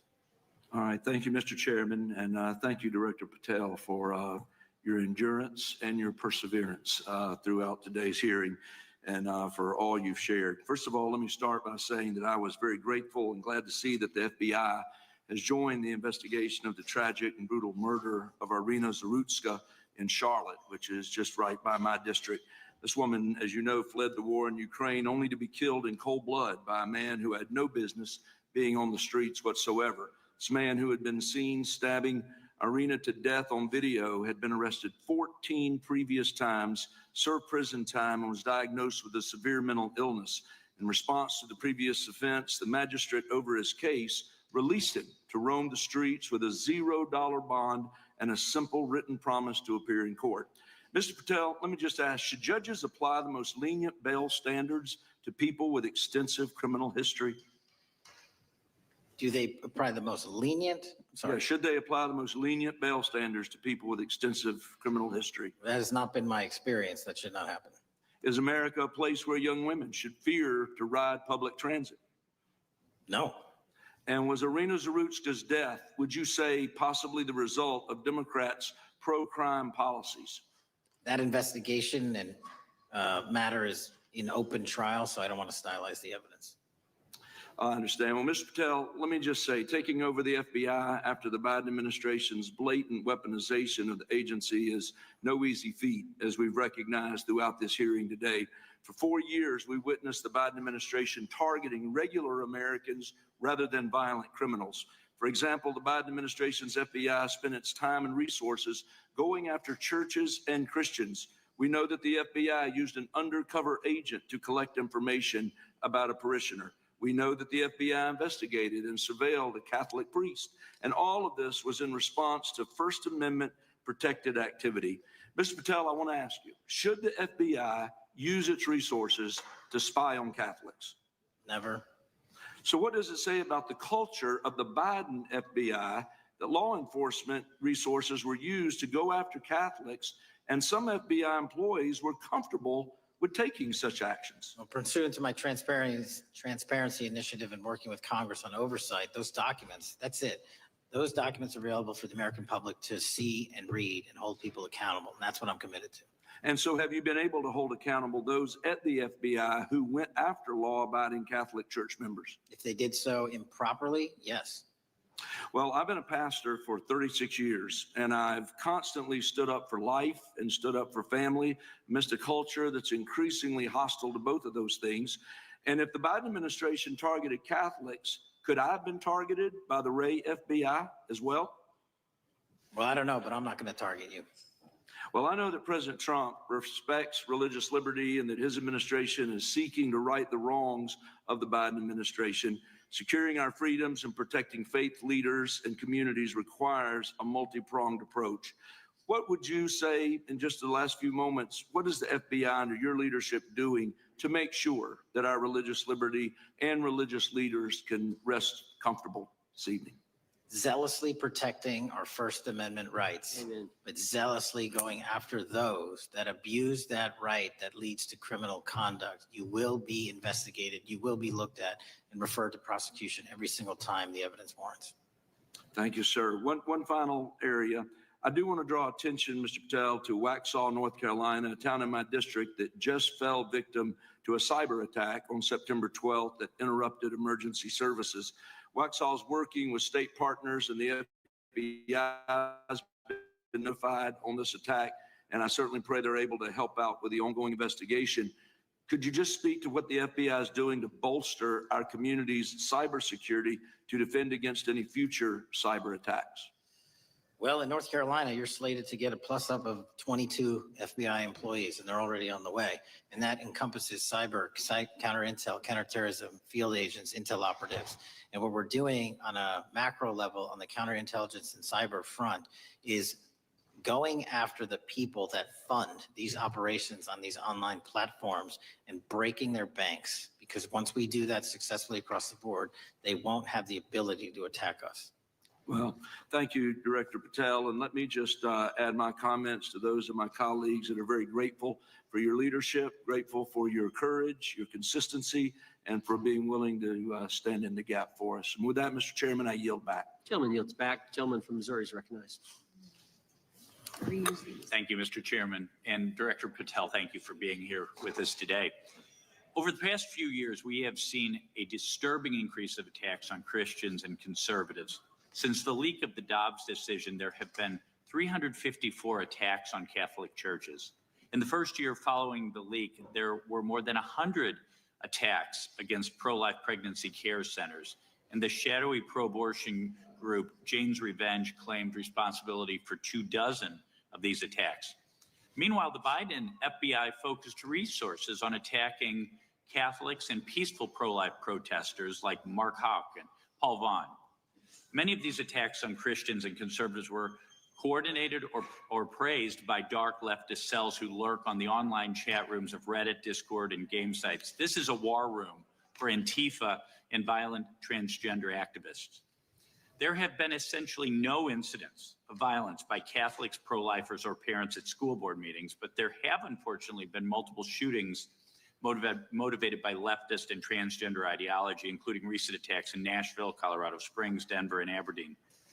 Worse, the targeted violence reached a boiling point this past month. A few weeks ago, an anti-Christian transgender terrorist murdered 2 children and injured 17 in a shooting at a Catholic mass. And last week, while we were sitting in this committee room almost to the hour, Charlie Kirk was assassinated by a 22-year-old who appears to have been motivated by leftist and transgender ideology. As you confirmed yesterday to my Senate colleagues, he may not have acted alone, and you testified that in his online chat room of more than 20 trans ideologues that you were aware, I believe you said many more, many were aware of and possibly complicit in the assassination. Director Patel, in light of the increased violence emanating from the far left, is your FBI investigating this violent trend of anti-religious, Antifa, and transgender-driven violence? All of it across the board is being zealously investigated, no matter what your motivation or bias is behind it. Very good. We've also noticed a dramatic surge of the number of clinics offering so-called gender-affirming care.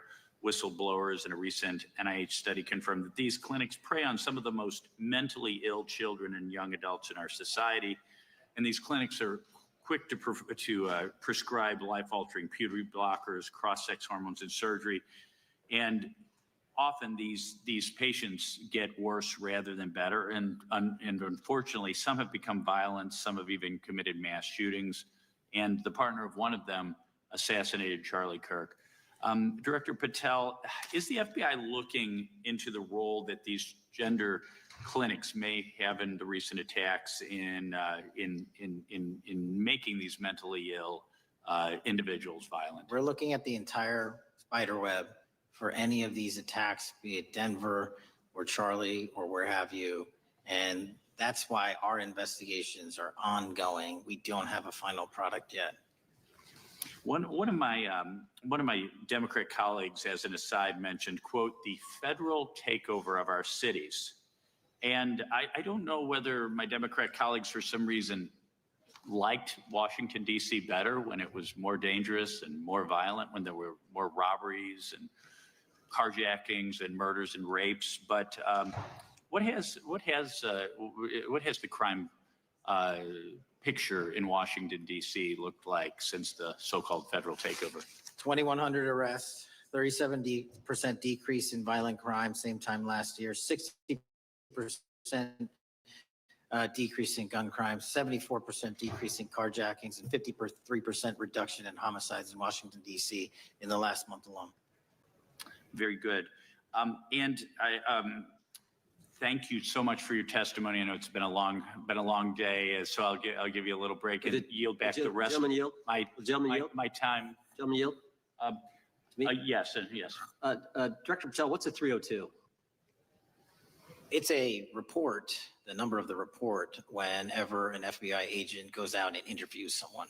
And are you familiar with the 302 where the FBI agent interviewed the whistleblower who's come forward and talked about the former chair of the Intel Committee here in the House pushing staff members to leak classified information? Well, I'll just read from it. Staffers were instructed to use, this is from the 302, interview this person. Staffers were instructed to use any sources that had developed within the United States intelligence community to gather information, which would then be made public through the media in order to compel public opinion. You familiar with that? I am. Yeah, and that's how they played the game, wasn't it? Leaking information, classified or otherwise, true or otherwise, to create this public opinion to compel action to undermine the president. Is that accurate? I believe so. Just one other point I would make from this. This witness also said in the 302 that the agent recorded that the witness provided the interviewing agents with copies of both his handwritten notes and an email. So he gave them the stuff he wrote, and at the actual time this was taking place. That's all in the 302, right? Yes, sir. All right. Mr. Chairman. Mr. Chairman. Gentleman from Missouri. Mr. Chairman, I would like to submit for the record an article from The Hill, Massive Crime Drop in D.C., City Sees Zero Murder Week, dated August 25th, 2025. And I'd also like to submit for the record an article from the New York Times dated April 18th, 2025. Man who set fire on Shapiro's mansion cited treatment of Palestinians, police say. Yeah, thank you. Without objection. I have. Gentlelady from UC. Texas and then Pennsylvania. Thank you so much. First UC is the FBIAA letter to Congress on summary terminations, where it states denying fundamental due process and summarily dismissing special agents will only make it harder to protect our nation. These actions distract agents from their work, foster fear that their assignments could cost them their careers either now or under the next administration, and increase the risk of criminal and national security threats by undermining unity and morale within the Bureau. Without objection. The next one is a CNN article. FBI agents are again pulled from their day jobs to address a Trump priority. It states, morale is the worst I've seen, said one law enforcement source. The Bureau is becoming unrecognizable. Lots of people are weighing really difficult decisions right now. Without objection. Gentlelady from Pennsylvania is recognized. Thank you, Mr. Chair. I'd request unanimous consent to introduce into the record a September 16th, 2025 article in the New Republic entitled DOJ Quietly Deletes Study on Politics of Domestic Terrorists. The Justice Department has taken down a study that proves Republicans' entire narrative wrong about left-wing violence. Without objection. Thank you. Gentleman from Washington is recognized. Thank you, Mr. Chair. And thank you, Director, for being here. I think without question, we can say that Donald Trump has been tougher on crime and tougher on international terrorism than any president in American history. I imagine that brings you a lot of satisfaction and pride as director of America's foremost law enforcement agency.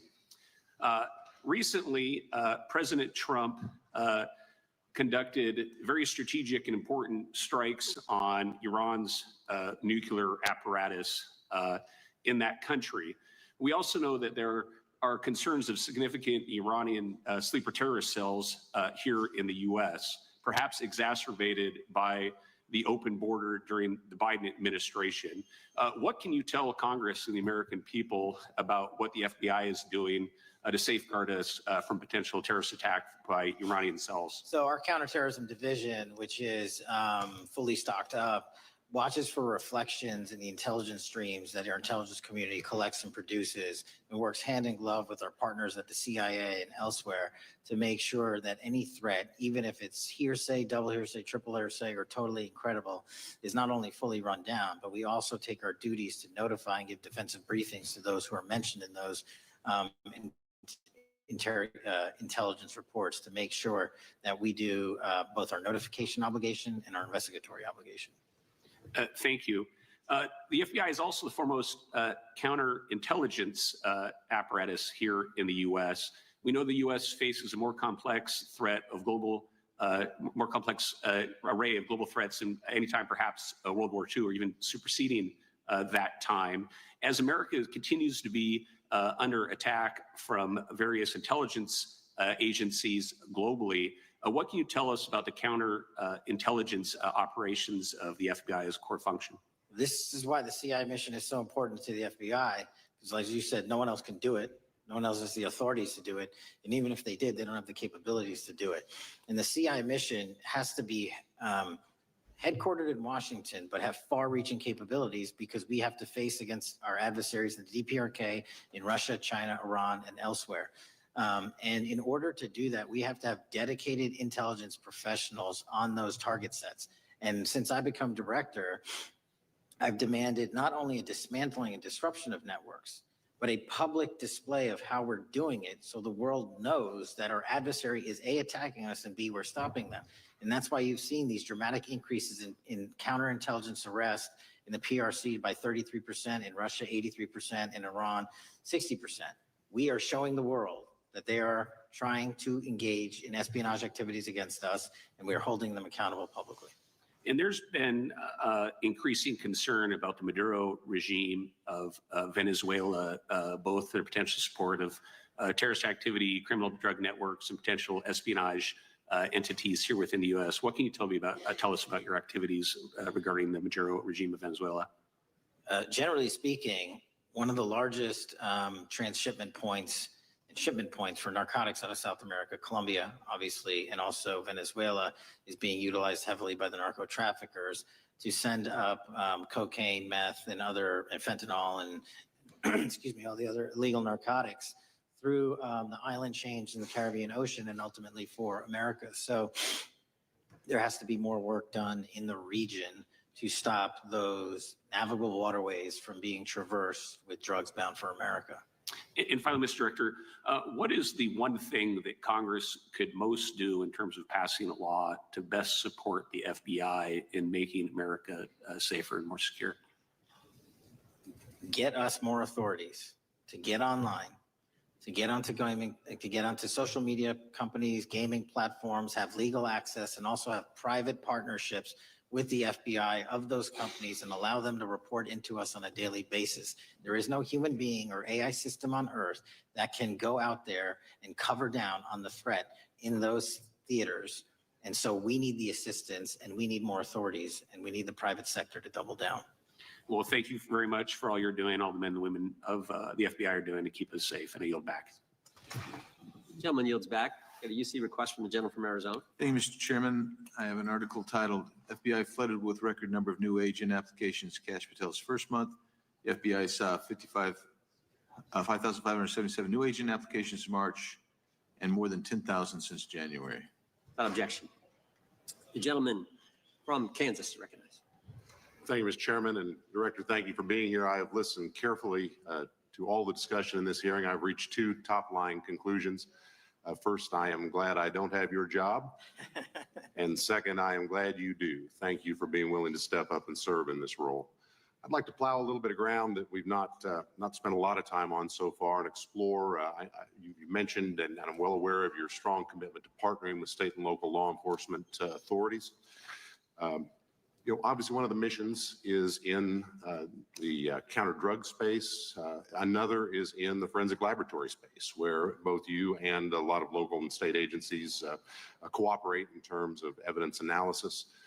From the state side, programs such as the HIDA programs, very, very important in counter-drug, such as the Coverdell grants, very, very important in maintaining state laboratory capacities.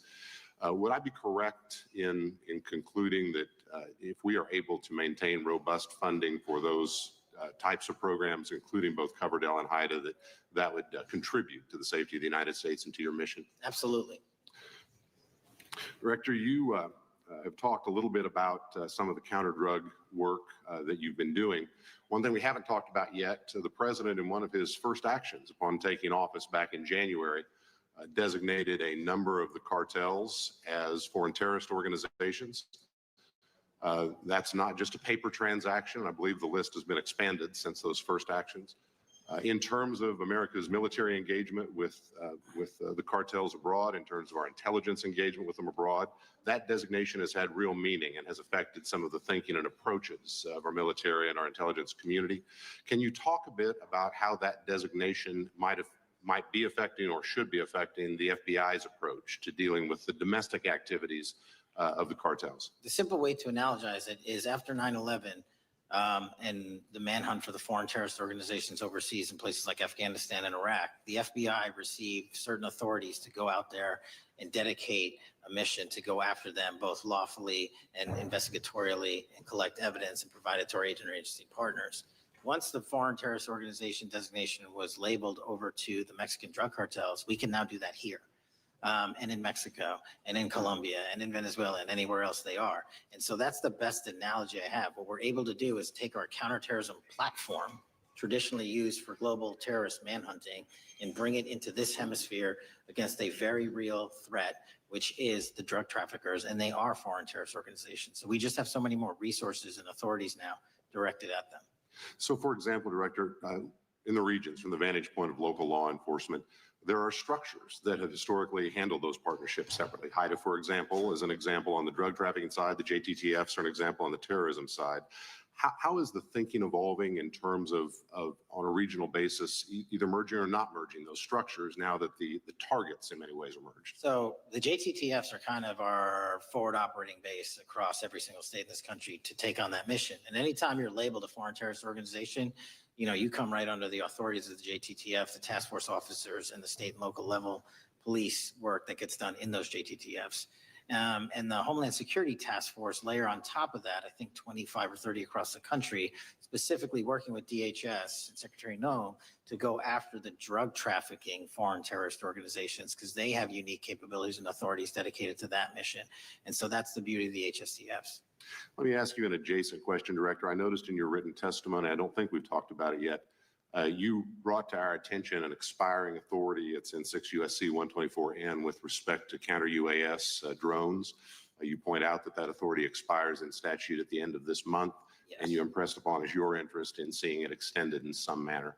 Can you talk a little bit about the FBI's role in counter-UAS work over American airspace? I represent a district that's going to host some of the FIFA World Cup activities coming up. We're obviously very interested in security, and there are limits on what our state and local authorities have the capacity to do or what our military has the capacity to do once the threat is domestic. So it's critically important.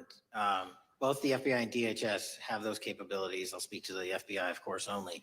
And you raised the World Cup. And that's exactly what we needed for. The Club World Cup, which just happened, was 32 games in at least a dozen different cities across the country, the largest sporting events consecutively in American history. And we used our counter-drone capabilities to not only inspect and secure stadium locations, but where fans were hovering and we call base camps. And thankfully, because of the success of the FBI and DHS, we had no significant security incidences.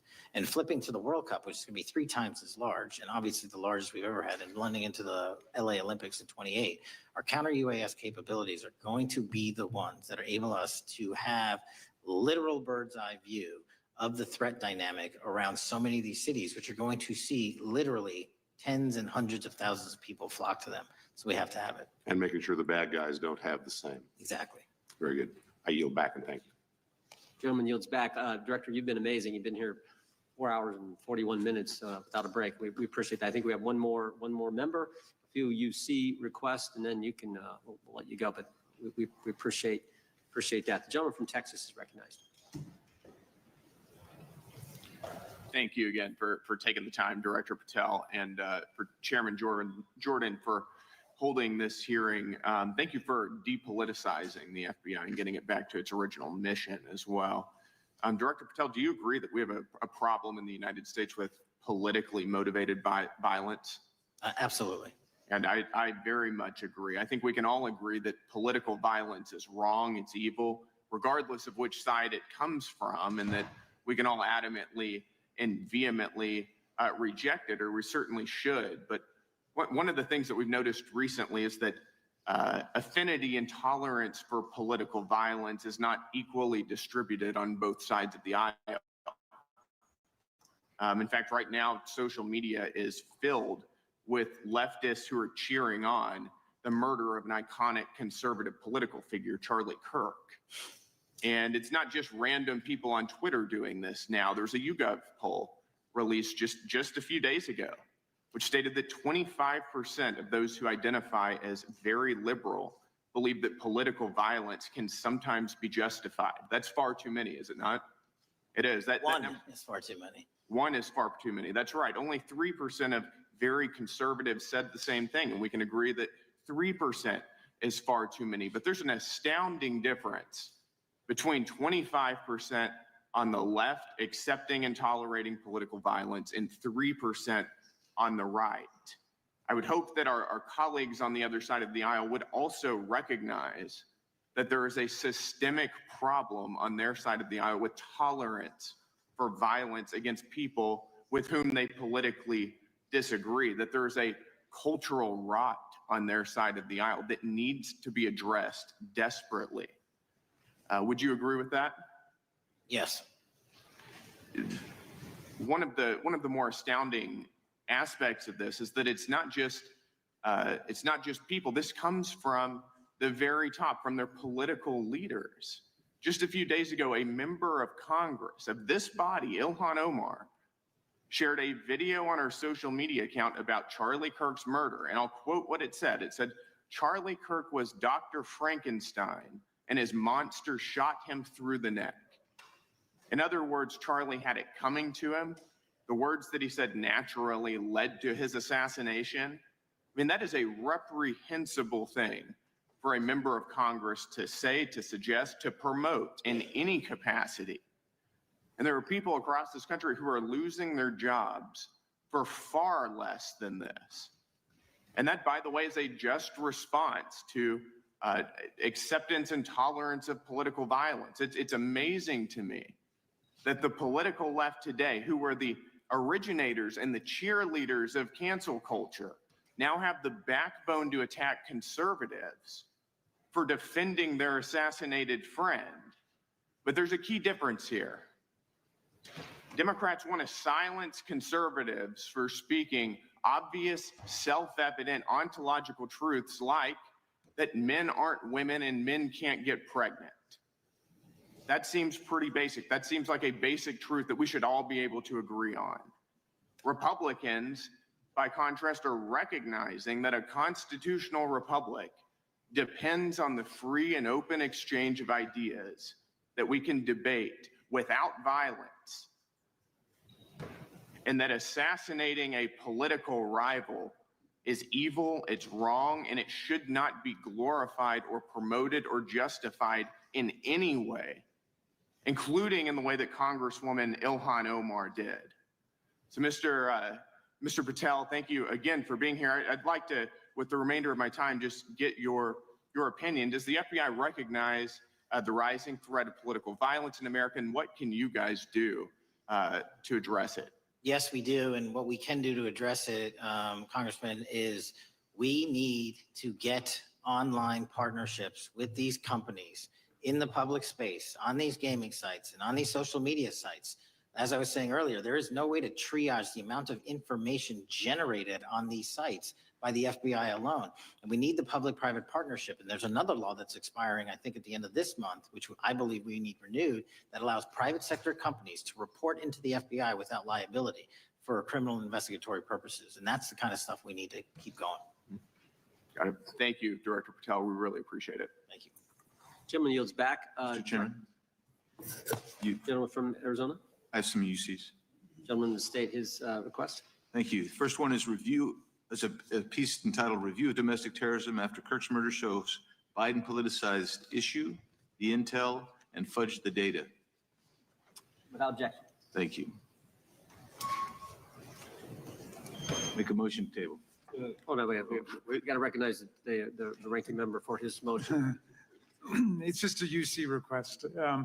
Gentleman's recognized for a UC request. Thank you, Mr. Chairman. This is the ADL report issued February 21, 2025, titled "Murder and Extremism in the United States in 2024, concluding that for the third year in a row, every single extremist-related murder in the United States in 2024 was committed by right-wing extremists, 8 of the 13 involving white supremacists and 5 having connections to far-right anti-government extremists. Without objection. Gentlelady from Pennsylvania, Director, for unanimous consent. Yes, thank you. I have a couple articles here. First is a New York Post article, July 17th, 2025. Democratic Senator Ron Wyden claims big Epstein file full of actionable information locked in Treasury Department drawer. Without objection. This is The Guardian, May 18th, 2023. Deutsche Bank agrees to pay $75 million to settle Jeffrey Epstein lawsuit. Without objection. This is Fox Business, September 10th, 2025. JP Morgan processed over $1 billion for Jeffrey Epstein despite internal concerns over sex offender status. No objection. And New York Times Bank of America flagged suspicious payments to Epstein only after he died. No objection. Okay, and I also have a motion, Mr. Chair. Lady was recognized. We're going to come back to the motion. I thought it was made by Mr. I want to dismiss our witness. Could we do the motions before he goes?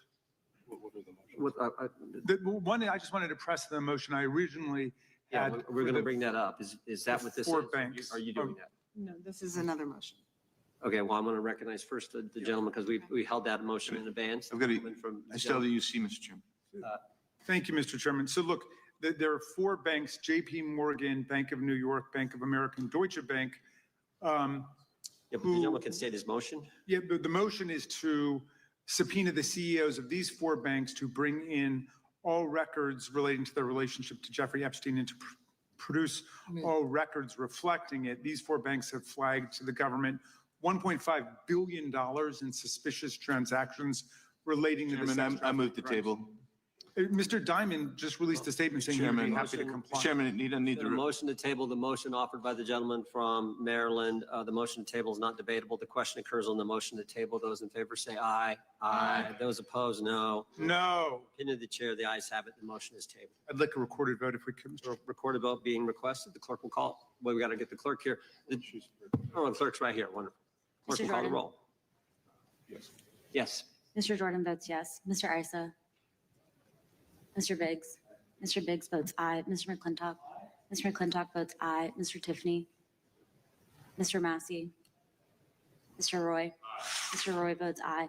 Mr. Fitzgerald. Mr. Klein. Mr. Klein votes aye. Mr. Gooden. Mr. Van Drew. Mr. Nels. Mr. Nels votes yes. Mr. Moore. Mr. Moore votes yes. Mr. Kiley. Ms. Hageman. Ms. Lee. Mr. Hunt. Mr. Fry. Mr. Grothman. Mr. Grothman votes aye. Mr. Knott. Mr. Knott votes aye. Mr. Harris. Mr. Harris votes aye. Mr. Onder. Mr. Onder votes aye. Mr. Schmidt. Mr. Schmidt votes aye. Mr. Gill. Mr. Gill votes aye. Mr. Baumgartner. Mr. Raskin. No. Mr. Raskin votes no. Mr. Nadler votes no. Ms. Lofgren. Ms. Lofgren votes no. Mr. Cohen. Mr. Johnson. Mr. Johnson votes no. Mr. Swallow. Mr. Swallow votes no. Mr. Liu. Ms. Jayapal. Mr. Correa. Ms. Scanlon. Ms. Scanlon votes no. Mr. Neguse. No. Mr. Neguse votes no. Ms. McBath. Ms. McBath votes no. Ms. Ross. No. Ms. Ross votes no. Ms. Ballant. No. Ms. Ballant votes no. Mr. Garcia. No. Mr. Garcia votes no. Ms. Kamlager Dove. Mr. Moskowitz. No. Mr. Moskowitz votes no. Mr. Goldman. Mr. Goldman. Ms. Crockett. No. Ms. Crockett votes no. Gentleman from Texas, Mr. Gooden. Mr. Gooden. You're a no. You're a no. Lance. Sorry, guys. Mr. Mr. Chairman, how yeah, it sounds like they're wrapping up right now. And what I want to do is show everybody what this looks like, because a lot of times when we see these committee hearings, all we see is somebody with a 5-second soundbite or something like that, like Cory Booker and Kash Patel yesterday. And I know some of you guys can look at it during the day or at work or whichever and really see what's going on here. These clowns right here that you see, there's some idiots in there. And I think this gives us a chance to see what we're working with. These are legislators. These are people making law on our behalf, quote unquote, in DC. So that's why I think it's important to show this. My intent is whenever we have anything like this to try to show it, especially when it involves somebody like a Kash Patel or whichever, because sometimes you forget why they're having these committee hearings, because they are, each person has their own axe to grind. I know, but I'm dismissing. right or left. I don't think it- And sometimes it's completely off topic is what their argument is. Again, a lot of it's grandstanding for their constituents at home, so that the next time they run for office, they can have a couple of sound bites that they can brag about, like your Jasmine Crockett's and your people like that. So that's what you get. It's just a dog and pony show, and it's a bit of a joke, but at the same time, I think it's better if you have the opportunity to tune in to see what's actually happening in DC, again, in this case, with our FBI director. Hopefully they'll have something like this soon with Pam Bondi, but I don't know how successful that they're going to be in getting her into something like this. Anyway, guys, I'll have a video here in a little while. Thank you guys for tuning in. I will see you a little bit later this afternoon. Thanks, guys.